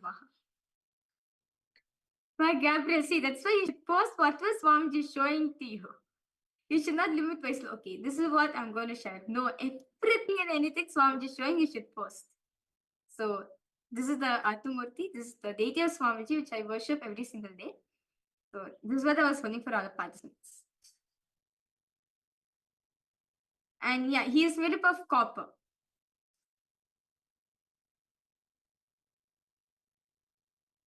Okay. Yes, so that was a beautiful manifestation. See, actually, Gabriel, if you just connect the Swamiji little more intensely, Swamiji would have shown you what the object is exactly. Yes. So with this, let's now enter into the next session, where in this session, actually, Swamiji is going to be expanding more detailedly how enlightenment is possible for all of us. How enlightenment, it is possible. It's not just a theory or mythological thing. No. It's not just a theory, philosophy, no. But it's actually an experience which all of you can experience it in life. So let us now listen to this deeper truth directly from Swamiji himself directly.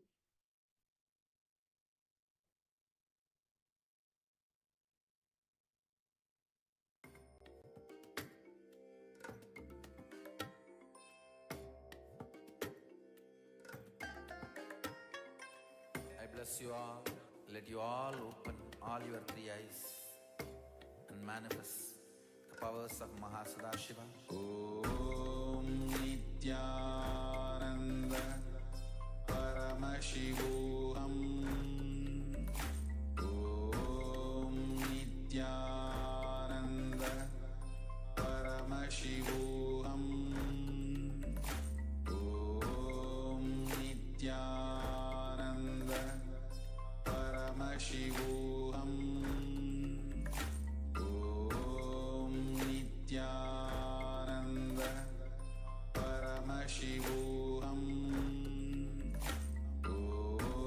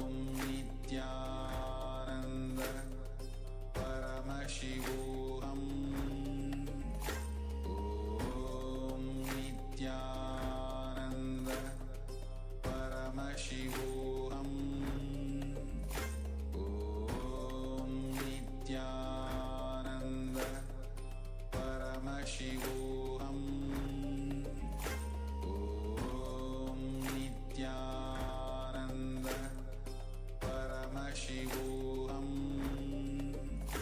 Om Nityananda Paramashivoham Om Nityananda Paramashivoham Om Nityananda Paramashivoham Om Nityananda Paramashivoham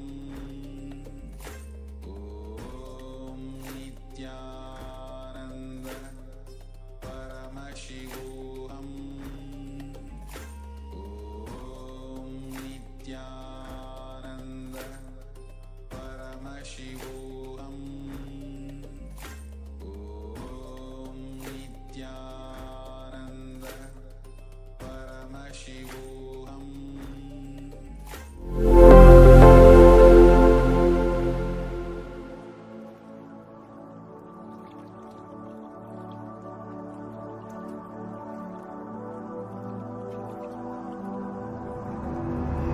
Enlightenment, it is possible.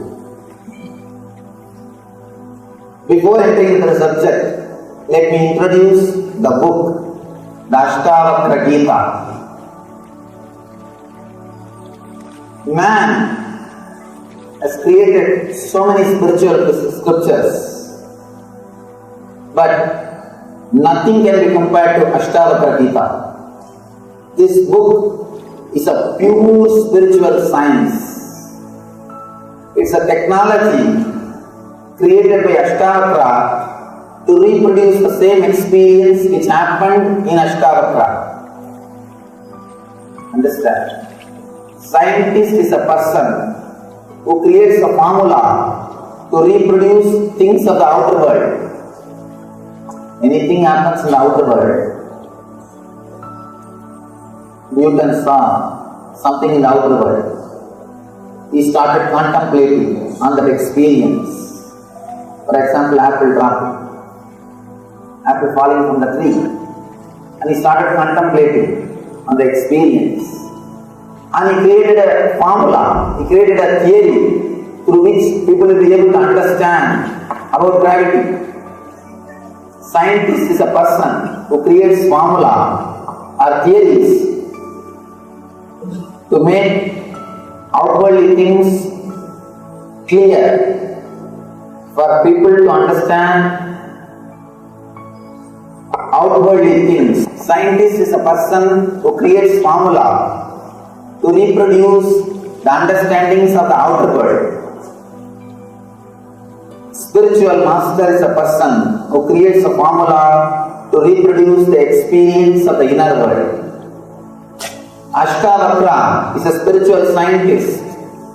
He created a beautiful technology through which he is able to reproduce the same experience which happened in him. All you need is just a little bit of sincerity. Just be inside your boundary. You will see Ashtavakra Sutras work on you. The scripture created by him, the technology created by him, can reproduce the same experience which happened in him. All you need to do is be inside your boundary. Be inside your being. The whole story of Ashtavakra is beautiful. Beautiful story. And we don't know much about Ashtavakra, but there are few incidents, very significant incidents. The story starts before his birth. It's supposed to be Puranic story, because it's very difficult to believe this as a fact. The story starts when Ashtavakara's mother was carrying him. When he is in the womb, the Ashtavakara's father used to recite Vedic mantras. He used to chant all the mantras. When the father was chanting all the mantras, The son used to hear all the mantras. Suddenly one day the son from inside started questioning the father. What you are chanting is a pure words. It has no juice. It has no experience. You are just an intellectual pandit. Where is the truth? Father was shocked. I think from Ashtavakra the generation gap problem started. Ashtavakra is the first person who started the generation gap problem.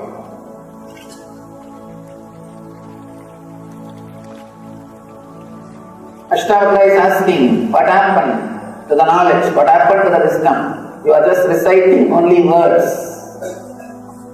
It's the pure words. It has no juice. It has no wisdom. What happened? Of course, father, as usual, was deeply hurt. And Pandit's egos are always very strong because their whole personality is built on words. So actually, you can easily hurt a person who lives just with mere words. Pandit can be easily hurt than anybody else because his whole mind, his whole life, whole thing is centered on words. He can be easily cheated. You can easily cheat a Pandit, just give him 2-3 compliments. Just verbally tell him you are a great person, over. You can easily hurt him by telling few words. His whole life is centered on words. Words and words. So he is deeply hurt. The moment he is deeply hurt, he cursed. He cursed the son. What? Before taking birth itself, you are questioning me. And after taking birth, what all you will do, who knows? So he just cursed it. Because of the curse, Ashtavakra took birth with 8 problems or difficulties in his body. And at 8 spots, his body was this way and that way. He had 8 curves in his body. The story is, I don't know whether the story is fact or it happened or all these things, but the story has got some significance, it has got truth in it. Let us understand the truth behind the story. Usually, the great masters who take birth on the planet Earth, they take conscious birth. Consciously they enter into the mother's womb and they enter into the body and start radiating their enlightenment. This story also says, the meaning of the story is Ashtavakra was conscious even before birth. That is the truth, that is the meaning of the story. We do not know, we can't prove whether really he spoke or whether really he was cursed and all those things. But the truth which our masters are trying to explain through this story is Ashtavakra was conscious of his being, he was conscious about his birth. Next, the next story, that's another beautiful story. He goes to Janakaraja's palace. Janaka was a great king. Goes to the palace of Janaka. The moment Ashtavakra entered Janaka's palace, the whole palace started laughing because Ashtavakra was so ugly. He had 8 curves in his body. People started laughing. All his ministers, all his people, including Janaka, everybody started laughing. And the Ashtavakra spontaneity, he was not hurt. If you are hurt, you are defeated. At any point, if you are hurt, you are defeated. If you become angry, you are defeated. He is not hurt. He was not disturbed. He was not hurt. He was not disturbed. He was just completely relaxed. He says, "Oh Janaka, I thought you were a great rishi. I thought you were a great enlightened person. You are a great yogi. But neither you are a yogi, nor you have any yogis around you. You have only cobblers in your court. You have only shoemakers in your court." Ashtavakra boldly says, "You have only shoemakers in your court." You need to understand this statement. It's a beautiful statement. Straight away, boldly, a 12-year-old boy, 12-year-old handicapped boy, is straight away talking to a king of the country. It's a good action. Now it creates a homely atmosphere. Otherwise, you feel like a professional office place.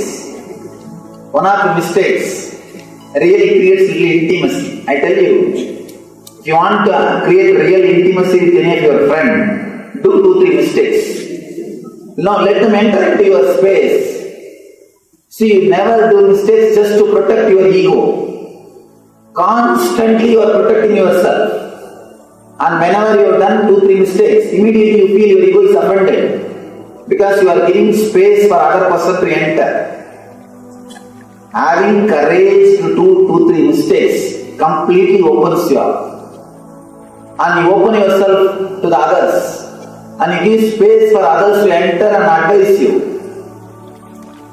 So doing 1 or 2 small mistakes really creates a friendship or bondage. And you are letting him talk to you something. You are letting him advise you. And one more thing. If you let people to advise you, they will really feel intimate with you.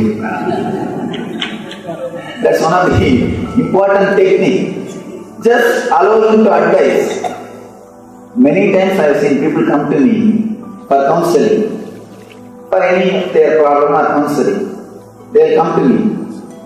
And they come and start talking. "Oh Swamiji, please tell us some method how to get enlightened.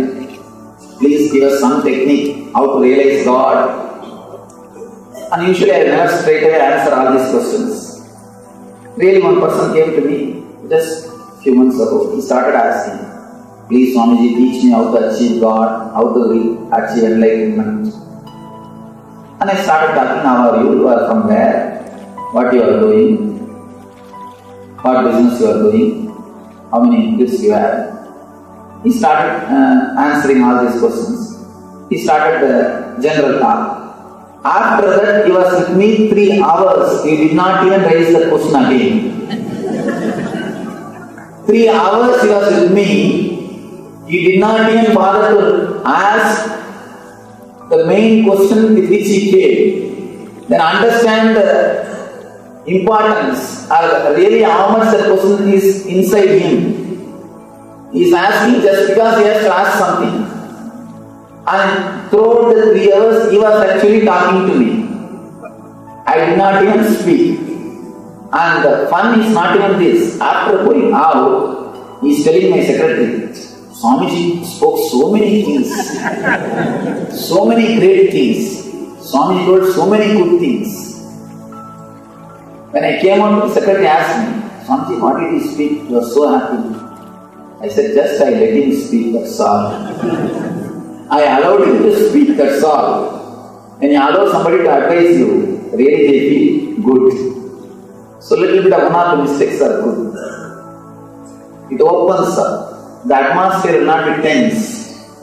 It will not be professional atmosphere. So one or two, once in a while, all these things are okay. Handicapped 12-year-old boy, Ashtavakra, is entering into the court and the whole court is laughing. If we are in that place, first thing we would have become angry.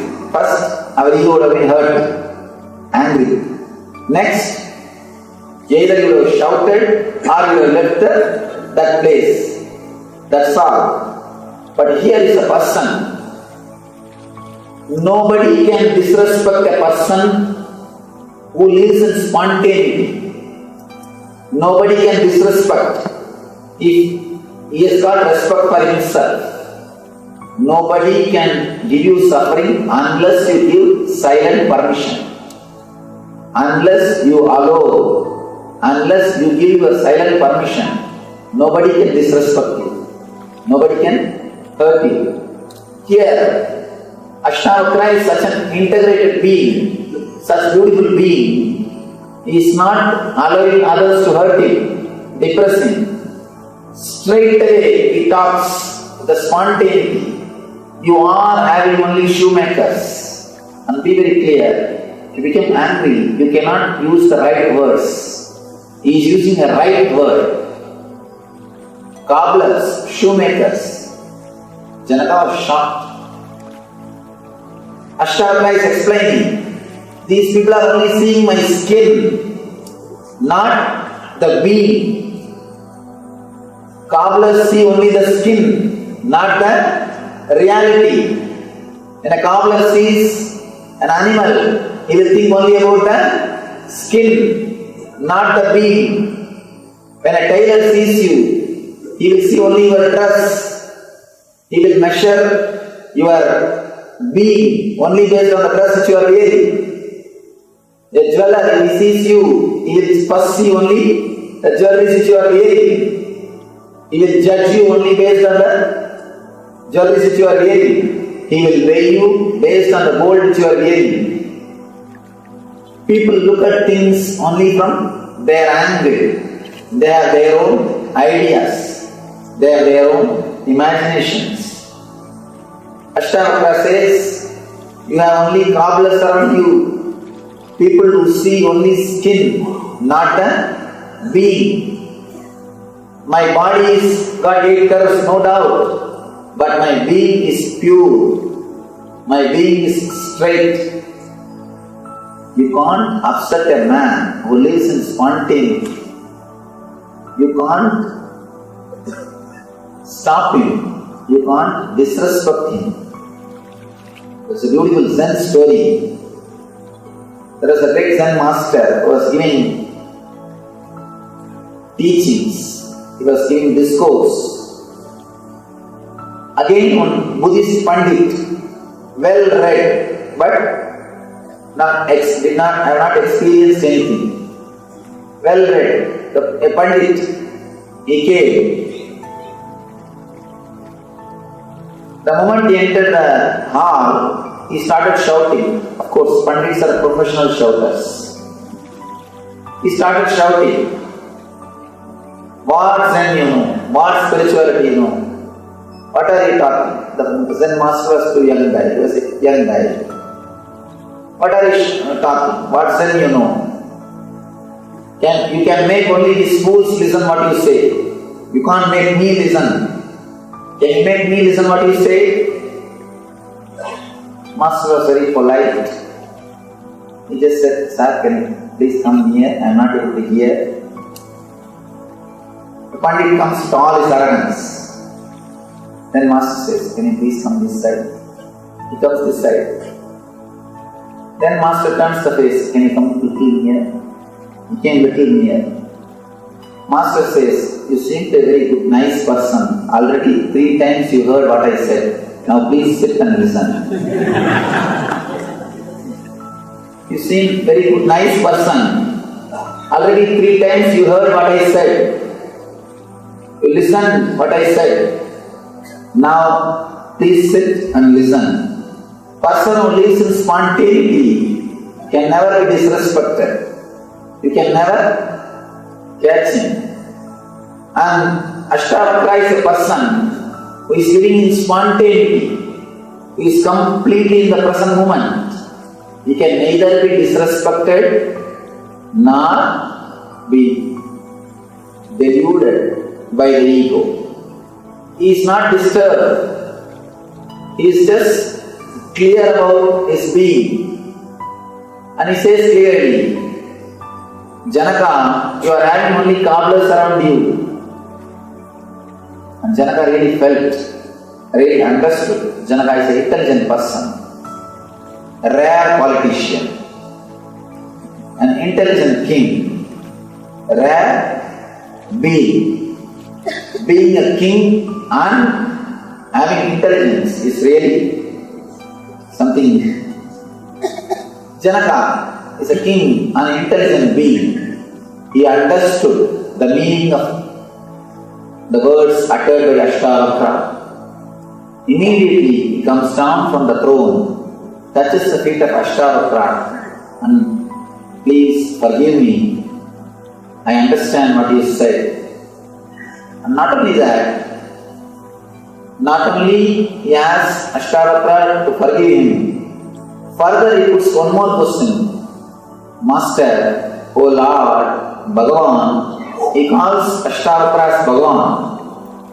O Lord, just from your very words, I understood what you spoke is from your experience. Please understand. If you want to find out whether somebody is really experienced person, enlightened person, or just an intellectual pandit, see when he was hurt, see when he was disrespected. When he is disrespected, how he behaves, that will clearly show whether he is an experienced person or an intellectual pandit.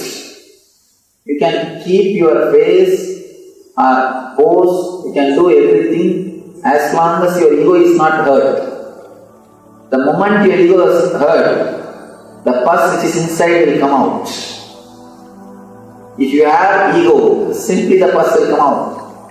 You will radiate the anger, violence and vengeance.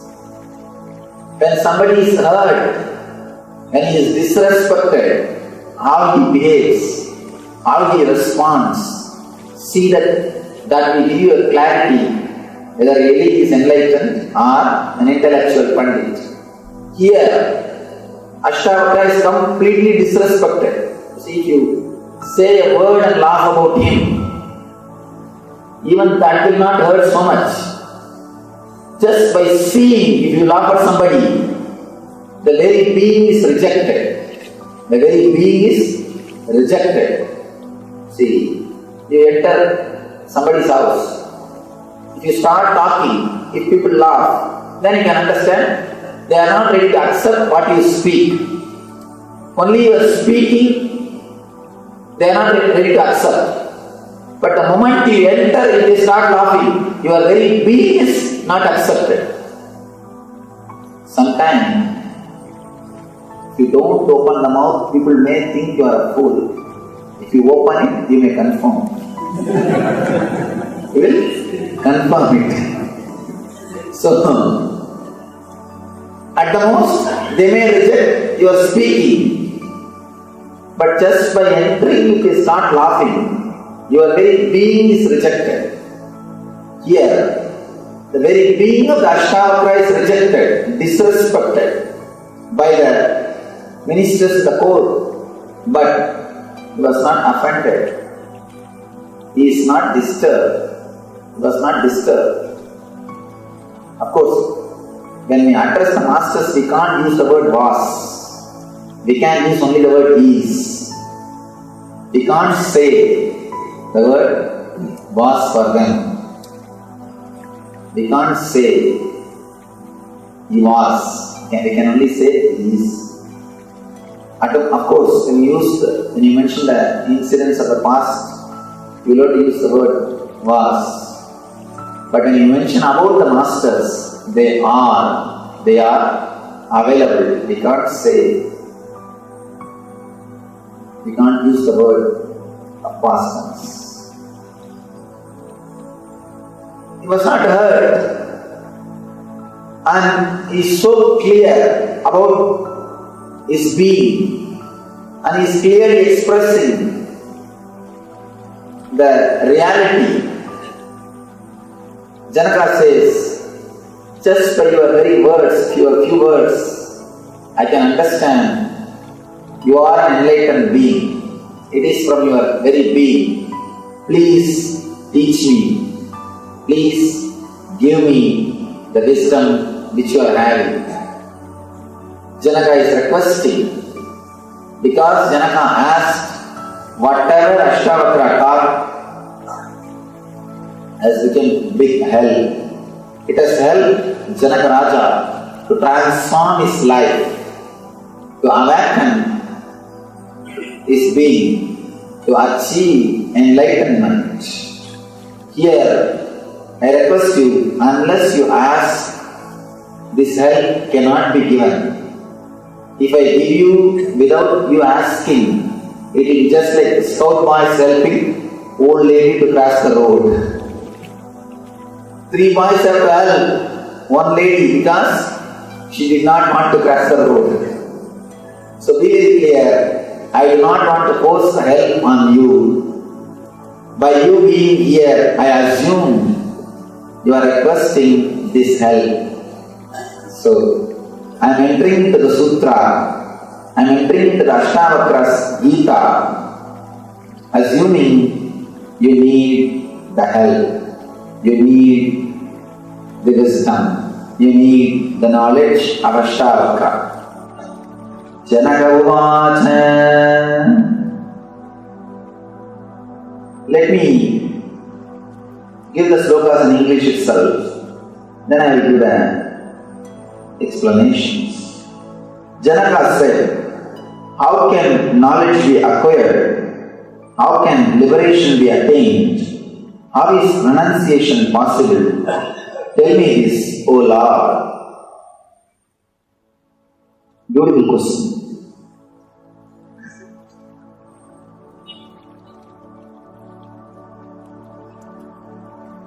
Janaka,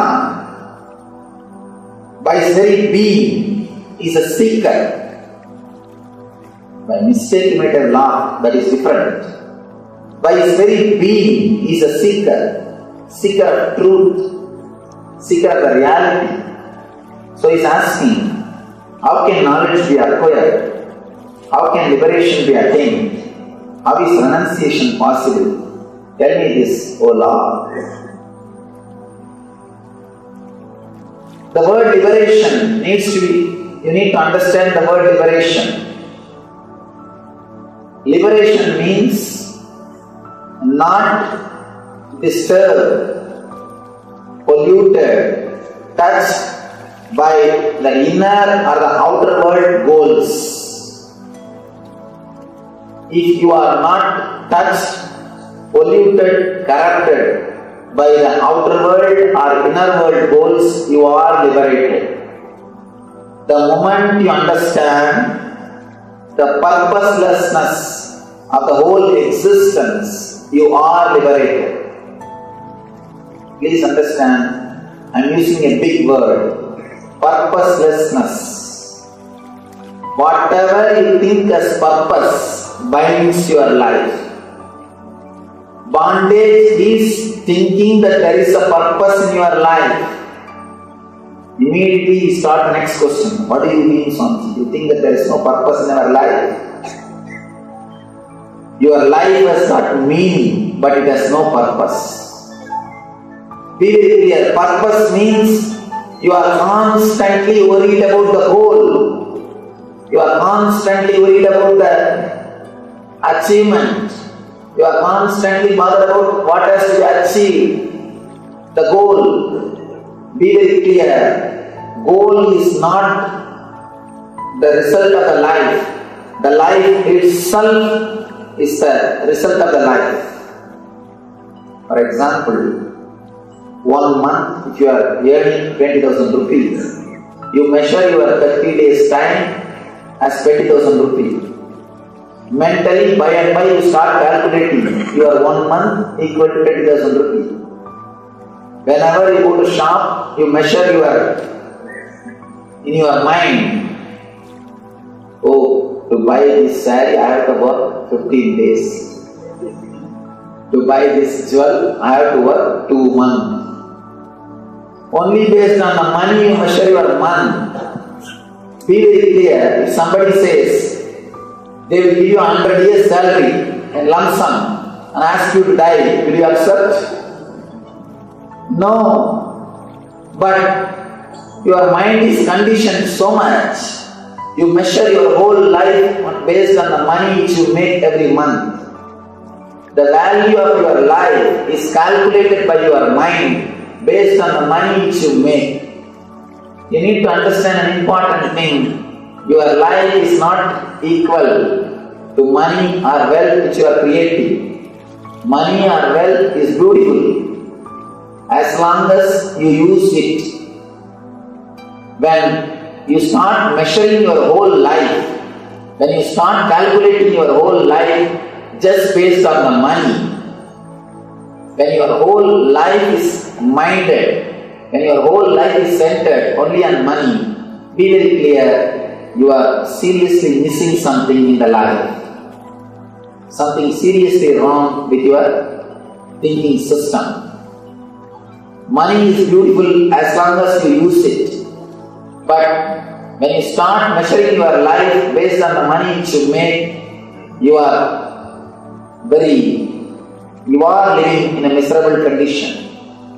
If you measure your whole life just based on the money you are making, you will be happy only on the first and second, when you receive your paycheck, when you receive your salary. For next 28 days, you will be doing tapasya just for the 2 days. You will be selling your 28 days just to be happy in 1 day.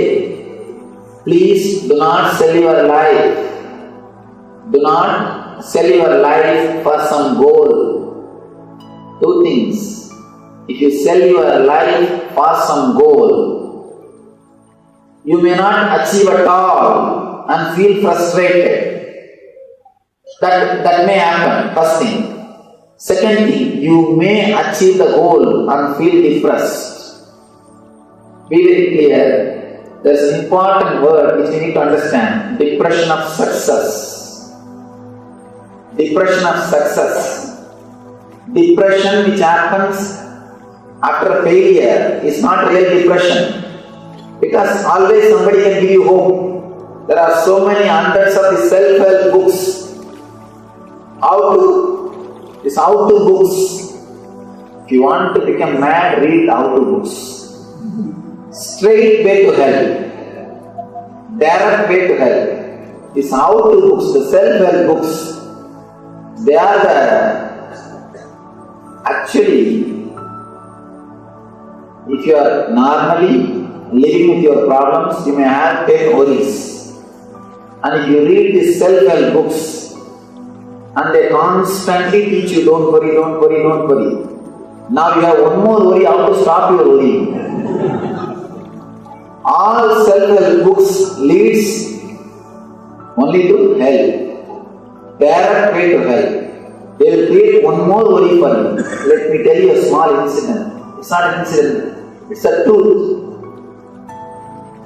How to stop worrying, start living. That's a great book written by Dale Carnegie. Dale Carnegie is author. And he wrote 2 books, How to Stop Worrying and Start Living.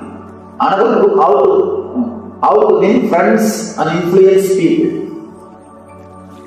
Bestsellers. International bestsellers.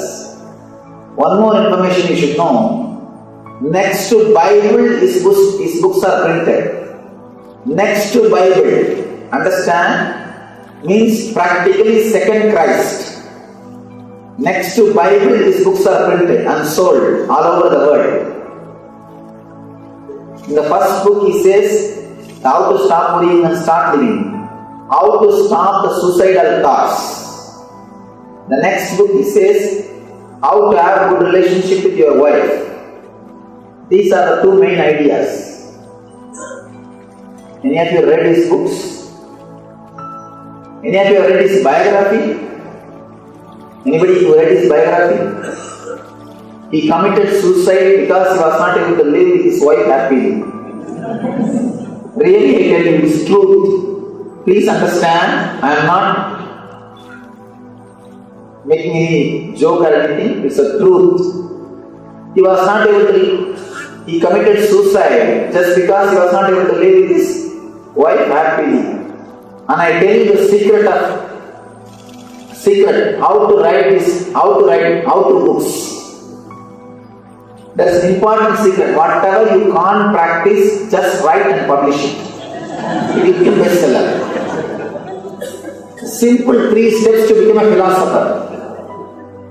First thing, whatever you can't practice, write it and publish. Second thing, it should not be told in a simple language. Third thing, complicate things as much as possible. That's all.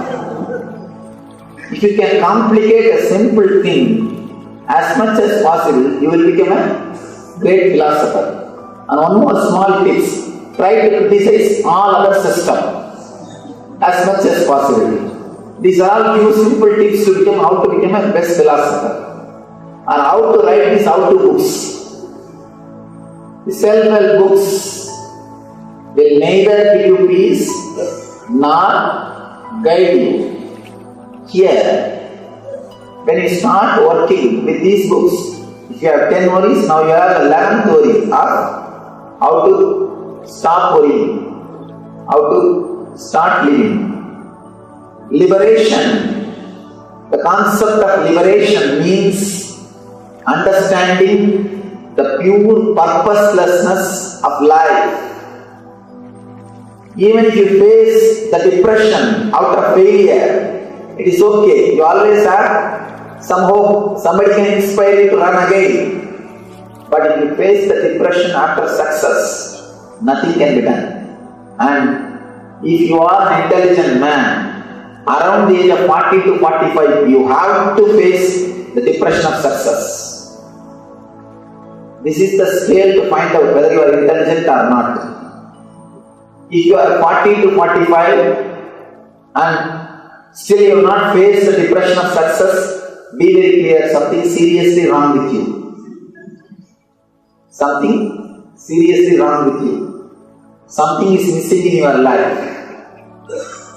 Around the 40 to 45, you have to face the depression of success.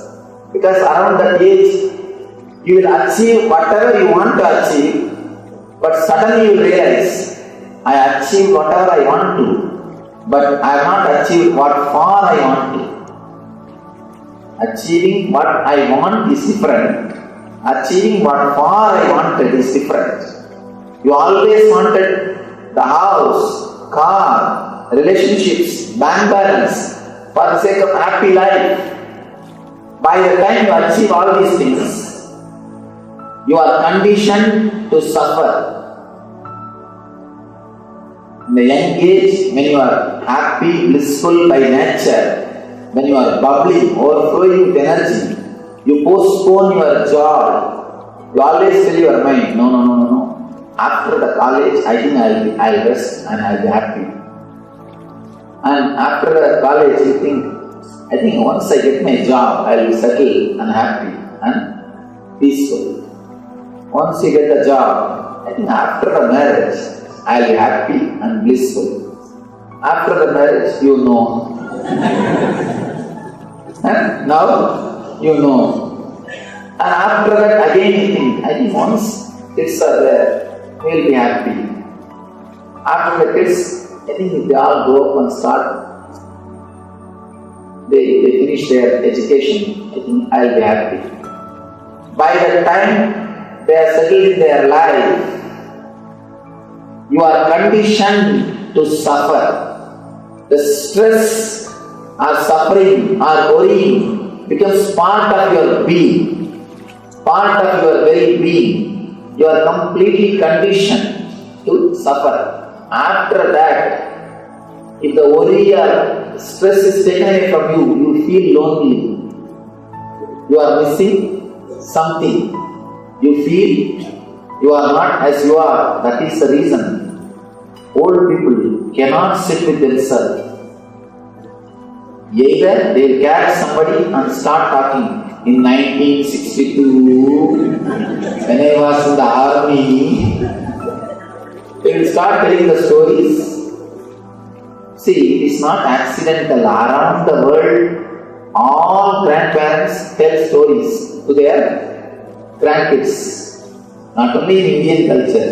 Around the world, in all culture, is a tradition. Because not for the kids, for the sake of grandparents, this tradition started. Tradition has started not for the kids, for the sake of grandparents, because they feel lonely. And you can see in your life, elderly people, they would have been married, their kids would have been married, even sometimes grandkids would have been married. But they will be sitting and reading the matrimonial column in Hindu with a big glass. Because they will not be able to sit with themselves. They can't relax with themselves. Relaxing within yourself is what I call liberation. Person who can sit with himself without anything from the outer world is liberated. Please understand. Jivan Mukta means don't think big terms. If you have big ideology about Jivan Mukta, you will never think it is possible. Today's subject is enlightenment. It is possible. You will never understand it is possible. Understand, this is very simple and actual definition. Jivan Mukta means a person who can sit with himself, who doesn't need anything from the outer world to entertain him, excite him, or make him feel peaceful or happy. He can sit with himself.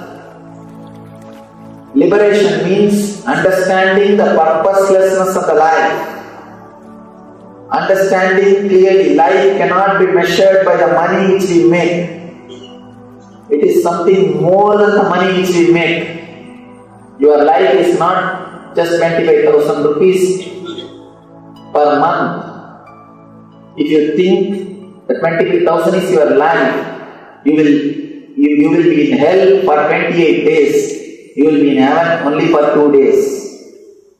You will be selling your 28 days for 2 days. A person who keeps the money as his goal, or the person who keeps something as his goal, he will be happy, blissful only when he achieves it for a few moments. Or he will be thinking he is happy. Person who understands whatever goals you achieve, nothing has got purpose. It has no purpose. When you understand the purposelessness, the life itself has no separate purpose, you will start living moment to moment. Every moment you will start respecting. You will start respecting the life every moment. You will start living in the present. When you drop the goal from your mind, your very work will become beautiful. Your very work will become joyful. You are not running for something. The very running is beautiful. The very running is beautiful. If you are running thinking of a goal, you will never see a beautiful garden which is around you. If you are just running just for pleasure, you will enjoy the garden and you will reach the goal, both. Infuse little bit of peace and bliss in your life. You will understand the purposelessness of life. If you think life has got purpose, you will never understand the meaning of life. The moment you understand life has no purpose, that moment you are liberated. You will understand the meaning of life. Meaning of life is living in this moment. That is what Krishna says, Karmanye vadidaraste mabaleshu radachana. You have right only to do your duty. You have no right for results. Means, do not live a goal-oriented life. Do not think life has a purpose. Understand? Our whole life is just a small wave in the ocean of the cosmic energy. In this big cosmic energy, this cosmos, in this Brahmanda, you are just a small wave. You are a small wave. Suddenly the wave starts thinking, oh, I should protect myself, And he starts asking the neighbor waves, please, you be my wife, you be my husband, you be my son, let's all protect ourselves, let's all live together, and let's all live the happy life. And then the wave collects a few sands from the beach and says, this is my treasure. And the wave starts thinking, this is the purpose of life. And it is thinking, now it is protected. And last two, three sand pieces and 2-3 bubbles with another wave, and to another wave it gives, you see, I am lending all this money to you. You have to give back when I am asking. And the wave is thinking, he is completely secure, protected. He doesn't understand. Next moment he is going to disappear into the same ocean. Same way, they are all waves. Few minutes drama. Next moment we are going to disappear into the same ocean. Just like our wave is thinking, he is separate from ocean and wants to protect himself and start collecting few bubbles from the sea beach, from the beach, and thinks he is rich, or he is protected, or he is secure. He has got life insurance. Life insurance is another big drama. You cannot use that word life insurance at all. It is a death insurance. See, after you die, your family or friends or relatives get that money who are waiting for it. So you cannot call that as a life insurance. It can be only called as death insurance. So be very clear. Just how the wave is thinking, he is secure by collecting few bubbles. Same way, you are thinking, you are safe by having few diamonds in your locker. That bubble and your diamond, both are not the same.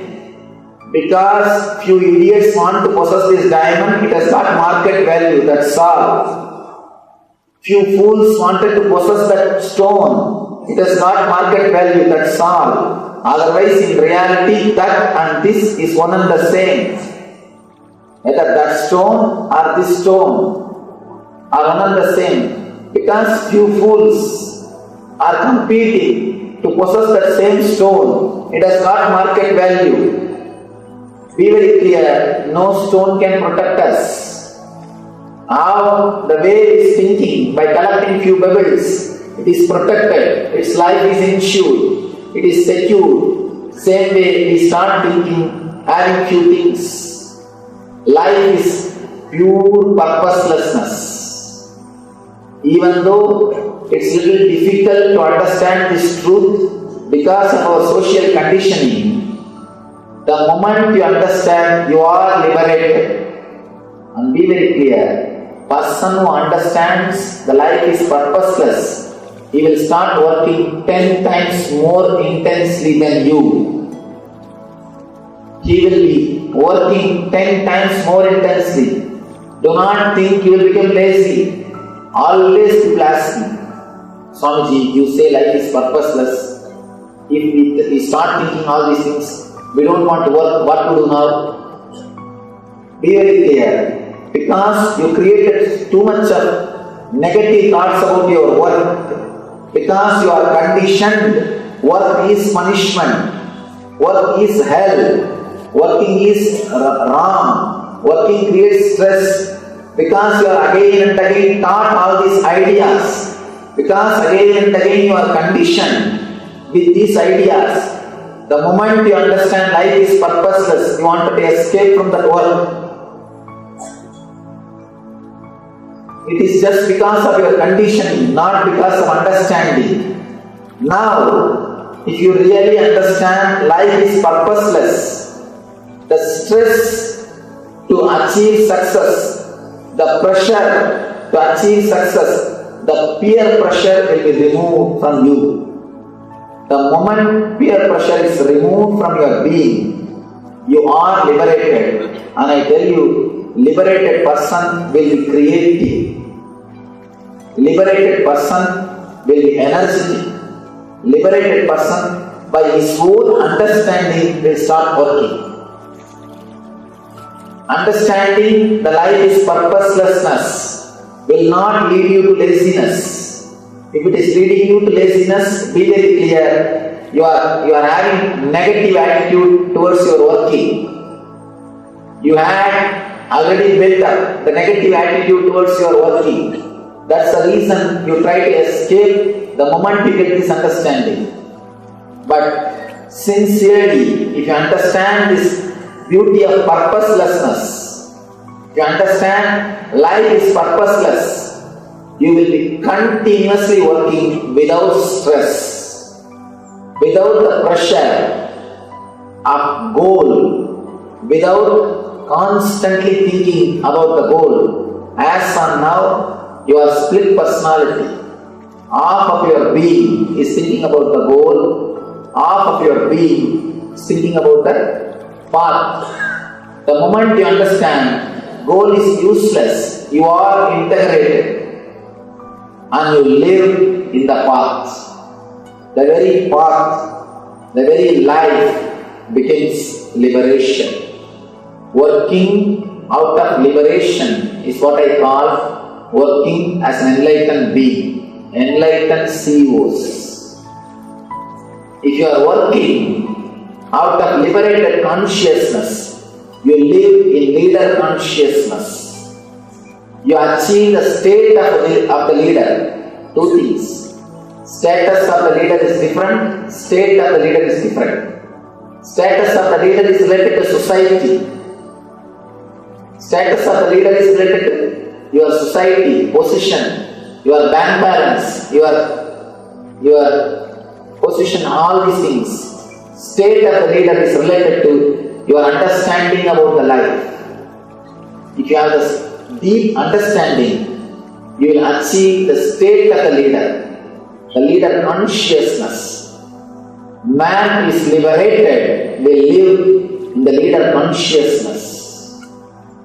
Here, Janaka asks how to achieve liberation, how the renunciation possible. Tell me this, O Lord. Renunciation, another one beautiful word.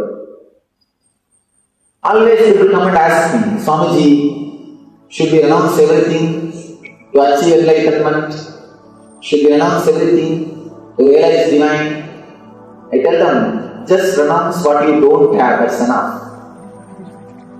You don't have to renounce what you have. Just renounce what you don't have. Fears, anxieties, unnecessary worry, unnecessary fantasies, too much of imaginations. All these things are not there in your real life, but you are living with all these things mentally. Mentally you are living with all these things. 99% of your worries never come true. Whatever 1% comes true is always good for you.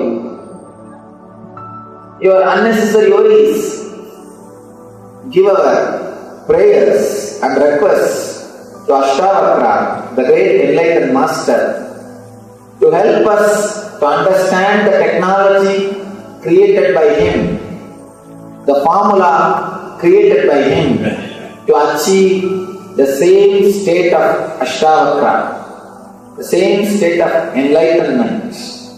Please close your eyes and pray to the ultimate energy who gave this science through Ashtavakra to all of us. Pray to him intensely. Let him make us understand this science. Let this become our experience. Let this become part of our being. Let us digest the teachings and the technology of Ashtavakra.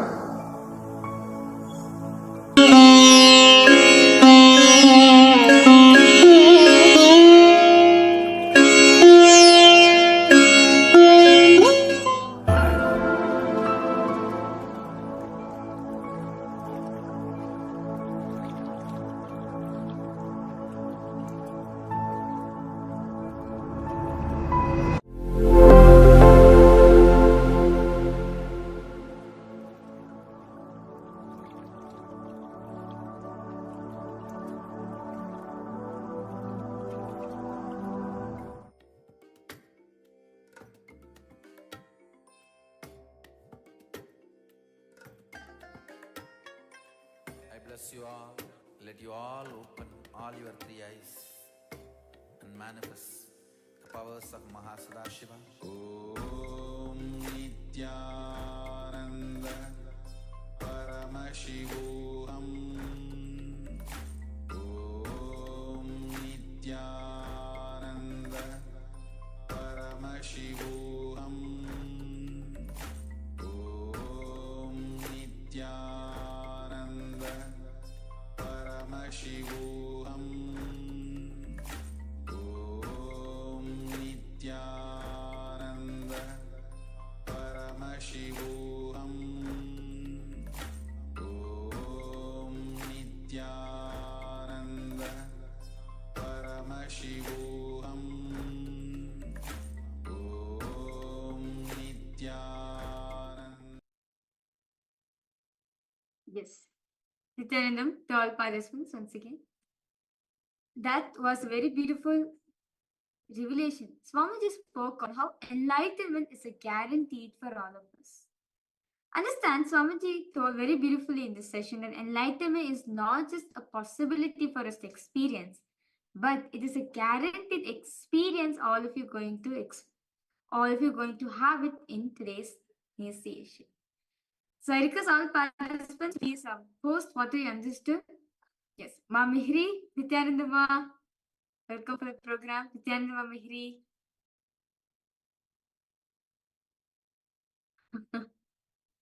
Yes, Nityananda. Okay. I see so many participants. I request all of you to please come on cameras. Okay.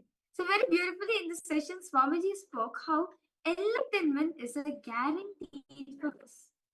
See, it's not just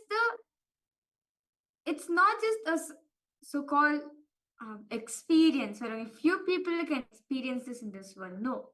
Swamiji says anybody in this world, anyone can experience this enlightenment. How? When we just let go of our mind. When we just let go of our thoughts, of the mind in us, simply enlightenment is guaranteed. See, it's because we spend most of the time in our mind. That is why you're not able to experience enlightenment within us, because continuously we are having thoughts. We actually, Swamiji says, instead of making the mind to listen to us, we listen to the mind. We make the mind as our king. We make the mind as our master and we listen to the mind. Instead of making it the other way around. So the moment you renounce the mind in you, the moment you drop the mind, immediately you experience enlightenment in you. To understand this a little deeper, a beautiful story Swamiji has given. So let's now understand. Before that, request all participants, those of you who are not in cameras, please come on camera. Ma Johani Han, Jeremiah, and Ma Gabriel. Yes. So all of you to come on cameras. So understand, let us understand with this truth directly revealed by Swamiji with a story. In the northern India, the hunters uses a trap to catch birds. Okay, they tie a rope between two trees. In the middle of the rope, they secure a wooden stick. So understand, they find two trees, and in the middle they tie a long rope tied with either parts of the tree. And in the middle, they secure a stick. The rope is tied at the midpoint of the stick. Okay.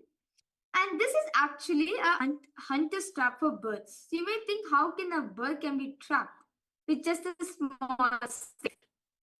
How is it possible? Actually, all they do is just between two trees using the rope. And the birds are trapped. So what happens? So basically how they plan this. So basically they're just a wooden piece of stick, right? It's just left in the middle. It's just tied in the middle. The other two ends of the rope, it's tied to the trees. In the middle of the rope, it is tied to a stick. So when the bird's own weight, understand? When the bird sits on the stick, because of its weight, the whole stick will upside down. It turns topsy-turvy. So there is an understanding. So basically, if any bird sits on it immediately falls down. It becomes opposite. It turns opposite away, and that's how the birds are catched. What happened was, so once the hunter left this, and he went for his study. This is a very intelligent hunter. He goes for a shot. Meanwhile, a bird comes, and bird sits on the stick. Because the heaviness of the bird's weight, because of its own weight, the whole thing turns upside down. Now the bird is hanging upside down, clinging to the stick. And understand, the moment it turns upside down, it loses its balance and feels totally shaken and tightens its grip to the stick. See, the bird is not having the balance, it's turned upside down. And it has a deep fear that if he leaves the stick, it's going to break its head. It is in a deep fear. To avoid it, he clings on to the stick very tightly. And he is not able to balance also because there's a fear which is there. So what happened was, it simply hold on to the stick as if its life depends on it. Because it is hanging upside down. It thinks that if I unclutch from the stick, what will happen? I will fall and die. So the bird thinks that if you cling on to the stick, at least I'll be able to live. The moment I leave the stick, that's it. I'm dead. I'll fall down and die. Understand, Swamiji very beautifully says, there is no record that any bird has ever fallen, broken its head. But this bird does not have intelligence to realize this. It keeps hanging on. By not letting it go, not only does it lose its freedom, it loses its life too. Because ultimately what happened? The hunter came and he trapped the bird, and that's it. The rest of the story continues. Just like the bird, Swamiji says, we don't realize that if you just drop your mind at that moment, you become an enlightened being. You become Paramashivam. The moment that, understand Swamiji saying, that very moment can be liberated. All depends on, are we ready to let go of our mind or not? Are we ready to leave our emotions or not? But most of the time, we are not ready to let go of our mind because we have been too comfortable with it. We have been too comfortable with our mind. We feel like our mind is only our decision-making center. Without our mind, what is life then? Swamiji says very beautifully. People come to me for solutions, right? People have so much of problems and they come to me for solution. And any solutions I give, they always make up. So understand, any solution to people, some problem they'll create. That is what happens when you're not ready to let go of your mind. See, the reason why we're not able to let go of our mind, we have this fear within ourselves. Oh, what is going to happen to me? What is going to happen to my identity? Will I be able to take better decisions in my life? All this while I'm able to take decisions, I'm able to move something because of my mind. But what if I drop suddenly? What's going to happen? Well, understand, ultimately, nothing is going to happen. You're not going to lose. You're not going to lose your name. You're not going to lose your identity. The only thing you're losing is your mind. Swamiji says very beautiful. Mind is like a radio where you can't switch it off. You have to go beyond it. You have to drop it and you have to let go of it. So same way, your mind, you have to let go. Otherwise, at the end of the day, you're going to be running your whole life with this fearing. You're going to make a mess of your own day. There is understanding. We are not ready to let go of our mind. We feel our mind is something very precious for us. Well, because all this while we have lived with our mind, that is why it's so hard for us to let go of it. But Swamiji says it is just one decision. One decision of yours is enough. Just one decision.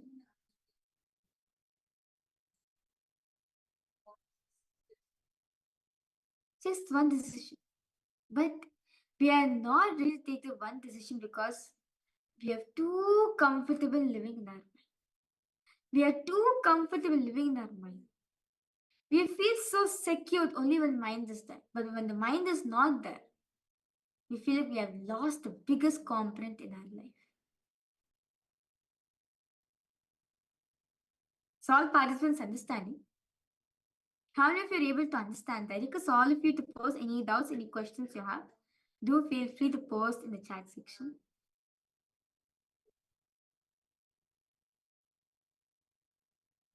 My Rosita, are you understanding, ma?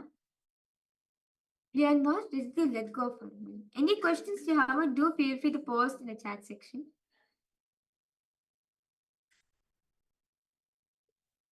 Yes. Majohani Han, I request you to please come on camera. Nityanandam Jeremiah, request you to please come on camera.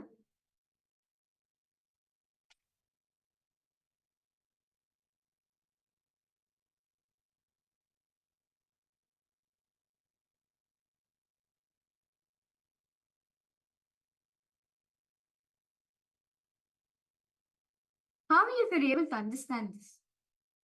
Most of the time, we're not able to let go of our mind. We feel too comfortable with it. We feel like life is useless without our mind. Let's do this one simple activity. Okay? I request all participants now. Just close your eyes. Just close your eyes.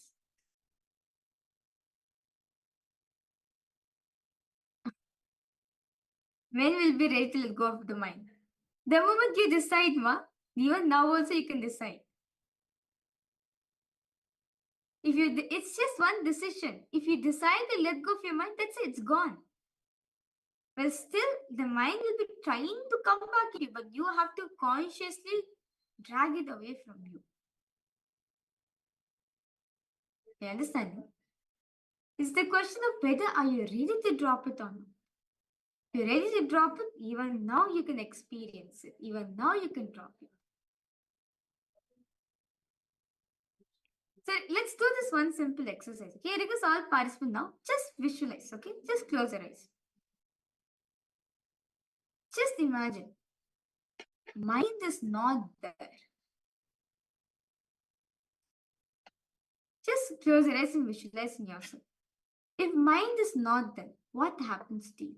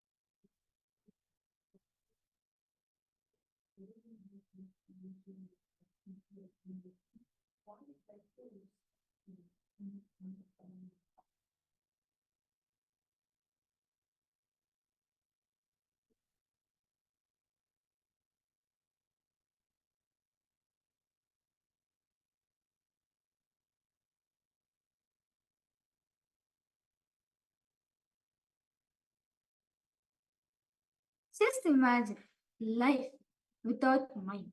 How it will be?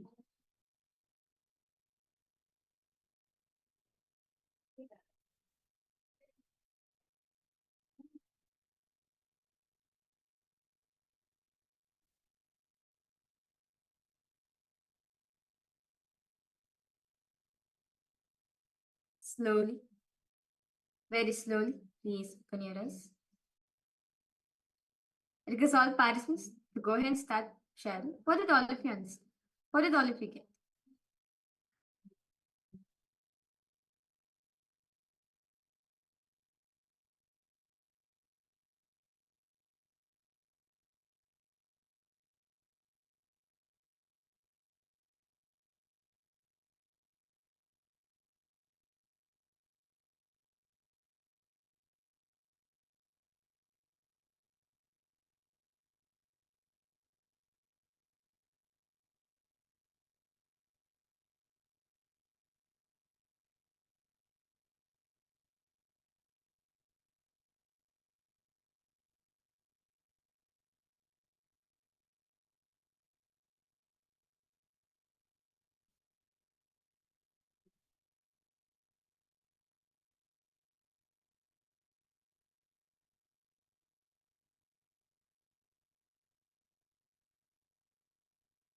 How is okay? Slowly, very slowly, please open your eyes. I request all participants now to post. What did all of you get? Life without mind. Life minus mind. How is it?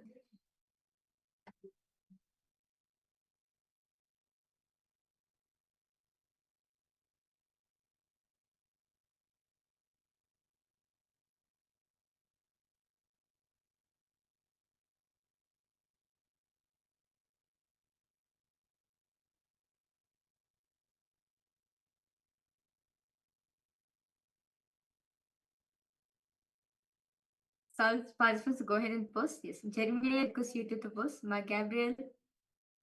Yes. Ma Johani Han request all of you to post.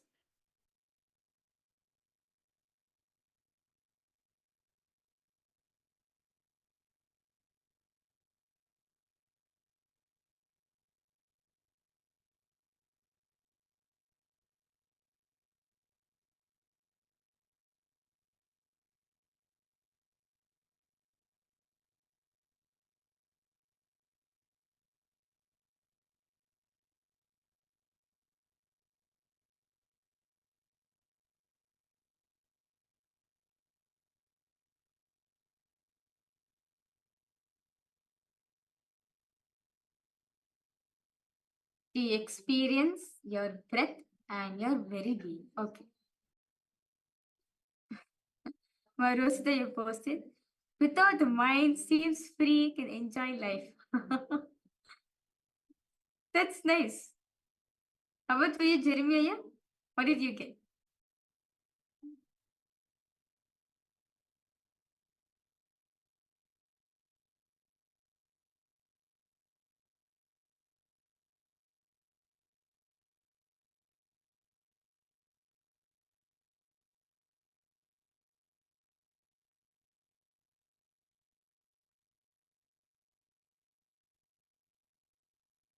To understand, see, all of your experiences, see, if mind is not there, how free our life is, how much we can enjoy.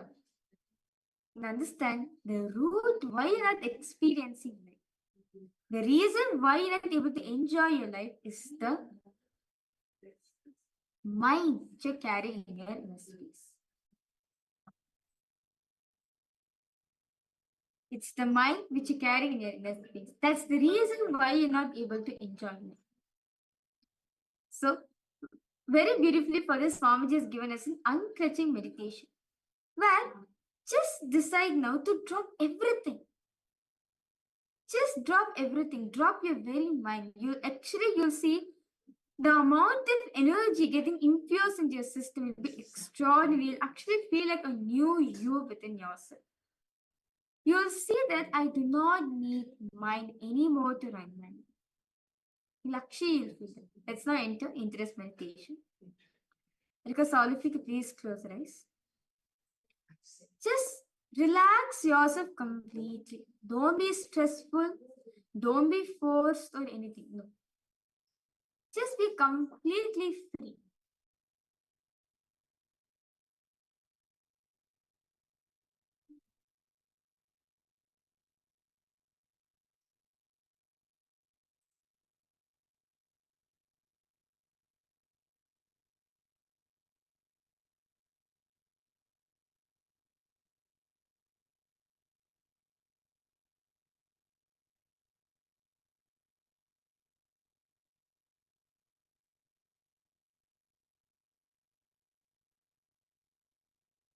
Now,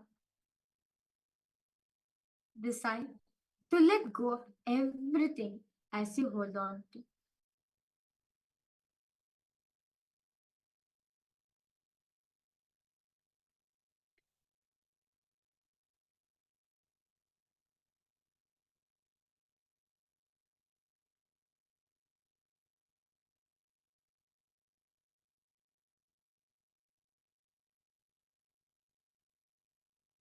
Decide to let go of everything that you hold on to you. Everything you believe as you.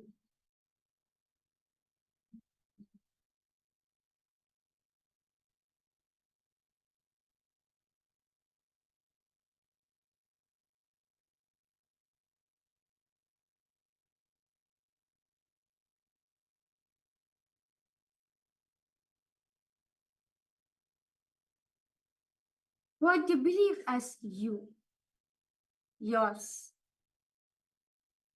as a security for you, as a very close to you. Decide to just unclutch me. Decide to let go of it.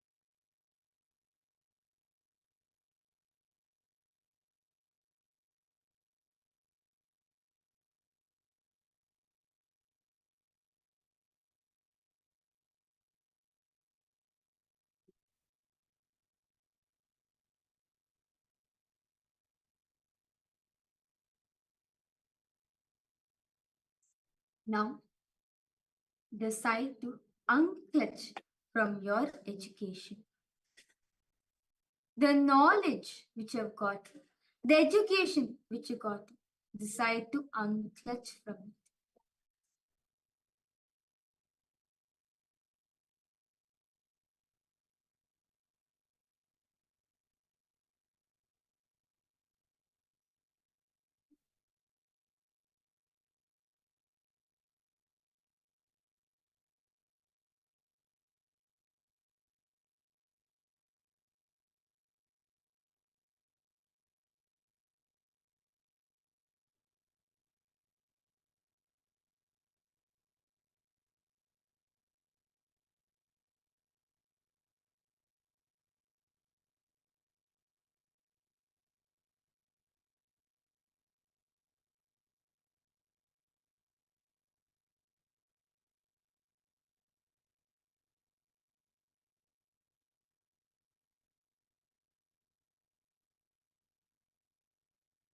Now, slowly decide to unclutch from your mind, life, relationship with yourself and others.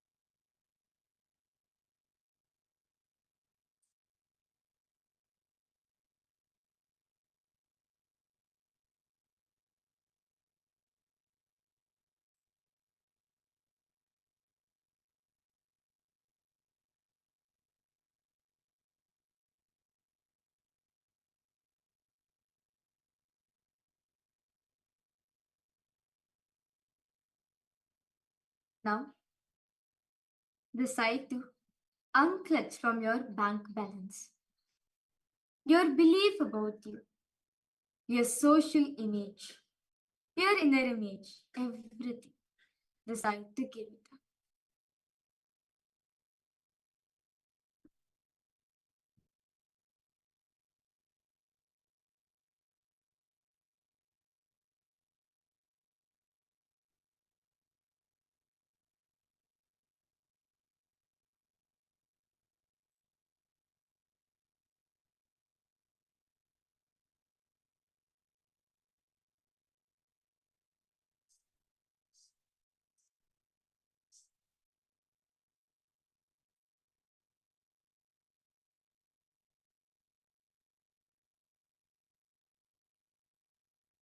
Feel that you're giving up you're unclutching from your social image, your inner image about yourself and everything.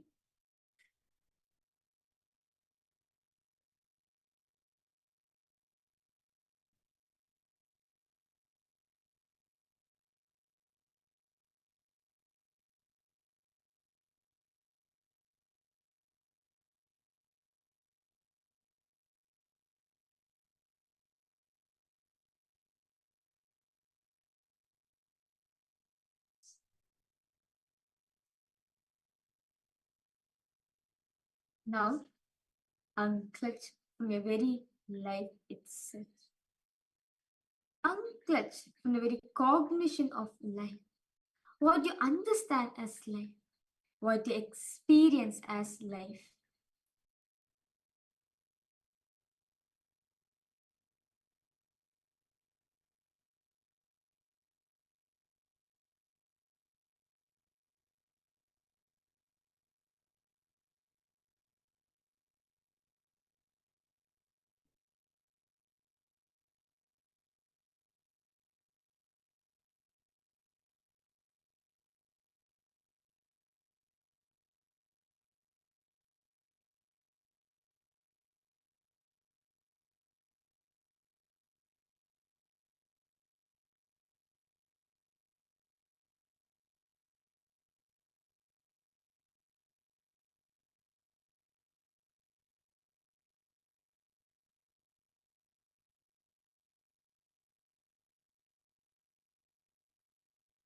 Slowly, very slowly, please open your eyes.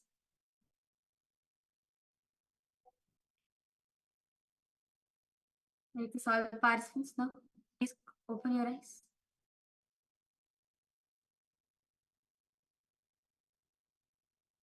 How is it for all participants?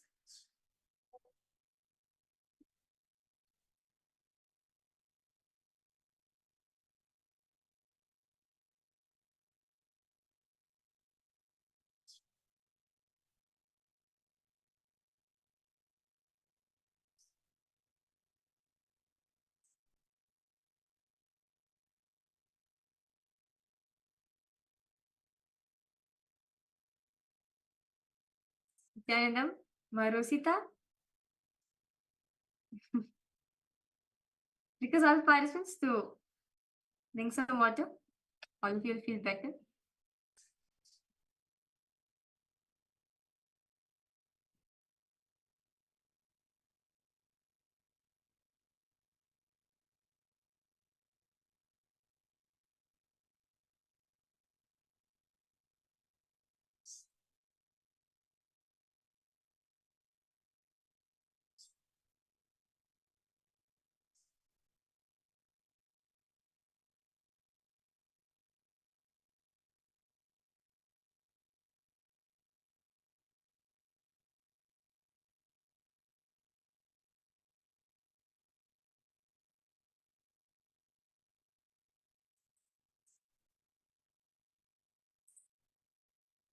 Because all participants to share, how was the experience for all of you?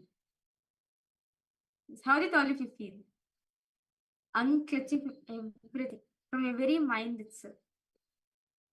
How did all of you experience?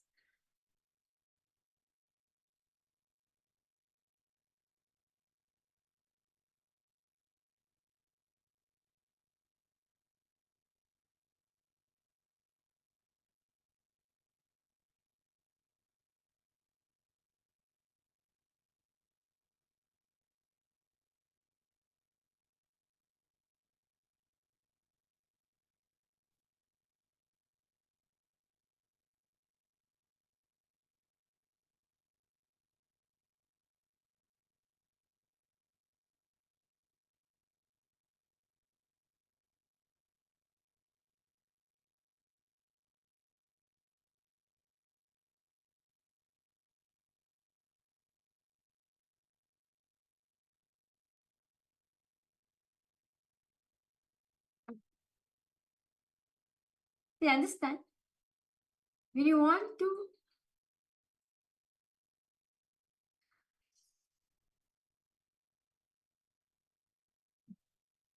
to drop the mind, when you unclutch from the mind, you'll see a new you of yourself.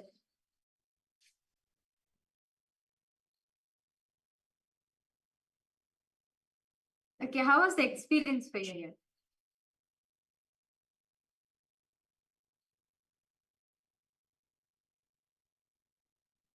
See, understand? Swamiji says that. See, continuously we always hold on to our mind so much. We give so much importance to our mind. That is why you're creating so much of conflicts in life. But the moment you let go of your mind, life will be so free. You'll enjoy life. But you're not too comfortable in that mind. You're too complete and comfortable. Actually, in such a comfort zone that you'll be like, okay, I'm good with my mind. Without my mind, how can I exist? But understand, mind is just the energy which is there in you. You just need to drop it.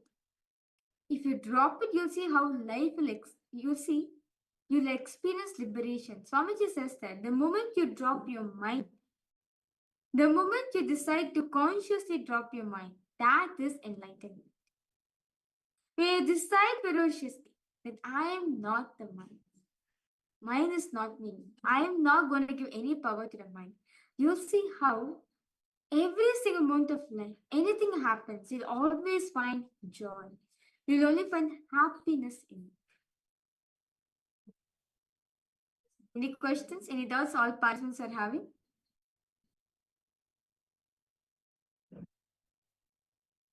All of you are a bit silent. Yes, Nityananda.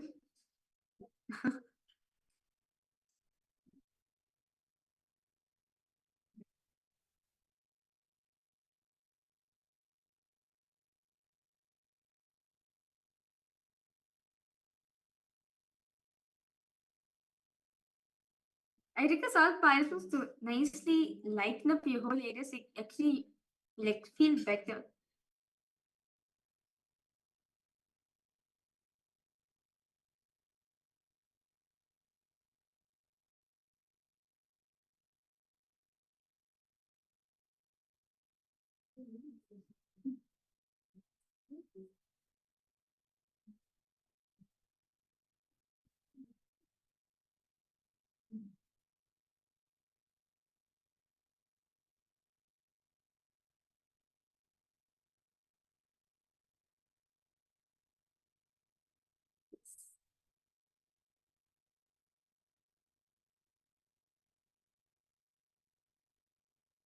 Okay. Any questions? Any doubts? So understand, decide to let go of your mind. When you decide to let go of your mind, Swamiji says, when you unclutch from your very mind itself, you'll see every single moment of your life. Life will become a celebration. Every single time, every single moment of life, you will see how celebrative life will become. It is just that we hold on to our mind so much.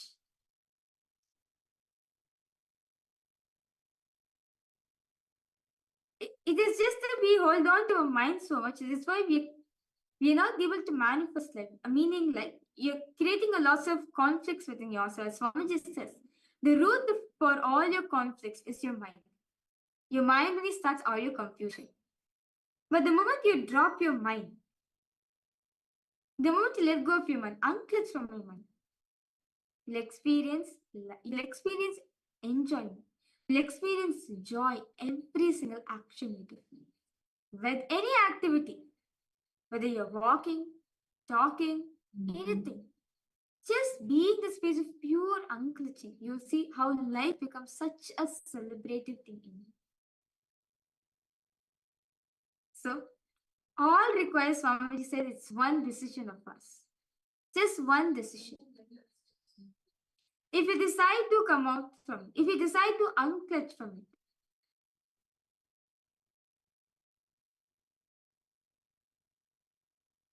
just one decision is enough. If just one decision, if you decide to complete, if you decide to unclutch from your mind, if you decide to let go of your mind, you see how peaceful your life will become without any conflicts. Just celebration, joy, peace will manifest in you. Yes. So with this, let's now enter into the power manifestation. So again, in this round, all of participants, we will be continuing to manifest the power of remote vision. So this time, we request all participants, okay, who would like to volunteer for this? Any one of the participants, all of you are going to be holding an object. Any object you can keep in your house. It can be a unique item or can be something personal to you. It can be anything. Through the third eye, all the participants, all of you are going to be scanning and revealing what object is the participants holding for all of us.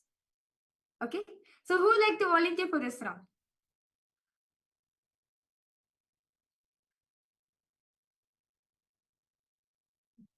Anyone?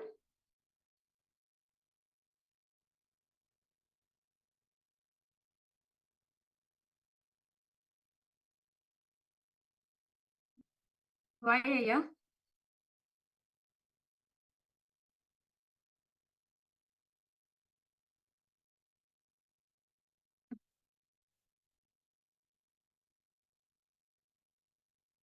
Okay, no problem. Okay, who would like to hold an object now? Yes.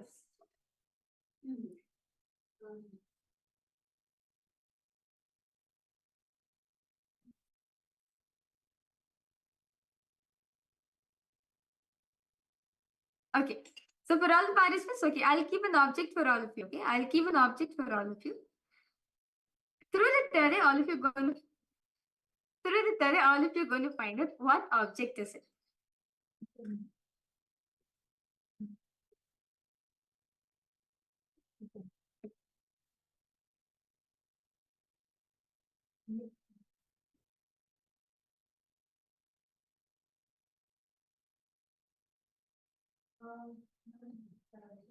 Okay. Yes. So I've got an object in my hand. So because all participants, so all of you are going to be scanning what the material of it. What material is it? The color. What's the object? Let's now start with the manifestations. Request all of you to please close your eyes. Visualize Swamiji in your inner space.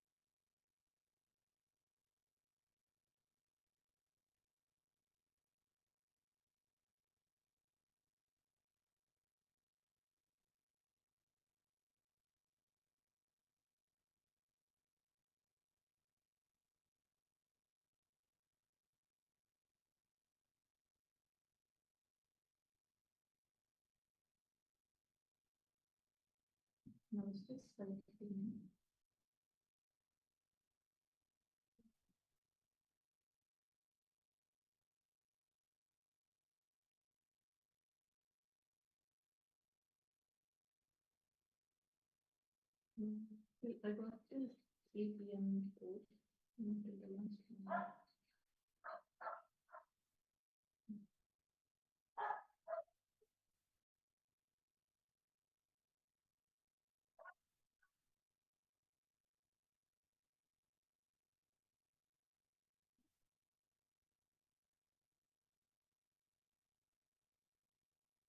Yeah, that is it. I'm just putting yes, for the whole week. Yeah. I haven't gone daily applicants reports. Here's some one report. Not yet.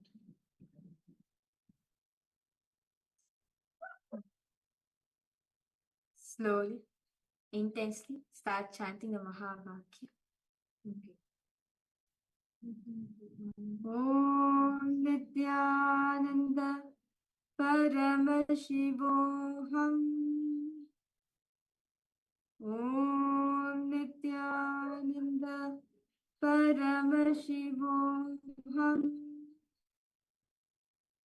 Om Nityananda Paramashivoham.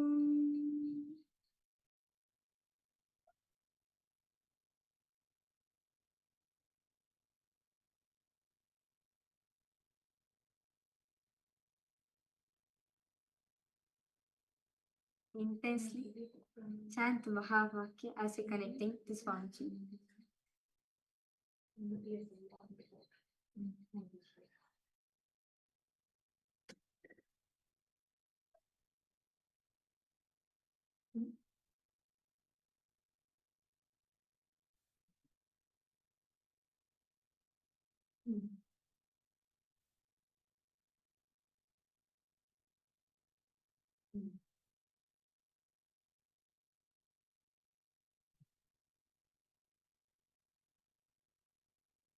Ask Swamiji to reveal in detail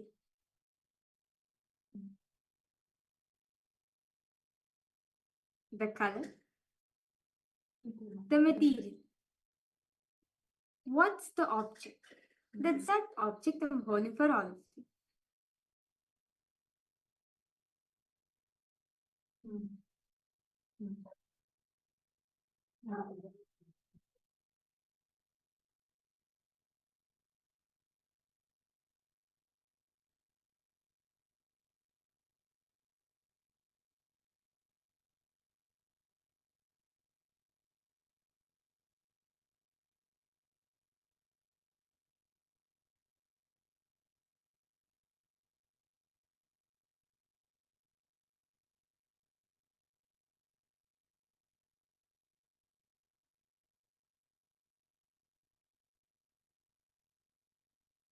Slowly, very slowly, please open your eyes. Because all participants now to start posting whatever Swamiji has revealed to you. Understand? Not just what you're able to see, whatever Swamiji, if you heard Swamiji, what did Swamiji say? What did Swamiji made you feel in all forms? Understand? Swamiji says that I have a unique way of manifesting in all of you. So we need to catch and see what's the unique thing Swamiji is showing for me. How is Swamiji relating to me? Catch the unique thing. Okay, Gabriel, you ever see a necklace? Okay. What kind of necklace, ma? A fan. Okay.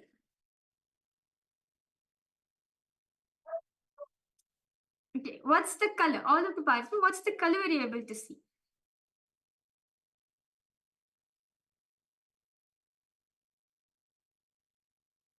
Yellow. How about for you, ma? Gabriel? Brown. Okay. What's the material that Swamiji showed you?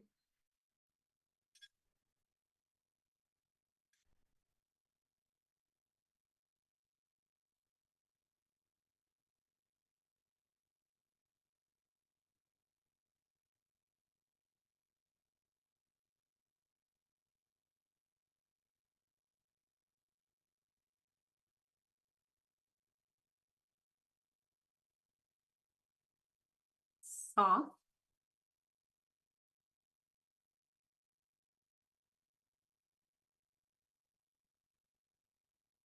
I should choose one. Soft. The seed. Okay. You're able to see the seed. Okay. You mean the Gabriel? Are you referring to the Rudraksha?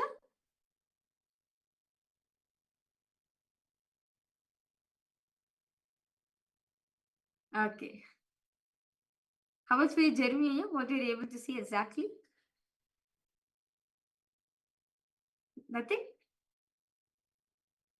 Okay, anyone else? Any participants? All of you want to post anything else? Okay. So I didn't verify the answers for all of you. So Yes, so in my hand, I was holding my tiny little Ganesha. So you can see he's really tiny. So he is made up of metal and he was golden color, but he's just a bit faded. It's a bit silverish gold. Yes. So it's a very tiny Ganesha, so you can see very clearly how small he is. This was the deity was giving for all of you.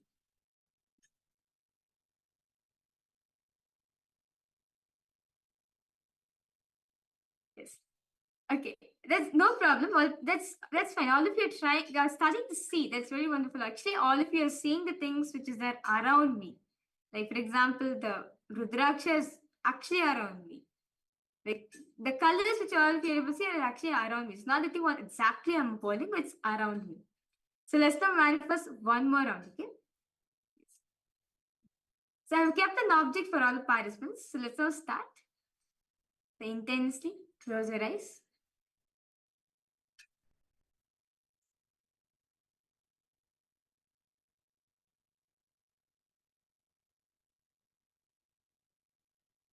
Start chanting the Mahavakya.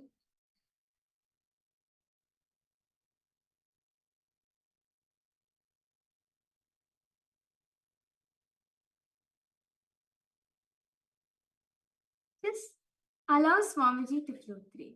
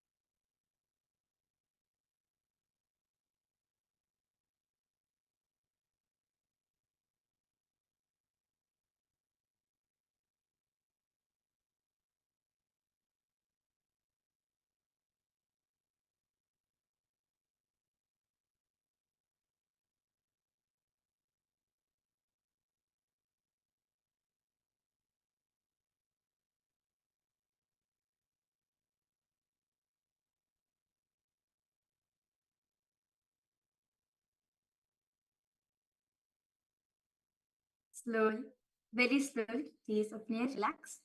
Because all participants to start posting what Swamiji has shown for all of you.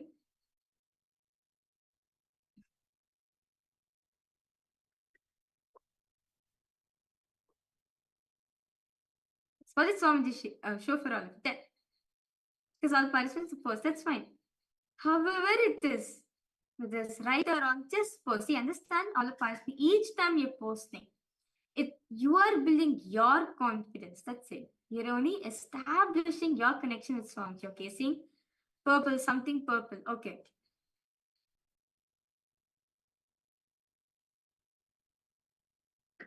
Okay, a fan blade.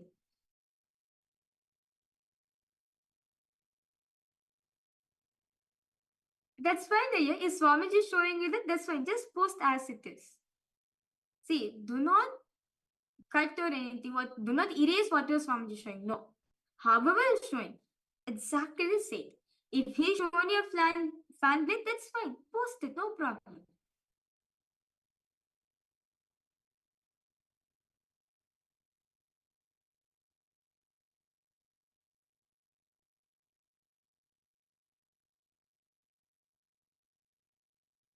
It's just that how much you're enjoying Swamiji's space here. That's it.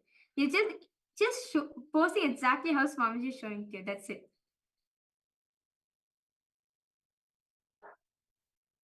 Anything else from Gabriel? What did Swamiji show you, Ma?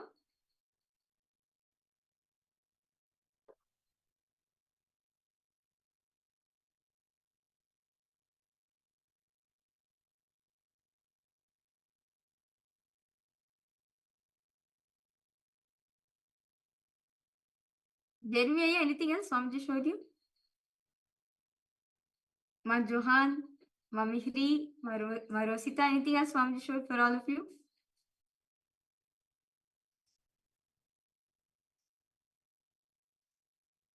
Crystal. Okay.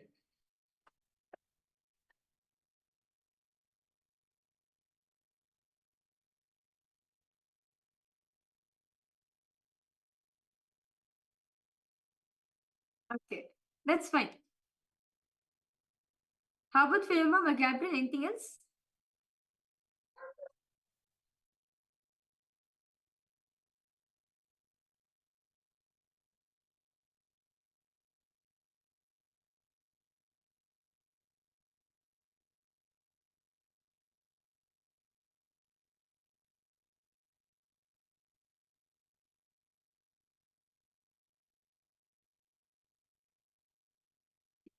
So let me now verify the answers for all the participants. So the exact object I was keeping in my hand is a bangle. It's a bangle. It's a normal shiny bangle. So this was the thing which I was putting for all the participants. So yes, inside it's like kind of like gold paint in the middle, and outside it's like different diamonds studded on it around. So it's a bangle. So you can see over here, it's a bangle is holding for all the participants. Yes. Yeah. So this is like, I think you're able to see crystal because of the shiny material, but it's diamonds. That's it. Yeah. So this is the bangle which is given for other participants.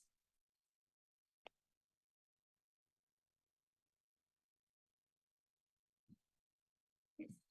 So I request all participants to pose any questions, any doubts, or if you're having, as the next session is actually a very important session for all of us to understand and cognize. So I request all participants to pose any doubts, any questions, all of you are having.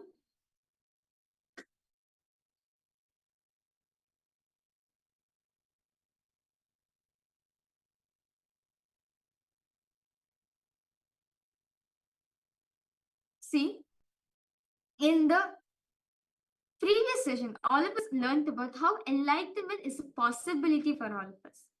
It is not just a experience where only few people in this world can feel it. No. Swamiji said it's a possibility for everyone. And in this session, Swamiji says, he spoken very beautifully how enlightenment is a guaranteed for all of us. It's just one decision. If you're ready to drop your mind on it, you're ready to let go of your attachment on it.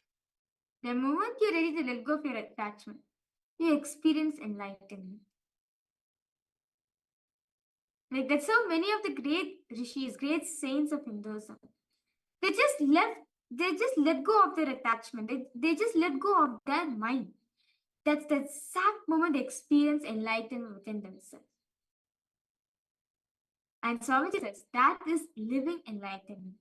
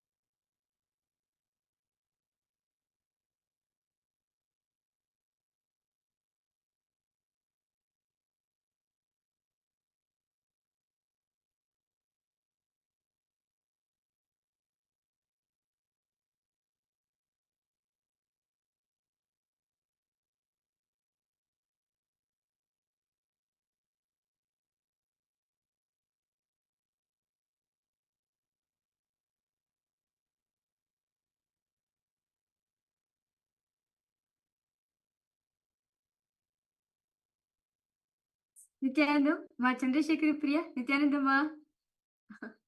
Welcome for the program. How are you, Ma? Good.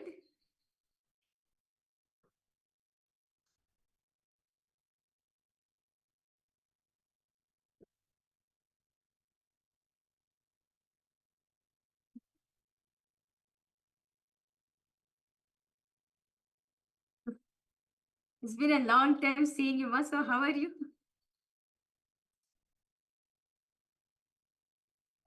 Okay, yes. Thanks so much, Ma. That's good. Okay. So understand, in the next verse, and very beautifully in the previous verses in the Ashtavakra Gita, Swamiji was beautifully saying how enlightenment is guaranteed. In this verse, very beautifully, Ashtavakra says, enlightenment is simply having it. How? How to have enlightenment? Well, all of us have this question, right? We want enlightenment. How to have enlightenment? Is there anyone who does not want enlightenment? Anyone who does not want enlightenment at all? Yes? No? I'm sure everyone over here wants enlightenment, right? Yes, all of you want enlightenment. So how to have enlightenment? What is it we need to do to have enlightenment? See, Swamiji says, pleasure, pain, or are of the mind, or not of you. See, the meaning of this verse goes very beautifully. Pleasure and pain are of the mind, not of you. O all pervading one, you are neither doer nor enjoyer. You are free forever. What this Ashtavakra says about this, Swamiji explains very beautifully that, see, you are completely unclutched. Your very nature is you renouncing every single moment. See, very beautifully, the other day, all of us learned that renunciation is nothing but, it's not about giving up. Giving up, letting go of it with a powerful cognition, with a powerful understanding, is only renunciation. So understand, our very nature is to renounce. Our very nature is to give up. Our very nature is to be in the space of pure unclutching. See, every moment by our very nature, we renounce our thoughts. Unless we renounce one thought, we cannot have the next thought. By our very nature, we are constantly renouncing our thoughts. If you may, all of us will not be aware of this, but every moment, you're actually renouncing your thoughts. Only when the next thought can come into you, right? So if you are able to understand, any doubts? Only when the renounce this first thought, the second thought can come. Only when you renounce the second thought, the third thought can come. So understand, our very nature is to renounce. Only when we renounce something, we can get something. And there is no linear connection between one thought and the other thought within us. The only relationship between the thoughts is that they come from the same source. Very beautifully, all of us learned that each thoughts are independent by themselves. They do not have a connecting point. They do not have a connection. The only thing which is same in them is the source from which they are manifest. Is everyone clear? Understanding? The source from which all thoughts are manifesting is the same. But thoughts itself are not same. They do not have a linear connection between them. See, Swamiji says, when you connect your thoughts in a selective linear manner, you create an idea that your whole life is pain and your whole life is joy or pleasure. In doing so, you are creating something inside you that do not exist, which is the mind. Is there an understanding how the formation of mind is created in you, has happened in you? This is how mind is created in all of us. The creation of mind is this only. When we decide to connect our thoughts to a selective linear manner, to create an idea. Yes, mind is created by us only. We are the creator of mind. See, again. See, this very thought, this very question you're having is the creation of mind. I understanding. Thoughts are independent by nature. They're independent by themselves. But from one thought to another, having the linear connection, that connection is only mind. Thoughts in very nature, they're unconnected. They're individual. They're separate. But the linear connection between all the thoughts that which we create, the idea that, okay, all thoughts are leading to next thoughts, that is your mind. Is this clear for you? I hope this answers your question.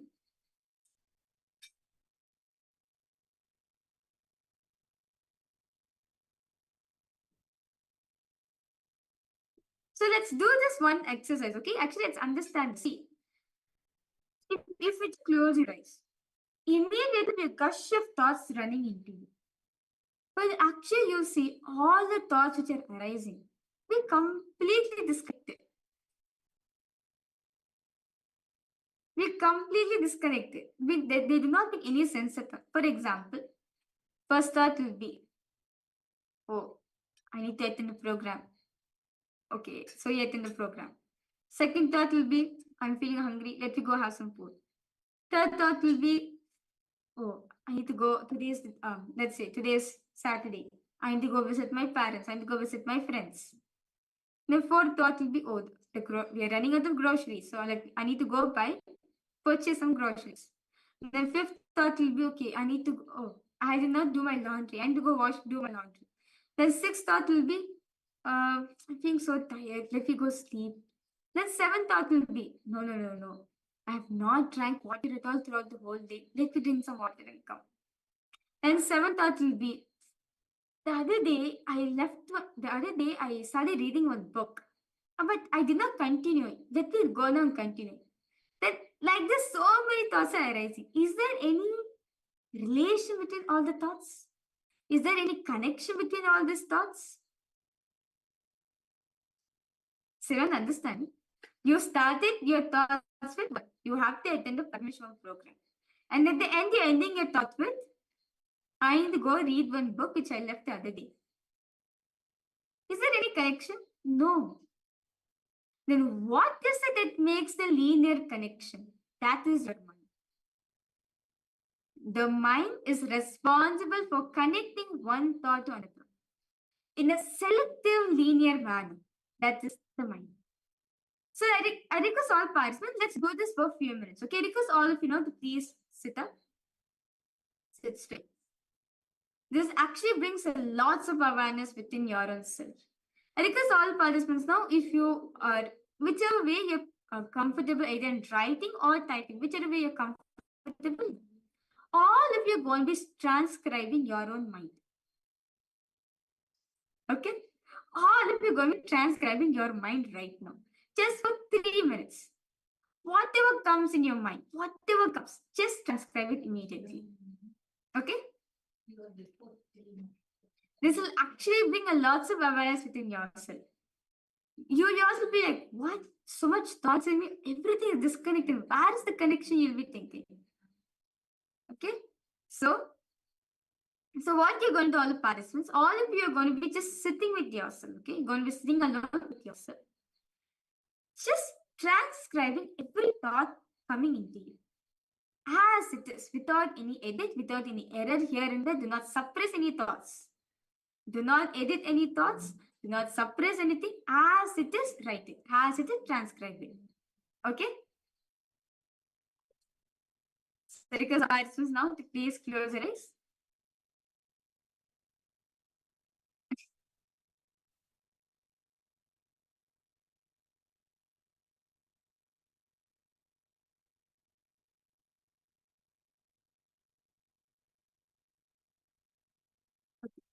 So, no problem.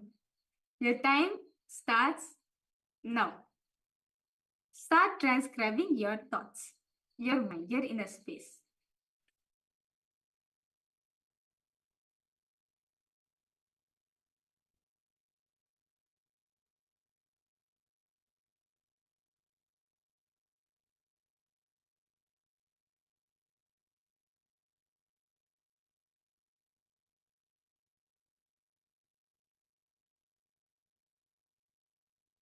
Do not edit anything, do not suppress anything, just write time as it is.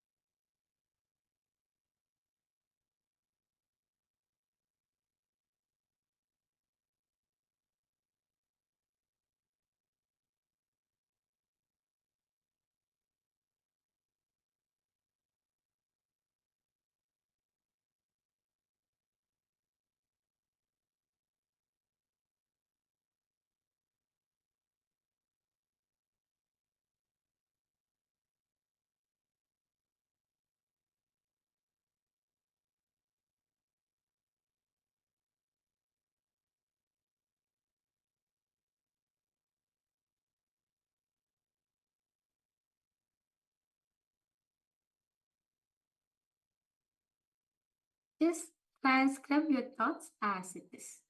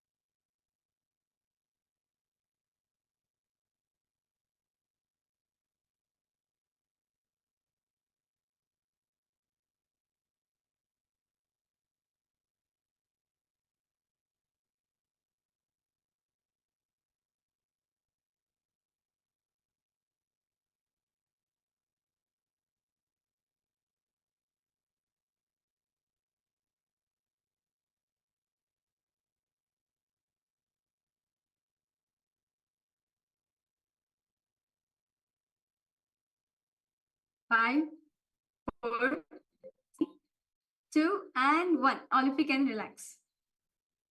Okay. All of you can post your transcription.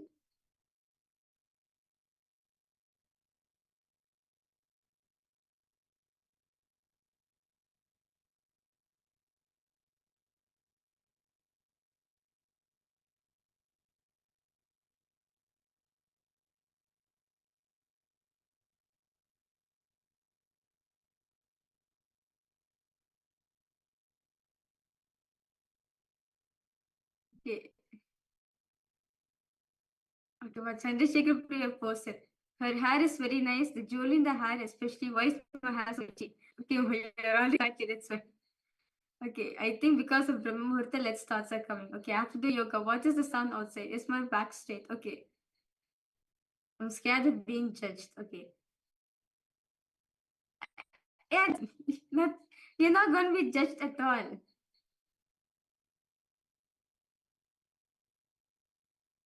Okay, you're scared of being judged every day. Okay, then.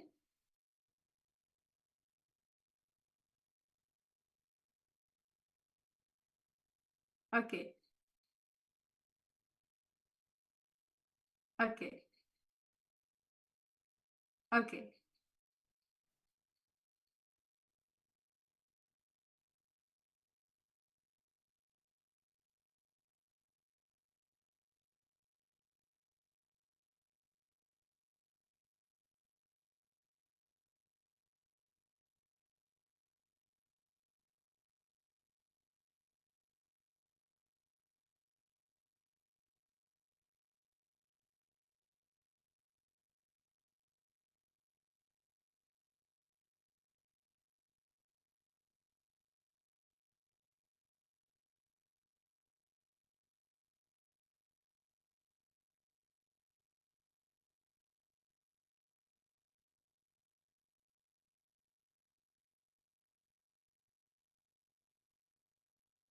Because all participants just post as it is. That's fine. You're not going to be judged. Nothing's going to happen.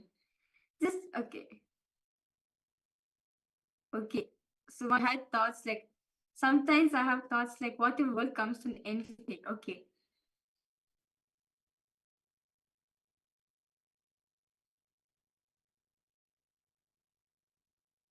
See, this exercise only, it's not for judging anyone. No. It is only for all of us to understand that the amount of thoughts coming.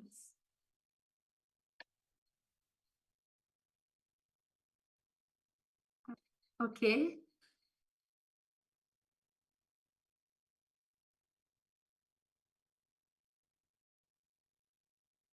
Okay.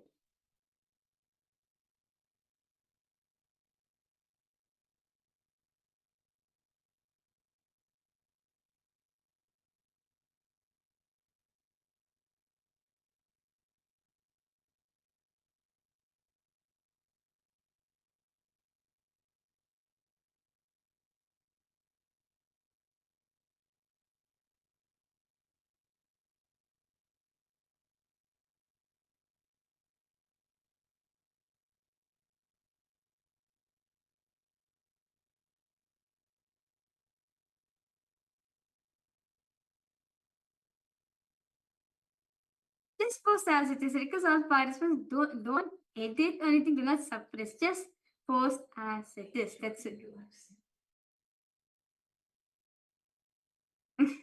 Yes. He's still transcribing my yes.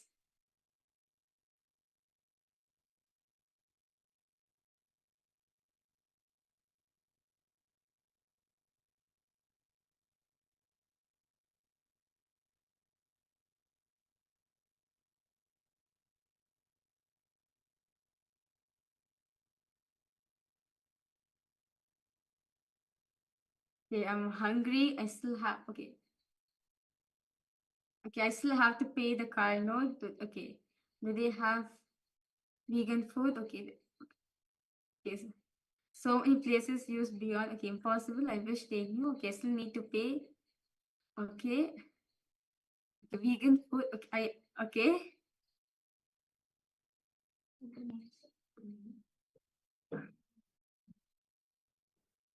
Okay, you feel you skip some thoughts, you feel bad. Okay.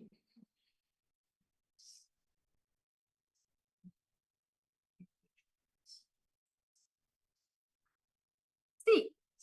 Okay.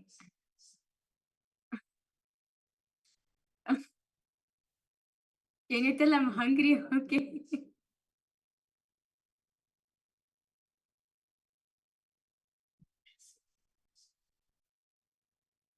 Okay. Okay. Everyone, all of you can relax yourself. That's fine. No problem. All of you can relax. See, is everyone understanding now? Just go. I request all parties now. Just go back. Read all the messages which I have posted. Just go back and read. You yourself will be like laughing. How disconnected they are. How irrelevant they are. You will laugh with it.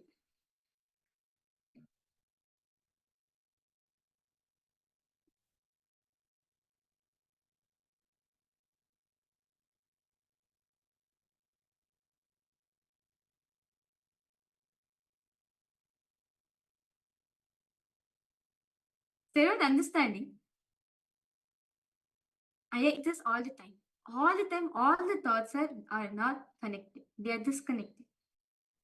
It is us who create the bridge. So you're understanding it, you see. Visualize, okay? Actually, visualize it like this. Your inner space is like an ocean. No. Let your inner space be water. Take it as water.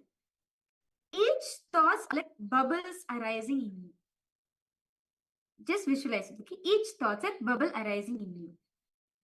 Okay, let's say one bubble of your mom, one bubble of your brother, one bubble of your friend, one bubble about your cat, one bubble about your seat, one bubble about your food, one bubble about your copper water bottle, one bubble about your art linga, one bubble about your Paramashivoham program, one bubble about Swamiji. Okay, so many bubbles are popping up. So many bubbles are arising in you. Can you see, Aya? I request you just visualize it within you. Okay? When the bubbles are arising, they're independent, right? Yes, they're independent, right? When they come. So what's the question of even connecting them? Who connects them? Us. We connect from this bubble to the other bubble. Okay. They just, I understand. Okay, you get thoughts about the book. It's only one moment, yeah. But is all the thoughts are connected to each other? Is all the thoughts are connected to each other? Not all the thoughts. All different thoughts. If you observe very clearly, the thoughts are actually different. If you want, you can go ahead and experiment also. Each thoughts are nothing but different bubbles arising in you. Who gives them? Where does the connection point come from? We connect the point. We does the connection between one bubble to the other bubble. That is what is called as mind. Is everyone understanding? See, by your very nature, you are unconnected, independent, illogical thoughts. Many things are happening within you. For the sake of your convenience, you pick a few thoughts randomly and clutch them. Create a shaft and start believing that shaft is you. You also believe that this accurate representation of your past and that is your very identity. How many of you are able to understand this? Able to relate with this? See, certain thoughts are continuously flowing in us. We choose to pick a few random thoughts and create them, link them. And we create this shaft in all of us, and who's experiencing pain? You, not anyone else. See, understand, Swamiji says. This is actually a very beautiful, powerful cognition Swamiji shares that choicelessness is bliss. If you choose it, this will not happen because you have made a choice and thereby you have eliminated it as a possibility. When you're choiceless, when you are completely relaxed, bliss simply happens in you. When you're concerned about bliss, your very concern will ensure that you will not experience it. Okay, Chandrasekhar Priya, you have posted. So, our so-called experience of the past is not accurate. Yes, it is not accurate. It's just something which has happened in the past. Does not mean it is the reality of you. See, what happens most of the time? When thoughts are flowing in us, we choose random waves, random thoughts and decide to associate with it. We decide to give life to it. Understand, Swamiji says very beautifully. Choosing. See, we choose random thoughts. Choice itself is wrong. Choice itself brings suffering pain in us.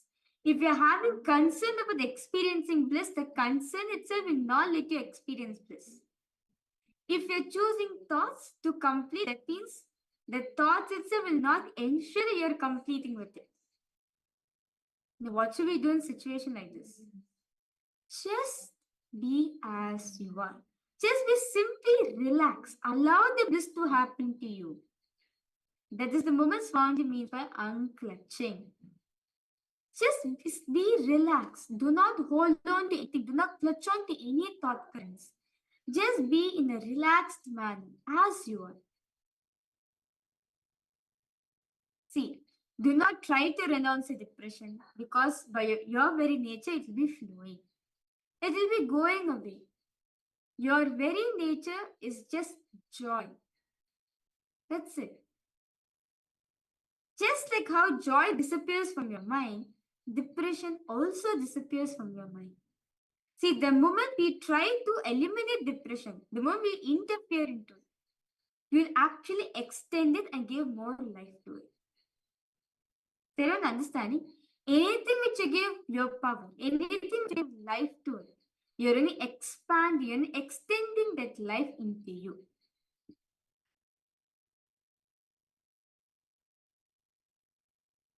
See, understand? Your very nature is to experience bliss. Thoughts in nature are independent by themselves. They're illogical, unconnected, they're unclutched. As with the bubbles, okay, we experience a neutral space in between two thoughts. See, the gap or the neutral space between the two thoughts, the two bubbles, is too small.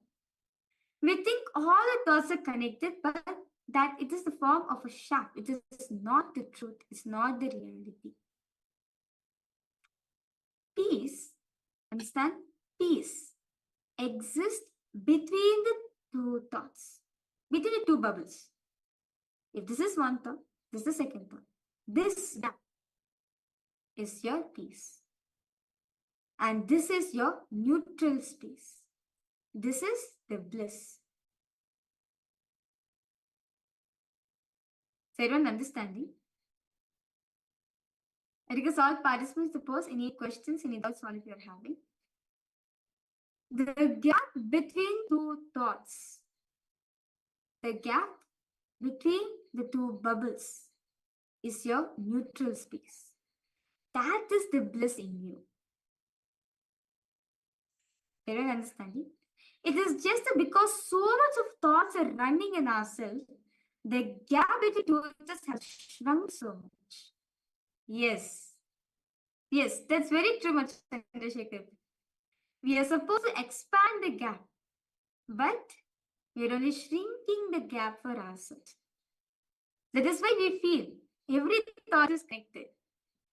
Because the gap between two thoughts have shrunken so much, we feel that the thoughts are connected to each other. Is everyone understanding now? Any questions all participants are having?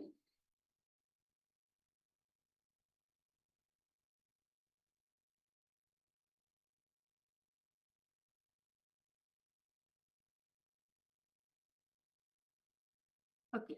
Yeah. Okay. I request you to pause. But what exactly not able to understand now? Is it how to expand the gap? What is it exactly?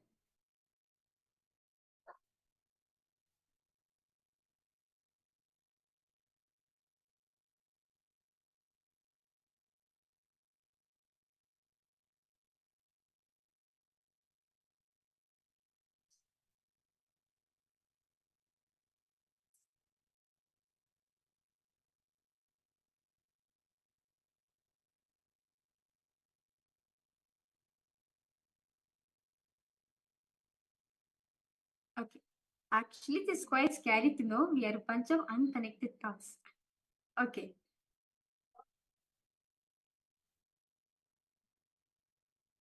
Okay, ma, then. Jeremy, I request you to sit straight. Actually, when you sit up straight, you'll actually feel lots of energy flowing through. You actually feel lots of active, fresh. So I request you to sit up straight. It will do actually a lot of good to you.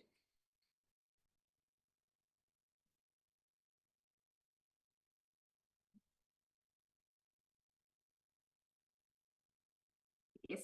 Ma Chandrasekhar, I request you to go ahead. No problem. You can go ahead and ask.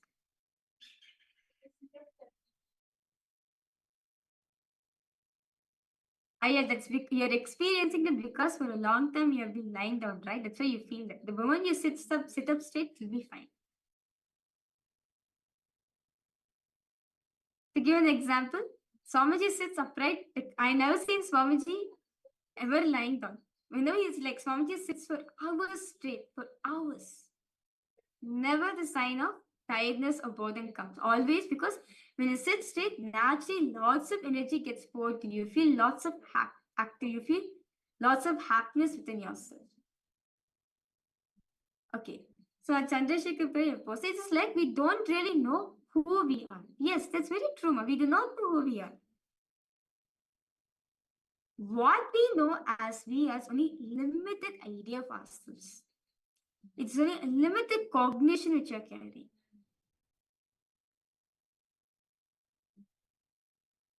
Because you cherish that part in you. because you're comfortable in that zone. That is why you prefer going to that.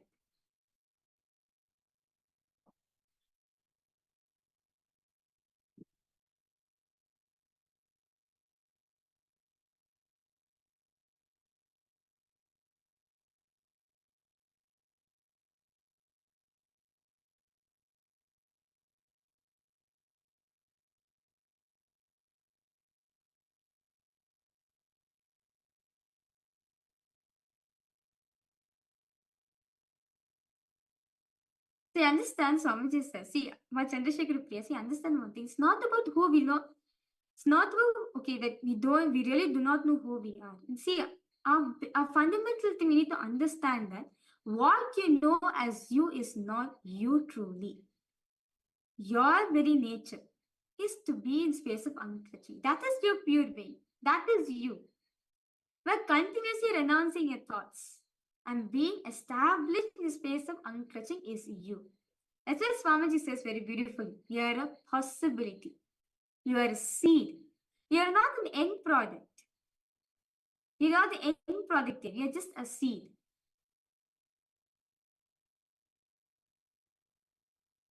Okay. Okay. You have a son. Same thing again and again. Okay. Okay, you're not ready to come out of your comfort zone.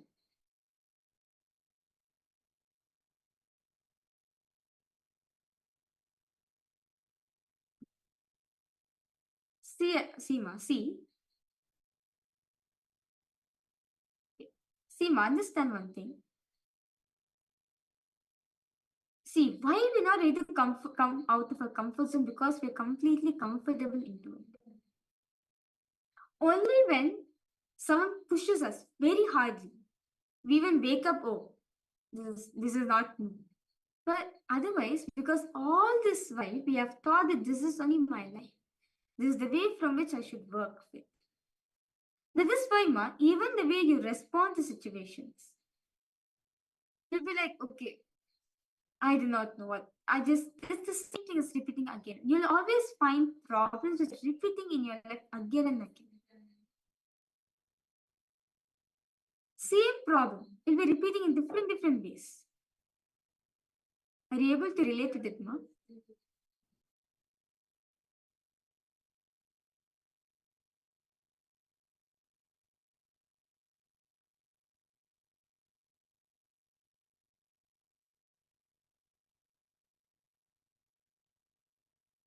See, understand, Ma, what Chandrasekhar here.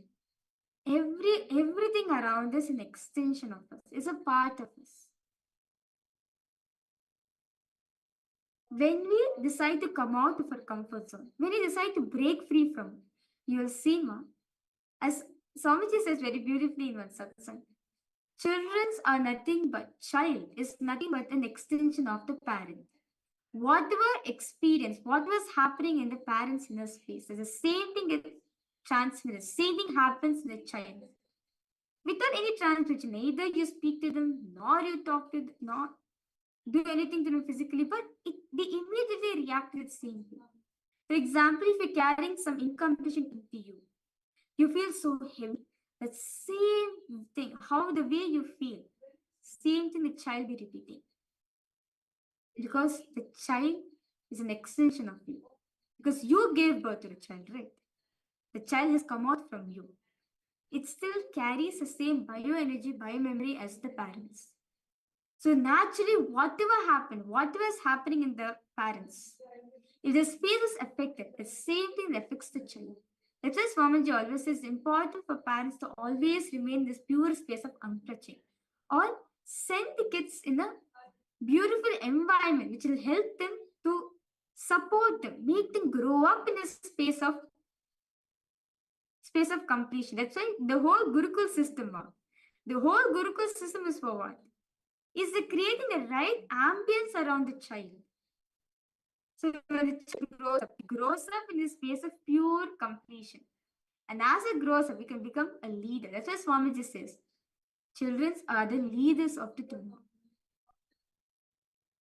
You don't understand?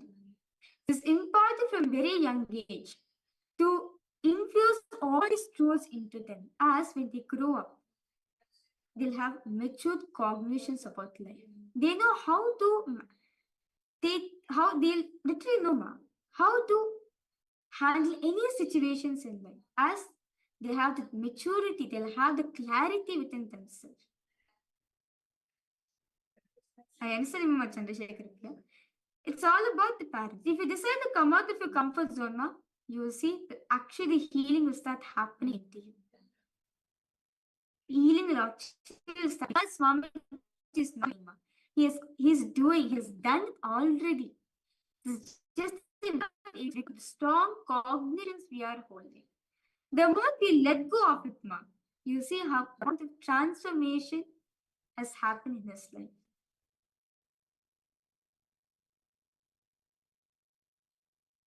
I hope this answers your question, Ma.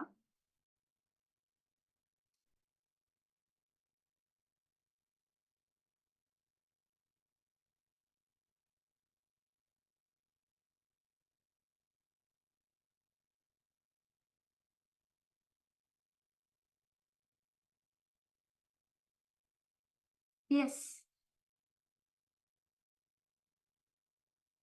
It can sense your inner space, Ma. Yes. Yes.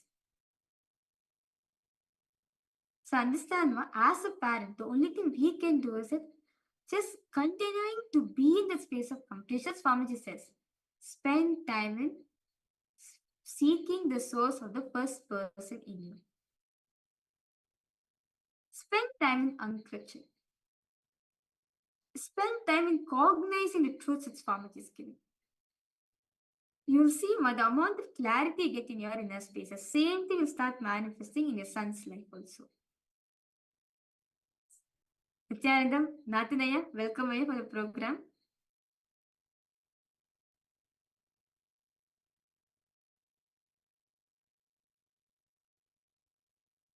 Thanissar Swamiji says, all boils down to, see, you also are able to see. You're also able to see the transformation happening in you. Then, what else more you want, Ma? You just need to drop the clutch which you're having. Just let go of it. Just let go of the comfort zone, Ma.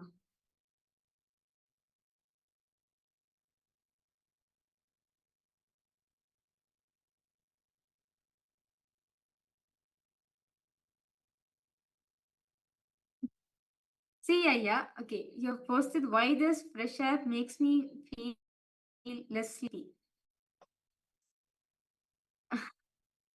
See, yeah, your body. See, actually, Swamiji says, no, as very beautifully all of us learned yesterday that we take lots of life energy within ourselves.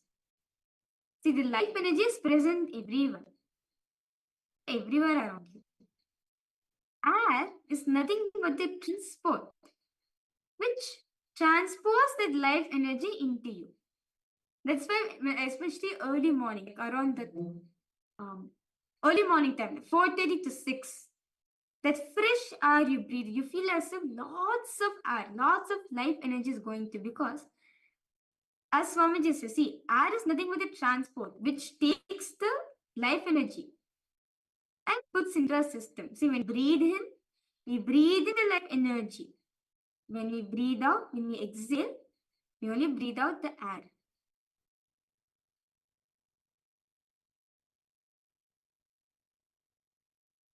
Our early morning time, 4:30 to 6. This is the Brahma Muhurta time.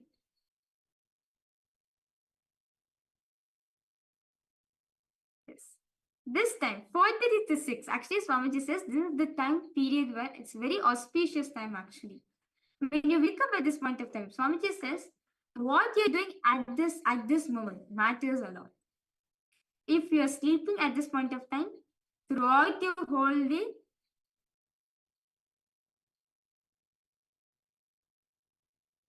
actually, the timing which Paramashiva was given in the source scriptures, 4:30 to 6. Actually, during this time, the deities are woken up. It's an auspicious time. So Swamiji says, during this point of time, whatever you do, whatever you do at this point of time directly goes into your system. Like for example, if you're sleeping at that point of time, throughout the whole day, you'll carry that laziness, that tiredness, boredom into you. We just like sleeping the whole day.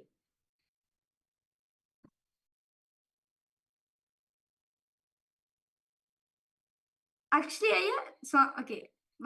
but Swamiji has revealed this from 4:30 onwards. From 4:30, it's exact time, Swamiji says.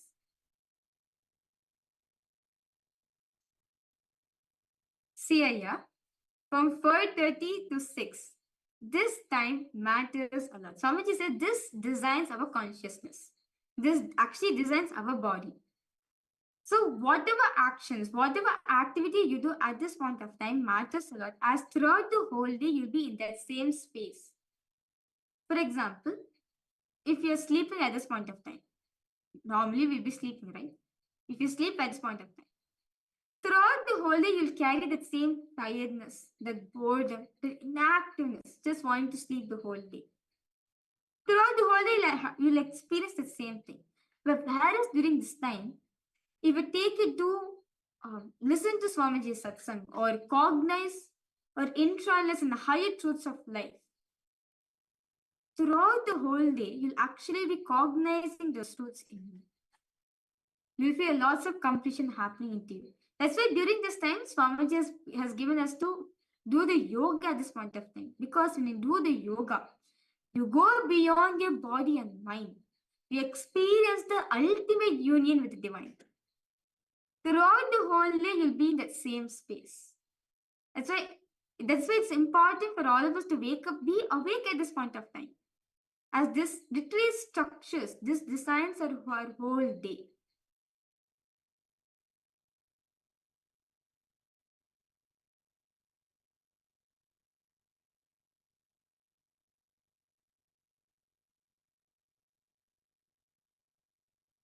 It's just that when lots of air come in, lots of life energy also come into you.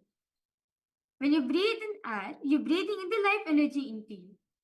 And when naturally lots of life energy has been put in your prana. In Sanskrit, they call this as prana. When life energy is more into you, you'll actually not feel sleepy. You'll be very active.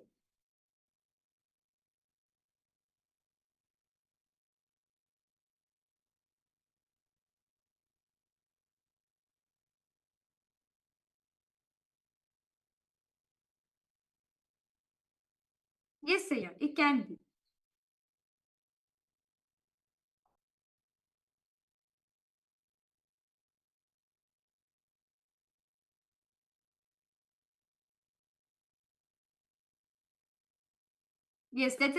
That's actually this very wonderful, Chandrasekhar Prema, how you're saying that your grandparents used to wake up.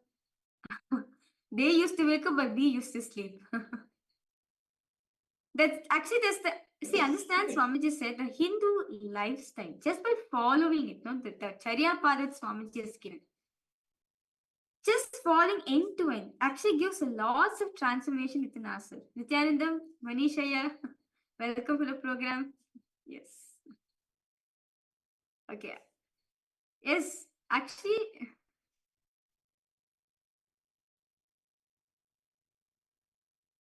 Ma, if you want to know more deeper truths about this, actually, so as Swamiji is saying, that like you can go ahead and read the Agamas. See, the Agamas are the practical manuals. As Swamiji, these are practical sciences. So when you just follow how Paramashiva described, the Charya Pada lifestyle of Paramashiva, exactly as it is, you see, Ma, lots of significance starts happening to you, lots of benefits will start happening to you.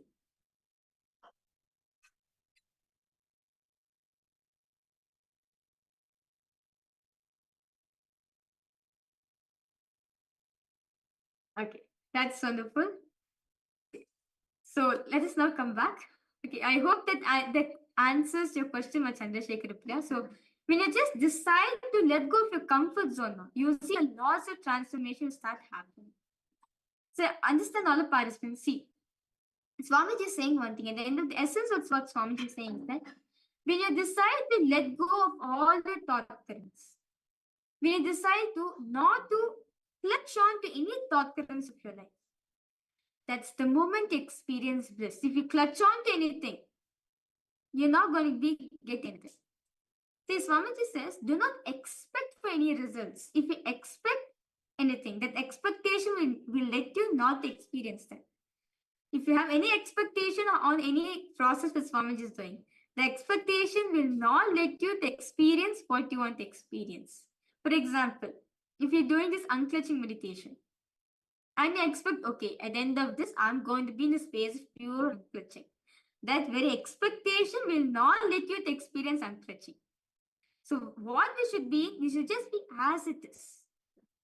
We should just be open. We should not clutch on to anything. We should not expect anything. Just be as it is in a relaxed manner.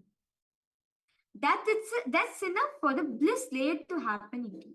That is enough for that bliss to happen in you. And when you experience bliss, the gap between the two thoughts expands.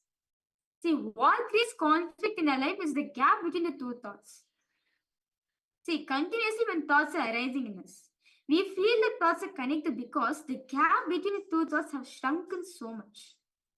We feel that the thoughts are connected, but actually thoughts are independent by nature.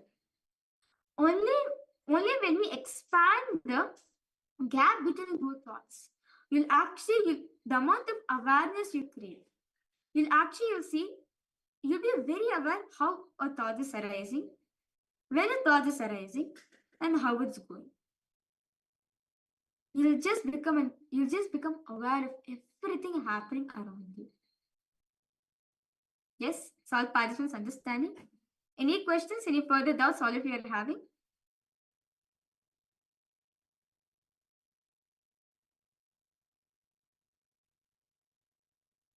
So understand Swamiji is saying that when you decide to clutch on to thoughts, when you decide to clutch on to your identity, when you decide to clutch on to your comfort zone, at the end of the day, what's going to happen? You're not going to fly like a bird. Whereas, you're only creating more and more conflicts, more and more problems in your life. Yes, that's very true. During Swamiji's darshan, we experienced that. Yes.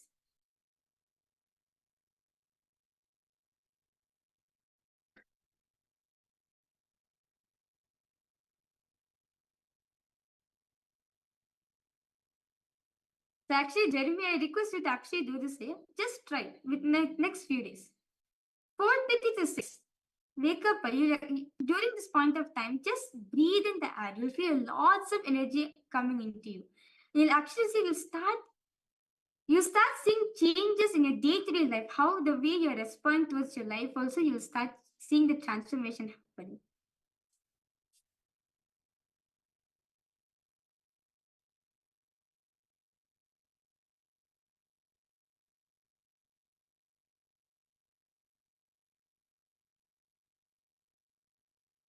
Okay. So with this, let's now enter into this beautiful meditation technique given by Swamiji. Today, all the participants, all of you are going to be initiating one of the most important techniques, one of the most important principles of life, which is unclutching. See, understand, fundamentally, our nature is unclutching. It's just that we do not give our listening to them. We are not aware of that piece.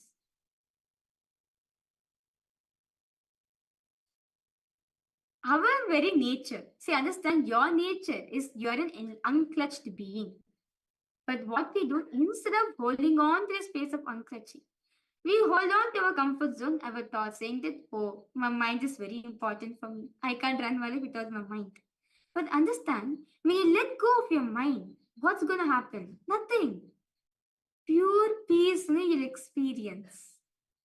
See, just imagine one day without your mind, how your life will be. All of you can imagine. One day without mind, how is life?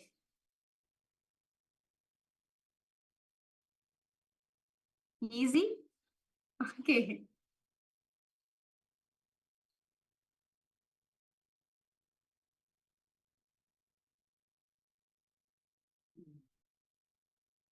Life will be so easy for you. No more conflicts. Okay, it's still around. See, understand what Chandrasekhar Priya. See, The reason why you're feeling lots of stress in your life, what you're experiencing, it's because of too much of thoughts in you. See, as all of us learn, no, the link, the connection between one thought and other thought is the responsibility of the mind. That is mind.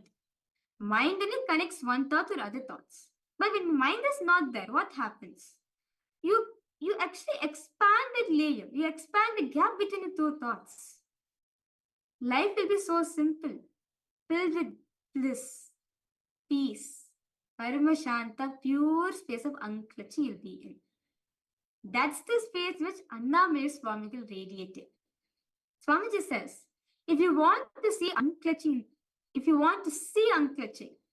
look into the eyes of Annamaya Swamigal, because his very eye, he radiates this truth in us.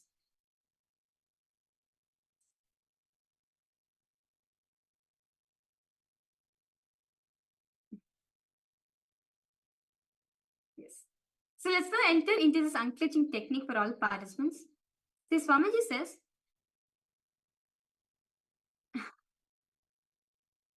okay, you understand that. Okay, that's wonderful. See, understand, unclutching is the ultimate technique for enlightenment. If you want a straightway guaranteed technique for enlightenment, unclutching is the technique for you. Because when you unclutch, you're just unclutching from all the thoughts. You're not clutching on to anything in your life. First, you unclutch from all the thoughts. Then you unclutch from all the relationships. You unclutch from your very body.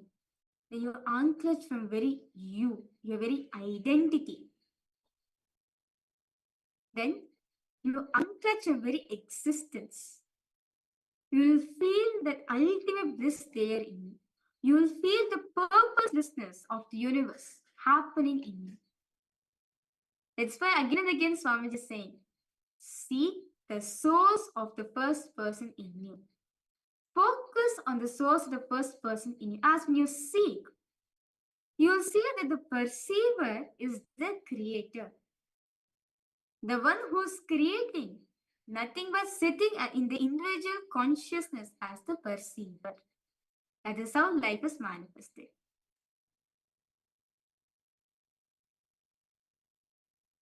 Yes? Any doubts? Any questions all participants are having?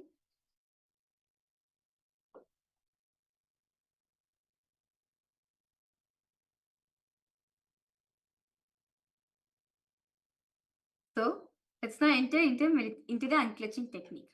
So, request all participants now, in the next few minutes, just next few minutes, sit and unclutch.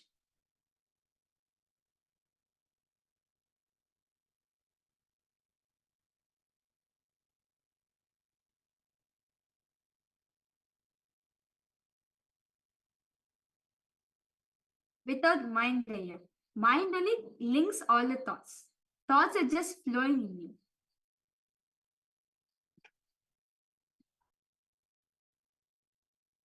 I request all participants, just close your eyes. Next few minutes, let us just sit and unclutch.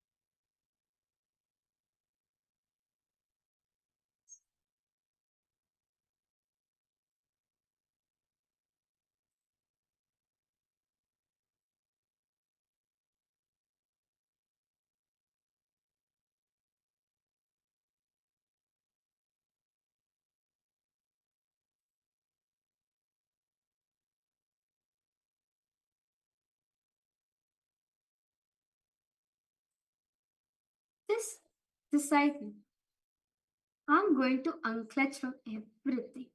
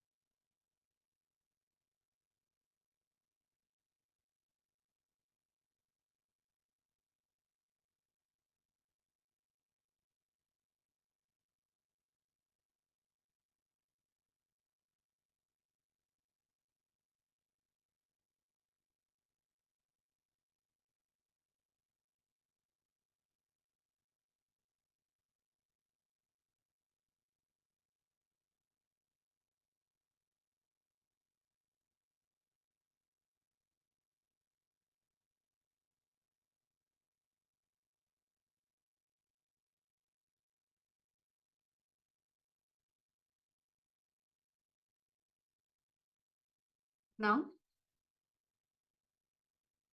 just observe all the thoughts happening in you. Do not give any power to them. Do not give any energy to them. Do not clutch on to these thoughts. Just observe everything. Observe when it's arising and observe when it's going. Just observe clearly how it's coming and how it is going. How it is coming, how it is going. Observe every single thing happening to you. Do not suppress any thoughts. Do not edit anything. Just observe the thoughts happening in you.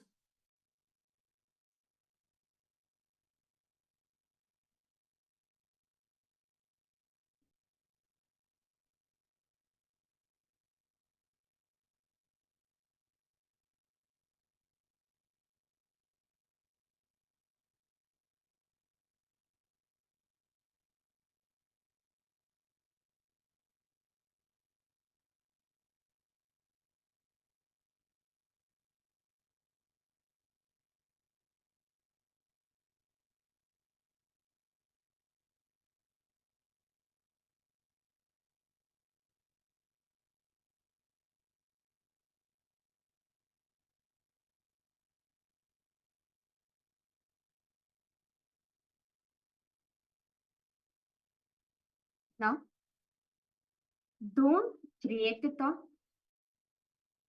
Don't sustain a thought. Don't destroy or fight a thought.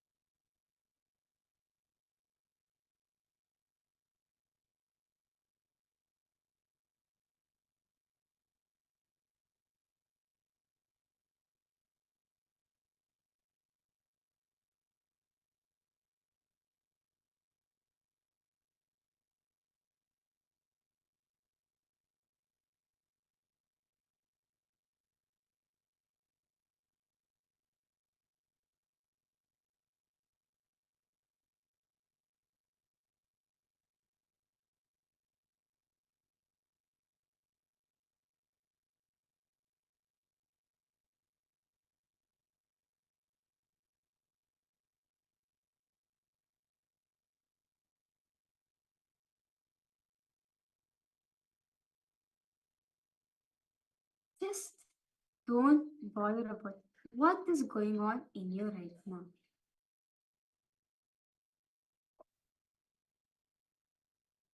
Whether this is a thought, emotion, pain, or peace.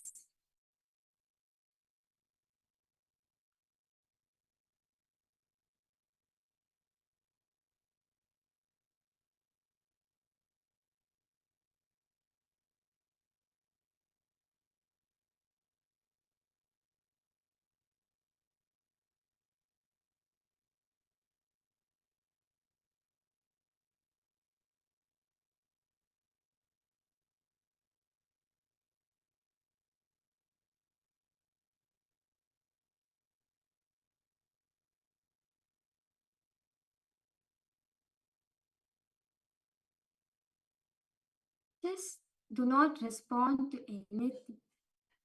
Be in a pure space of unclutching. Unclutch. Unclutch. Unclutch from everything.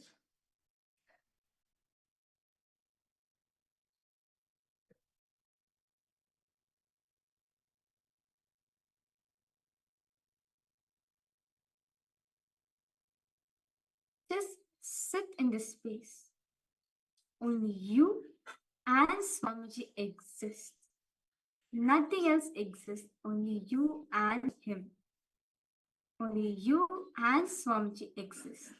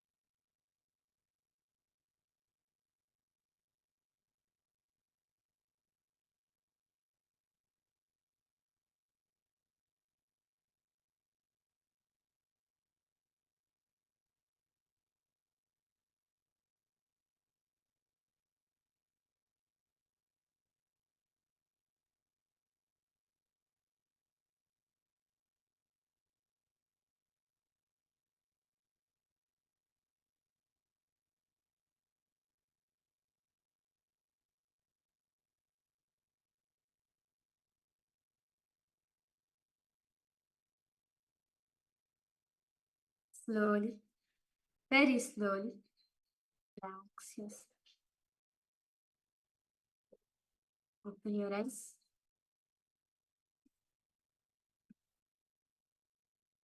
How was the experience for all the participants?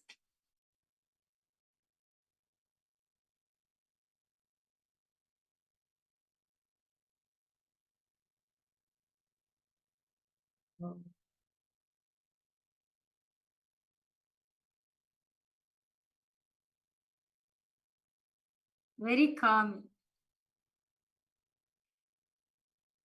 Good. Okay. Anything else?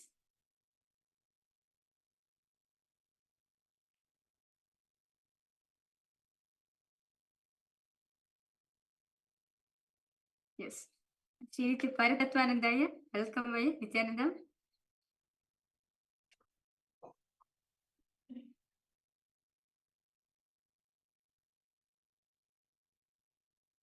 Less TPS and the Gandha along with heart chakra are pulsating. Wow, that's nice. Yeah, actually, once you start doing unclutching, right? The puppy which you have, no, that also was just sitting in front of Swamiji. It was also the pure space of unclutching. Understand, yeah? That understand all the participants, that unclutching space, no, just keeping in your inner space, just following, no, just being in that space. The whole environment radiates it. You literally radiate the whole environment, the space in which you're sitting will naturally vibrate with unclutching space. That's what Swamiji says. It's the ultimate technique for enlightenment. Like the moment you started to unclutch, Manisha, like the dog which you had, no, that also sat still. That's it. And the moment we ended the process, that's it. It lied.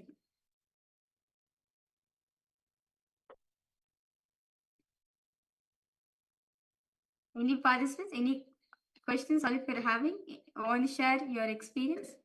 Actually, you'll feel a lots of freshness. Like you'll actually see the gap between your two thoughts would have expanded during this moment of time. You'll feel so fresh, so alive within yourself. You feel no more you want to sleep. Even though you want to try to sleep. Even though you can try, but actually you'll not be able to sleep.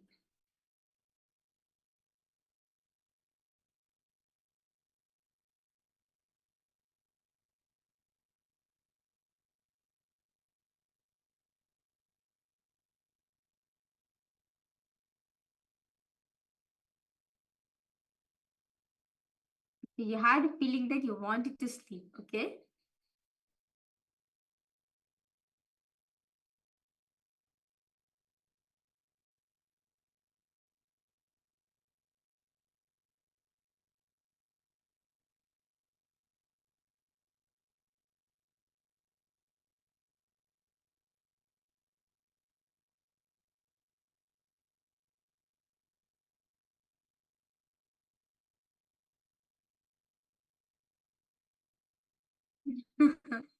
Okay. Okay, Aya, you were trying to nap us after I felt that everything I tried entering into deep sleep with no control over my thoughts. I would come back to present moment again and again. That's nice, Aya. Actually, yeah, Swamiji says very beautifully. See, when you're sleeping, actually, right, it is only 2 hours. Only 2 hours you experience deep sleep. The rest of the times you're either dreaming or waking state only. Only 2 hours we enter into deep sleep state.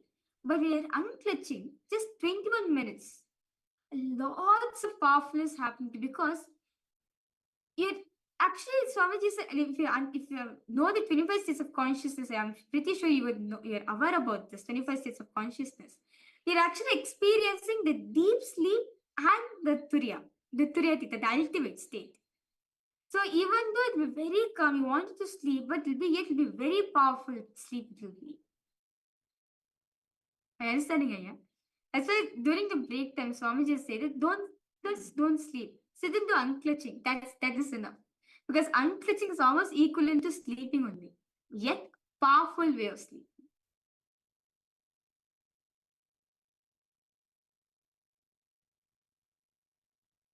And even if you try to sleep after that also, you will not be able to sleep because you have tasted that high space of energy. So your body actually will not be able to go back to it. It will take some time to settle itself. Only then it will go back to a normal way. Okay. Yes. Anything else? All participants. I request all of you to share. I see so many participants logged in. I request all of you to share your experience. Ma Gabriel. Yes. Ma Chandrasekhar. I request all of you to go ahead and share your experience.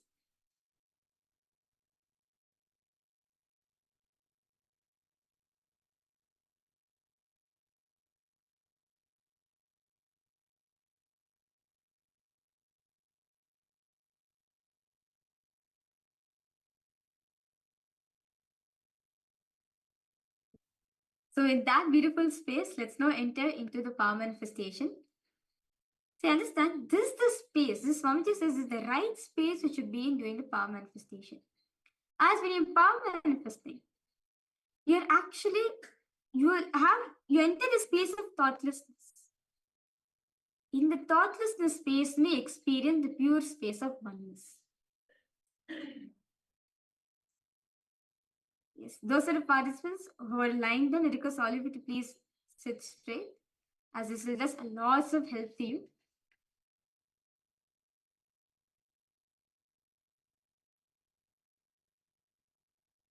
Yes.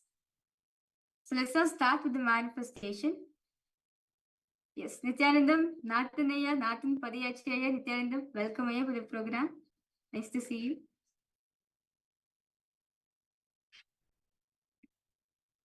Any doubts, any questions all participants are having?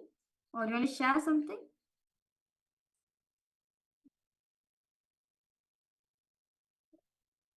Jeremiah, like you're saying that something was bothering you.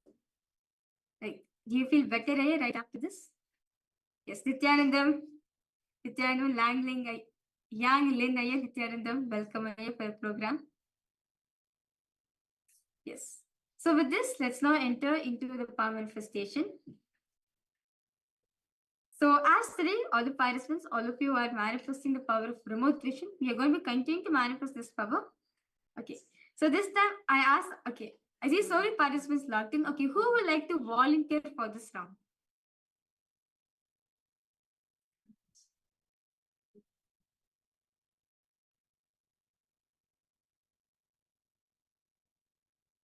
Anybody who wants to volunteer? Who will post the yes in the chat?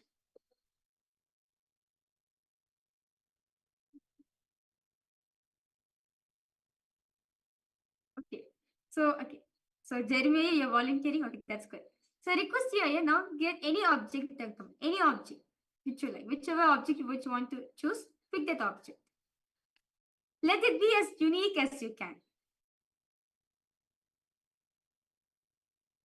Let it be as unique. Very unique. That only you have it. Something very unique.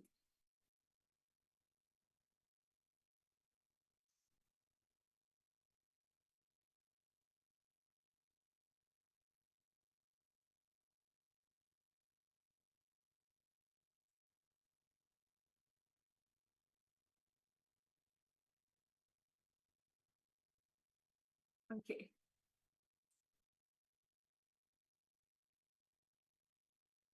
Okay. Yes. Okay. So all the participants, so Jeremiah has an object with him right now. Okay, he has an object with him. So I request all of you to scan and reveal what is that object he is holding. So all of you are going to be describing what object is it, and yeah, what's the object? What are the colors of this object?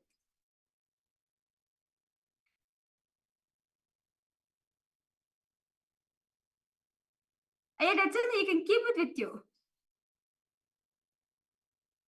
Jeremy, you can keep it with you, no problem. You can keep it down, no problem. Yes.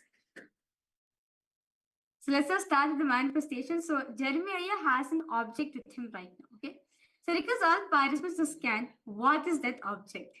It's a very unique object. I request all of you to scan and reveal what is that object. So let's now start with the manifestation. Because all of you to please close your eyes.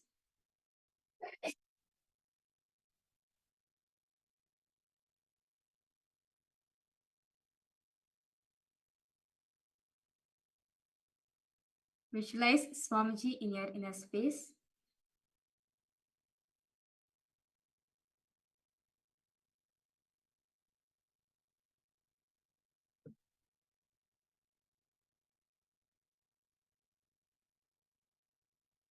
Slowly, intensely, start chanting the Mahavakya.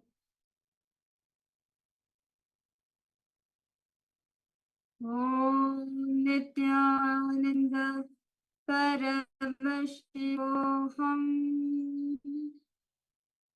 Om Nityananda Paramashivoham. Om Nityananda Paramashivoham.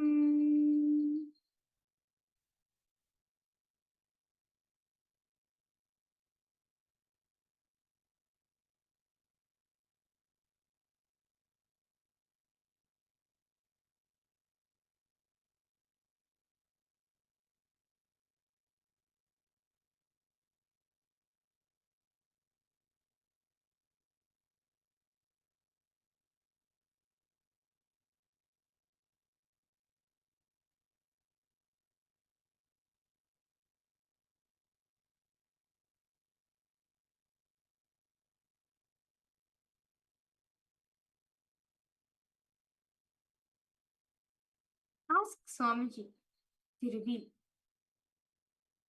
what is that object Jeremiah has kept for all of you.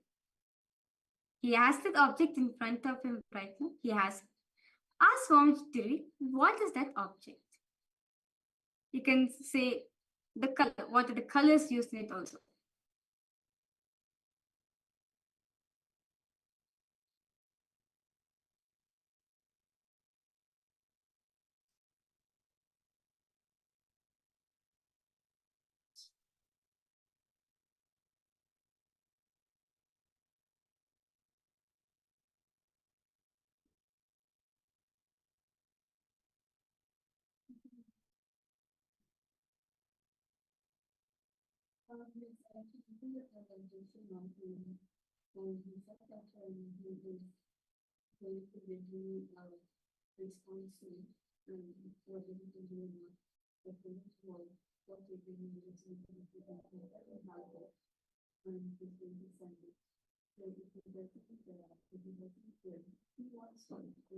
Slowly, very slowly, please open your eyes.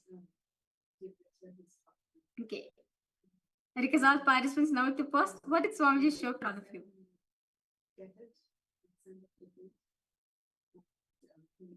A book. Okay.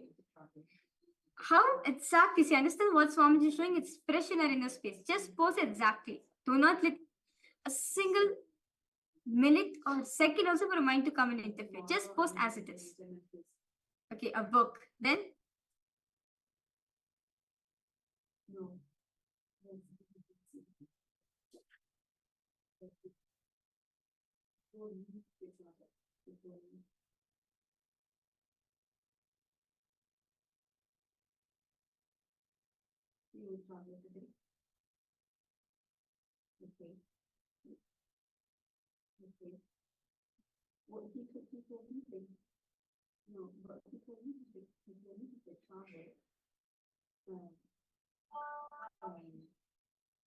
something to do with Swamiji like an Atmamurti. Okay. Ma, what's the colors? What are the colors you're able to see, Ma?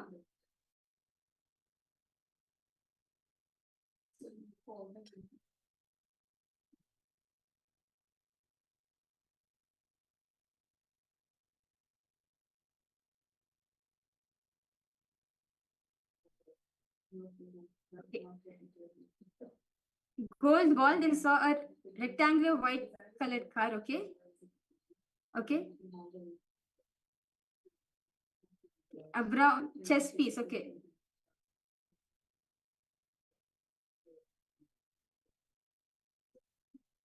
Anything else all participants are able to see?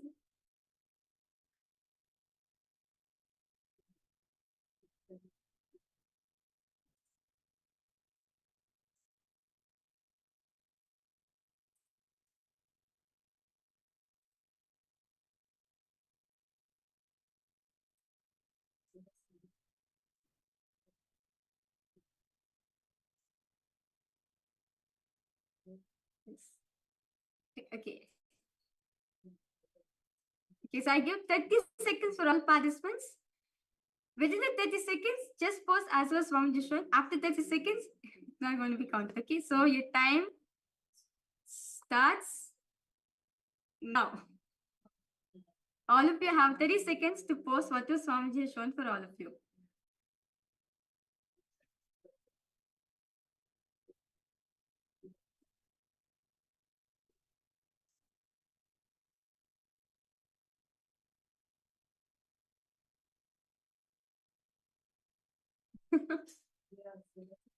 Okay, 20 seconds. At first, I was told art flinger and some household objects you're able to see. 10 seconds. 5, 4, 3, 2, 1. Okay. Globe. Okay, that's it. Jeremiah, you can go ahead and verify the answers. So Ayaz actually was holding a plant. You can actually verify, you can tell him what plant is first. What plant is it?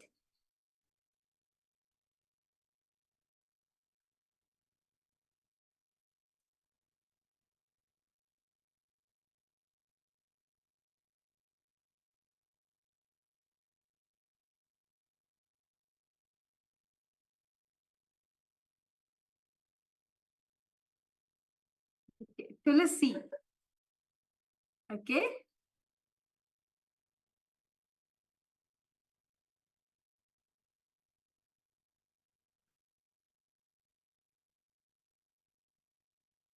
It is actually a coriander.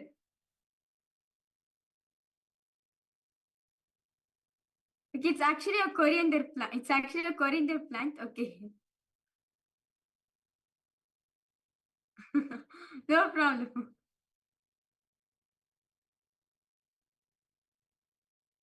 Okay, so let's know. That's fine, Aya. Let's now manifest one more round. Okay, so who wants to volunteer for the second round? Anyone?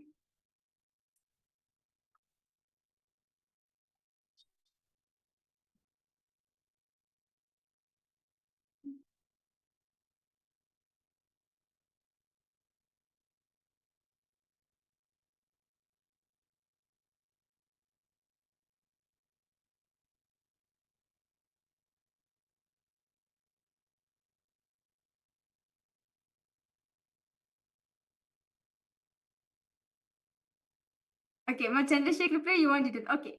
I request you, Ma, to get an object and come. Any unique object you have. Okay, yes. Okay, that's good. Oh, yes. You can keep that.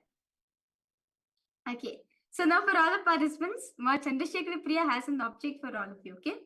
So request all of you to scan what object is. Okay. So I'll be giving 1 minute for all the participants. Just intensely connect the Swamiji and ask them to show. See, why are we reducing the time? See, the lesser time we have, that's the most of time we completely surrender ourselves to Swamiji. But when we give more time, we let in our mind to come. So request all participants now to please close your eyes.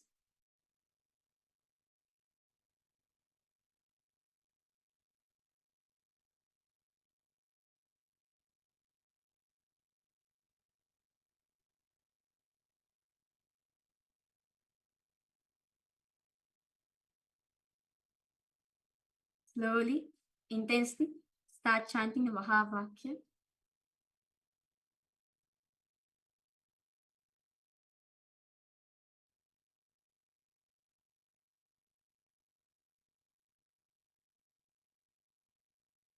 Om Nityananda Paramashivoham.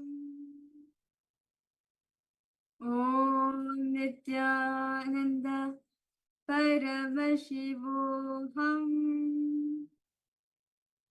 Om Nityananda Paramashivoham.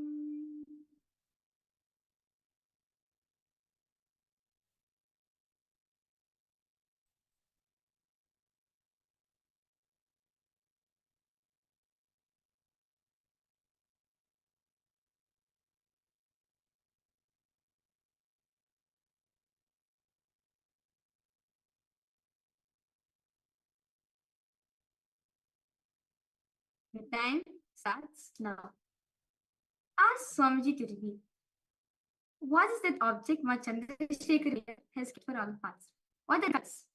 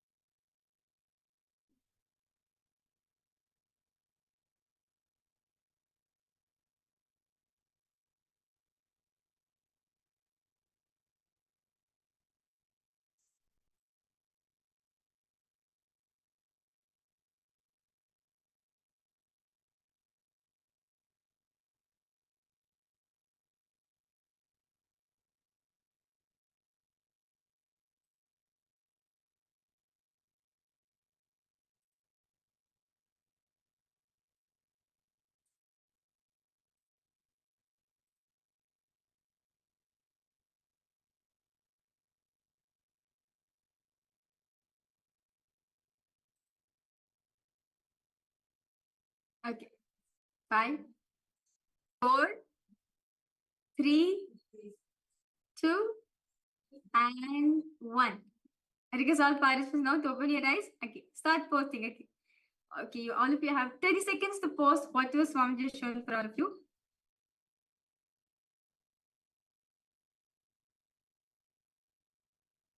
The time starts now. Just exactly. However, Swamiji is showing for all participants, post it exactly like it. Okay. A blue ball. A crystal, maybe her, okay, her Atmalinga. Okay. Anything else?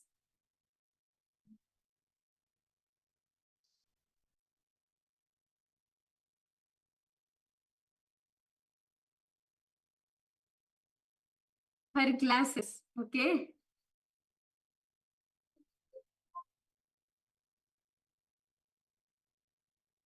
Okay, squad and a yellow apple. Okay. 10 seconds left.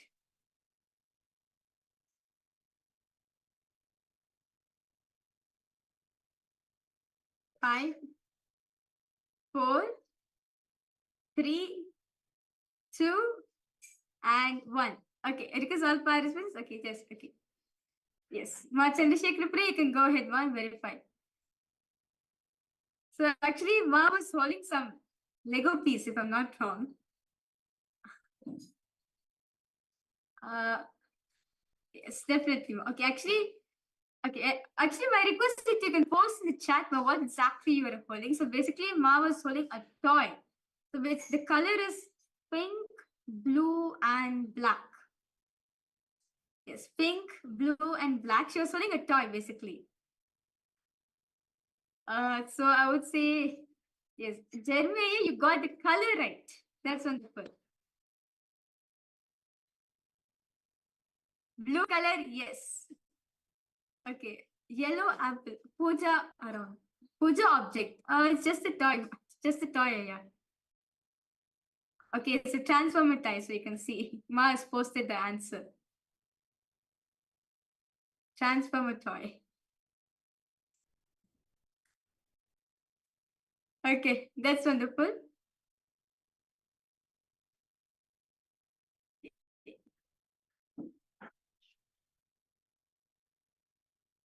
Okay, so let's manifest last round of this power. Okay, who wants to hold an object? No problem, Ma, no problem. Okay, Manisha, would you like to volunteer for this round here?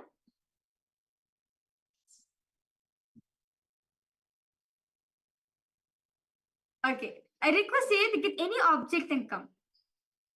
Any unique object. I know you have so many. One unique object.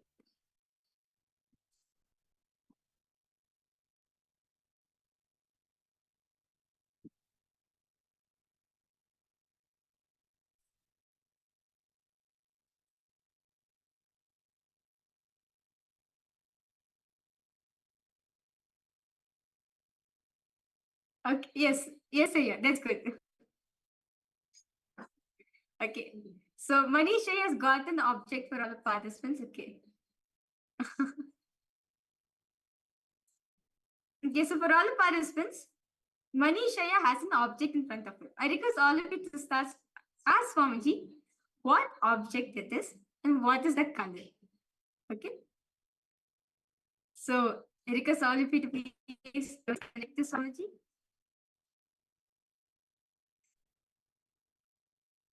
Intensely start chanting the Mahavakya.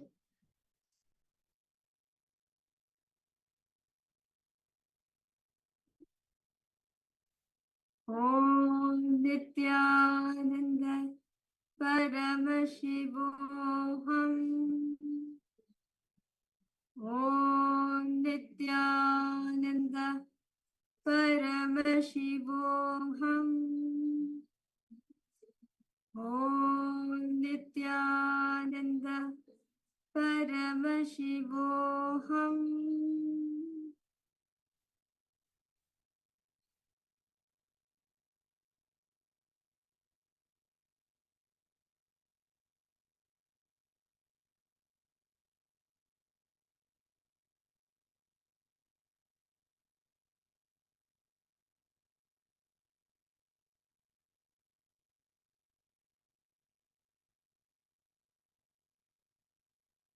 intensely connect to Swamiji.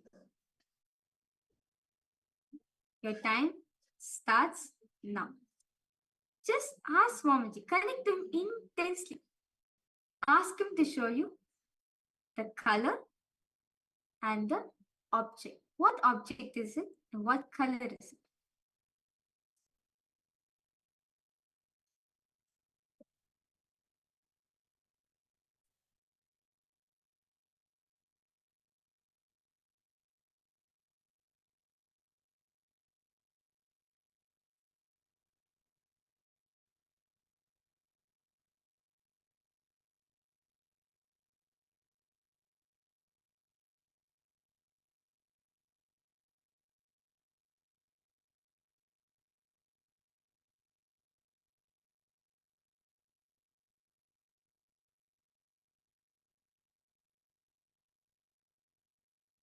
Okay.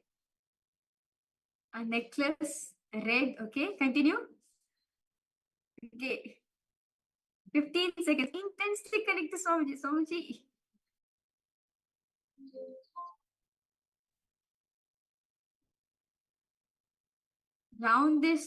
Roundish, spherical object. Okay. Okay. White. Yellow. 10 seconds. Okay, yellow for sure.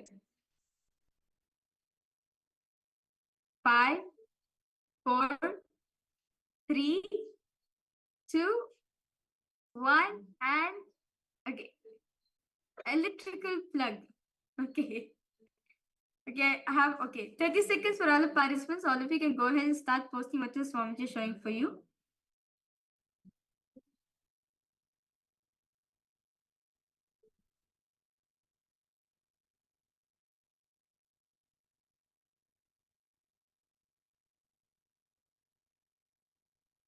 Brown toy.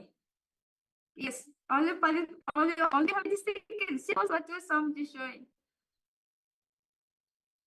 Just exactly. Do not allow your mind to come and play. Just allow Swamiji to flow through and post exactly as it is. Okay, a brown toy, electrical plug, a toy. Yellow for sure. White, red, roundish shape. Okay, something spherical. Necklace. Okay.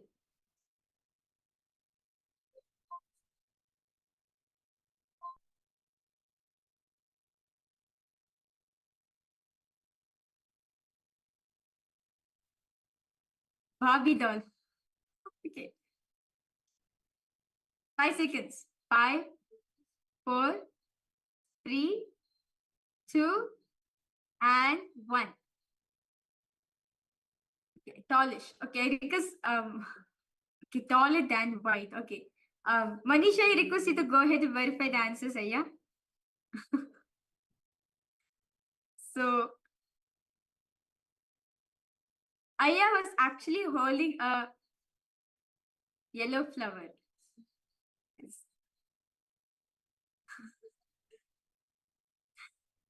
Yes, a yellow sunflower Aya was holding. So, Jeremy Aya, wonderful. Once again.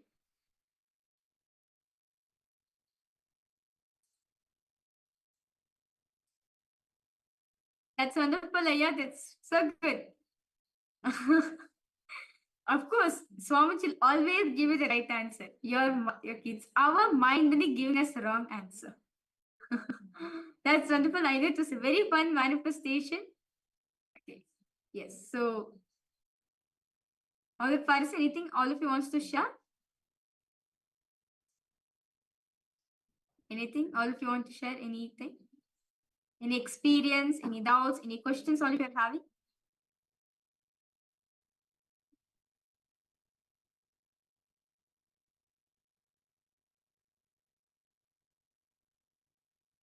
Okay.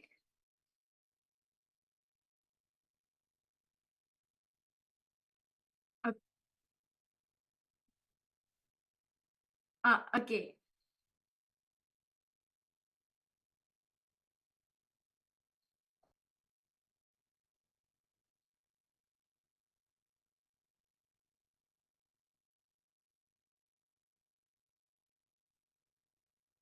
Okay.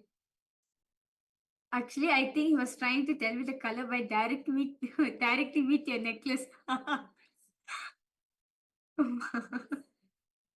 Okay. Well, you can take it that way also, my Chandrasekhar Priya.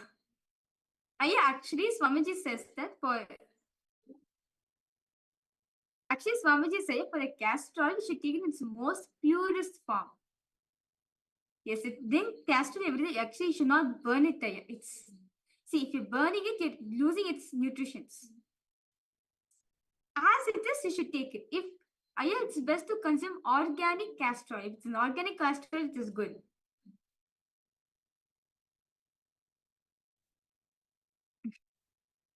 Okay, yes, that's fine.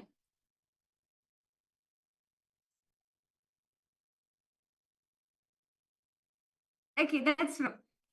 Yes. See, actually, Swamiji says, see, you can actually take. Yes, that's good. Yeah, because castor oils, its natural color is yellow color. It will be thick and yellow. So actually, Swamiji says that you can actually have this castor oil with banana. Like what you can do, you can cut the banana and you can drain. Some people will dip the banana in the castor oil and eat. Some people will make a hole in the banana, so put some castor oil and eat it. And with the rest of the banana, rest of the half banana which is not touched, you can take it. Like some people usually feel like vomiting right after they take the castor oil. So the half cut banana which is not touched, you can take that and everything will be solved. Some people will take the castor oil with hot water. Like they take the castor oil and immediately drink the hot water. Yes. So you should not burn the castor oil. You should take the castor oil as it is. That's fine. Yes. Okay, what does castor oil do for you? Okay. Ma, actually, castor oil does a lot for you. No, Manisha, castor oil should not be taken in the night time. It should be taken only in the morning time. Swamiji, okay. See, any detox processes other than Haritaki should be done during the morning time. Haritaki alone, Swamiji said, this should be the last thing you take before you go to bed. Castor oil, it's best to take in an empty stomach, right? Usually how we do Gurukul is right after we have a neem juice, like after some time, once the neem juice comes out from a system, we take the castor oil in empty stomach. After the castor oil is done, like we leave like 1 hour, 1.5 hours break, then we take the food. Yes. So actually, ma Chandrasekhar Priya, castor oil does lots of good use. Good for detox process. And if you want to have golden, glowing skin, applying castor oil helps that for you. Like, want to have golden, shining skin like Swamiji? Apply castor oil, it will do a lots of good to you. It will actually give that shininess to you. And Swamiji says, applying castor oil all over the eyes, or the heat which you're keeping, no? The heat which you're carrying in your eye, the castor oil actually sucks it out, and actually your eyes become more whiter and brighter. So actually, castor oil does lots of good benefit to you. Like even when you inhale castor oil, the smell of castor oil, especially organic castor oil, it clears your whole lung pathway. If you're experiencing some blockages in your thing, just heat up some castor oil. Do not burn it. Heat it a little bit and smell it. It does lots of good to you.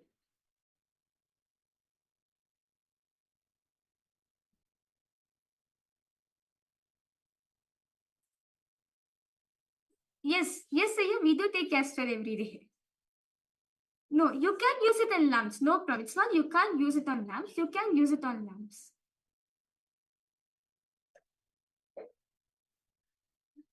Meaning, no, it's always good to have two separate things here. Not see.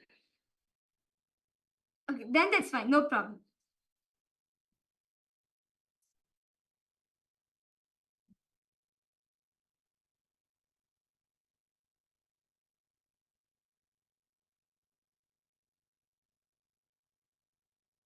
Yes. Okay, Ma Chandrasekhar, that's fine. No problem. See, first few days it will be like this only. Okay, but like even for me also when I started taking castor oil, yeah, I had too much of a resistance for it, but because Swamiji told me to take, I did it. First few days you want to skip it, like that I can experience it, like the taste of castor oil entering into the pure oil entering into your throat. The first few days will be like, no, let me just skip it, but actually it does a lots of good to your system. It literally, like all the toxins, right? Everything, like all the undigested food which is there in you.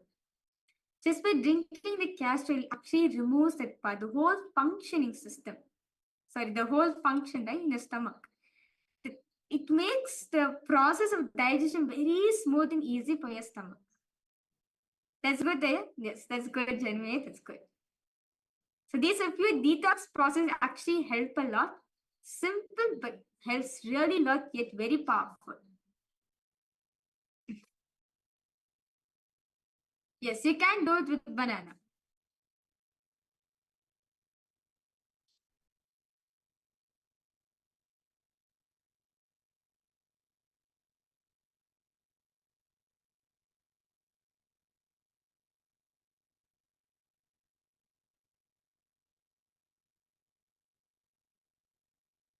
Okay.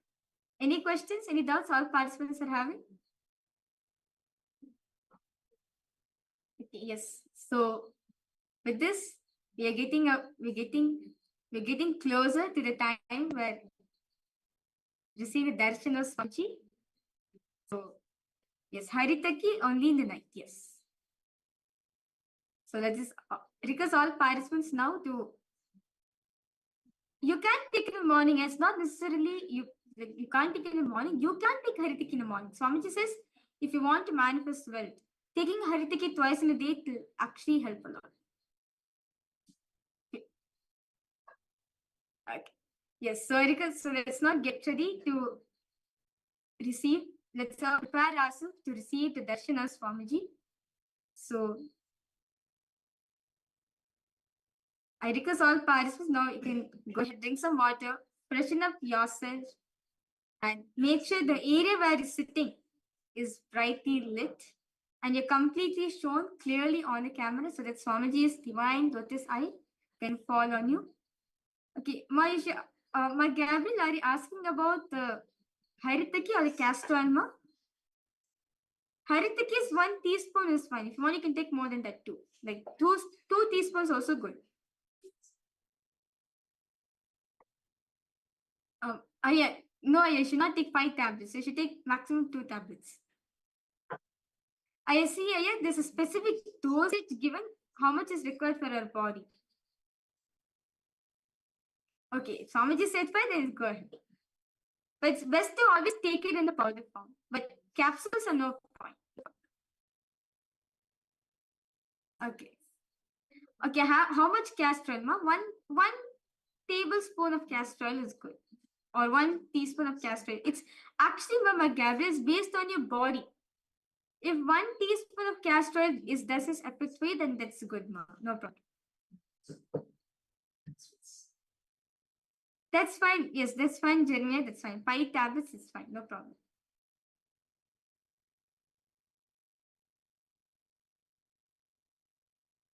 See, yeah, for the first starting for full detox to happen, like 5 tablets is fine. Actually, when you take lots of Haritaki, it increases the prana, the life energy into it increases 300% of oxygen within your system.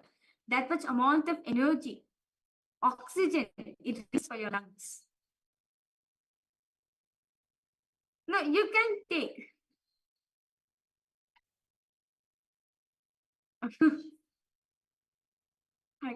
Then no problem.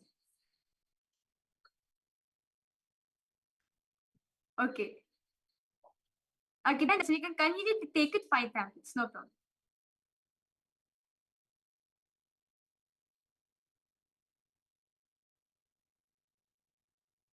I should take it according to your body constitution. That's it. According to your body structure, you should take the Haritaki. Okay. So let us now, okay, let's now get ready to prepare ourselves to receive the darshan of Swamiji.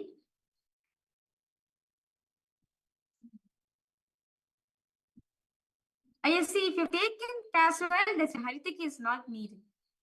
Take Haritaki before. Or leave like after 1 hour gap, then you can take a Haritaki, that's fine. Okay, so let's all get ready to prepare ourselves to receive the darshan of Swamiji. Okay, request all participants, make sure, those of you not in cameras, request all of you to please come on camera. It's important for Swamiji to see you. When his divine eye falls on you, all the thought comes, all the incompletion patterns which you're having just gets burned, right? Just by his very look. And make sure all the participants are completely shown clear in the camera. Make sure the lighting around you is good. It's well lit and bright. And you can drink some water. You want to prepare the puja set, like want to offer the incense, the lamp, the food offering. You can go ahead and prepare that also for Swamiji. As the temple sevas are being done, you can also do it along with the temple sevas. So with this, let's now get ready to prepare ourselves to receive the darshan of Swamiji. No problem, ma. No problem. I understand, ma. No problem. Just make sure, ma, when the darshan starts, make sure he is with full dress. Ma. Actually, Swamiji's eyes can fall on him and heal him.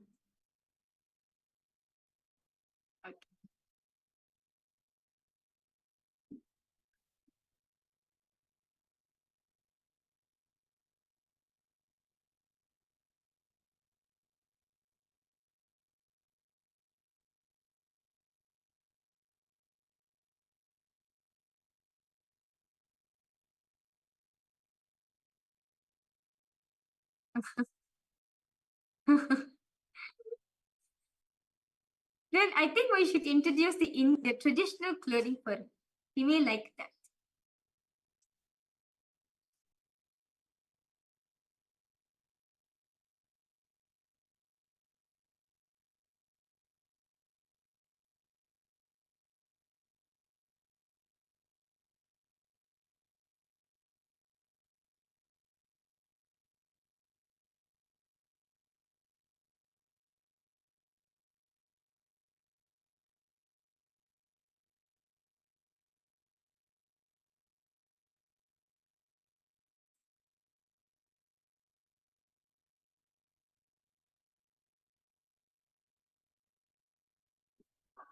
Yes. That's fine, ma.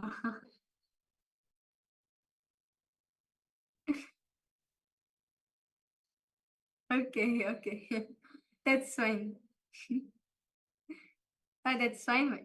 Child, that's fine. Okay. So let's now get ready to receive the darshan of Swamiji. And because all participants, if you feel your friends and your family members also need to experience it, do invite them for the darshan. And even if you have pets, you can keep your pets also right next to you. Swamiji can bless your pets also. Okay, yes. Yes, you can, yeah, no problem. You can get your cat.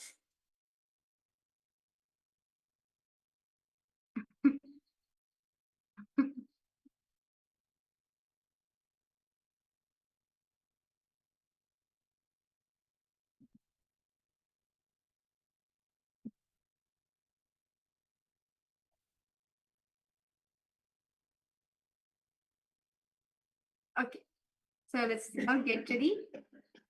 So get ready to prepare ourselves for Swamiji's darshan.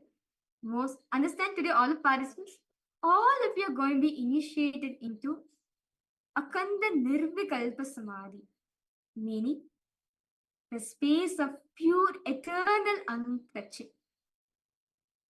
All of you are going to be initiated into the beautiful space of pure unclutching, eternal unclutching, and experiencing self-love within yourself. Experiencing self-love within yourself. So let's all get ready to receive the darshan of Swamiji. So request all participants to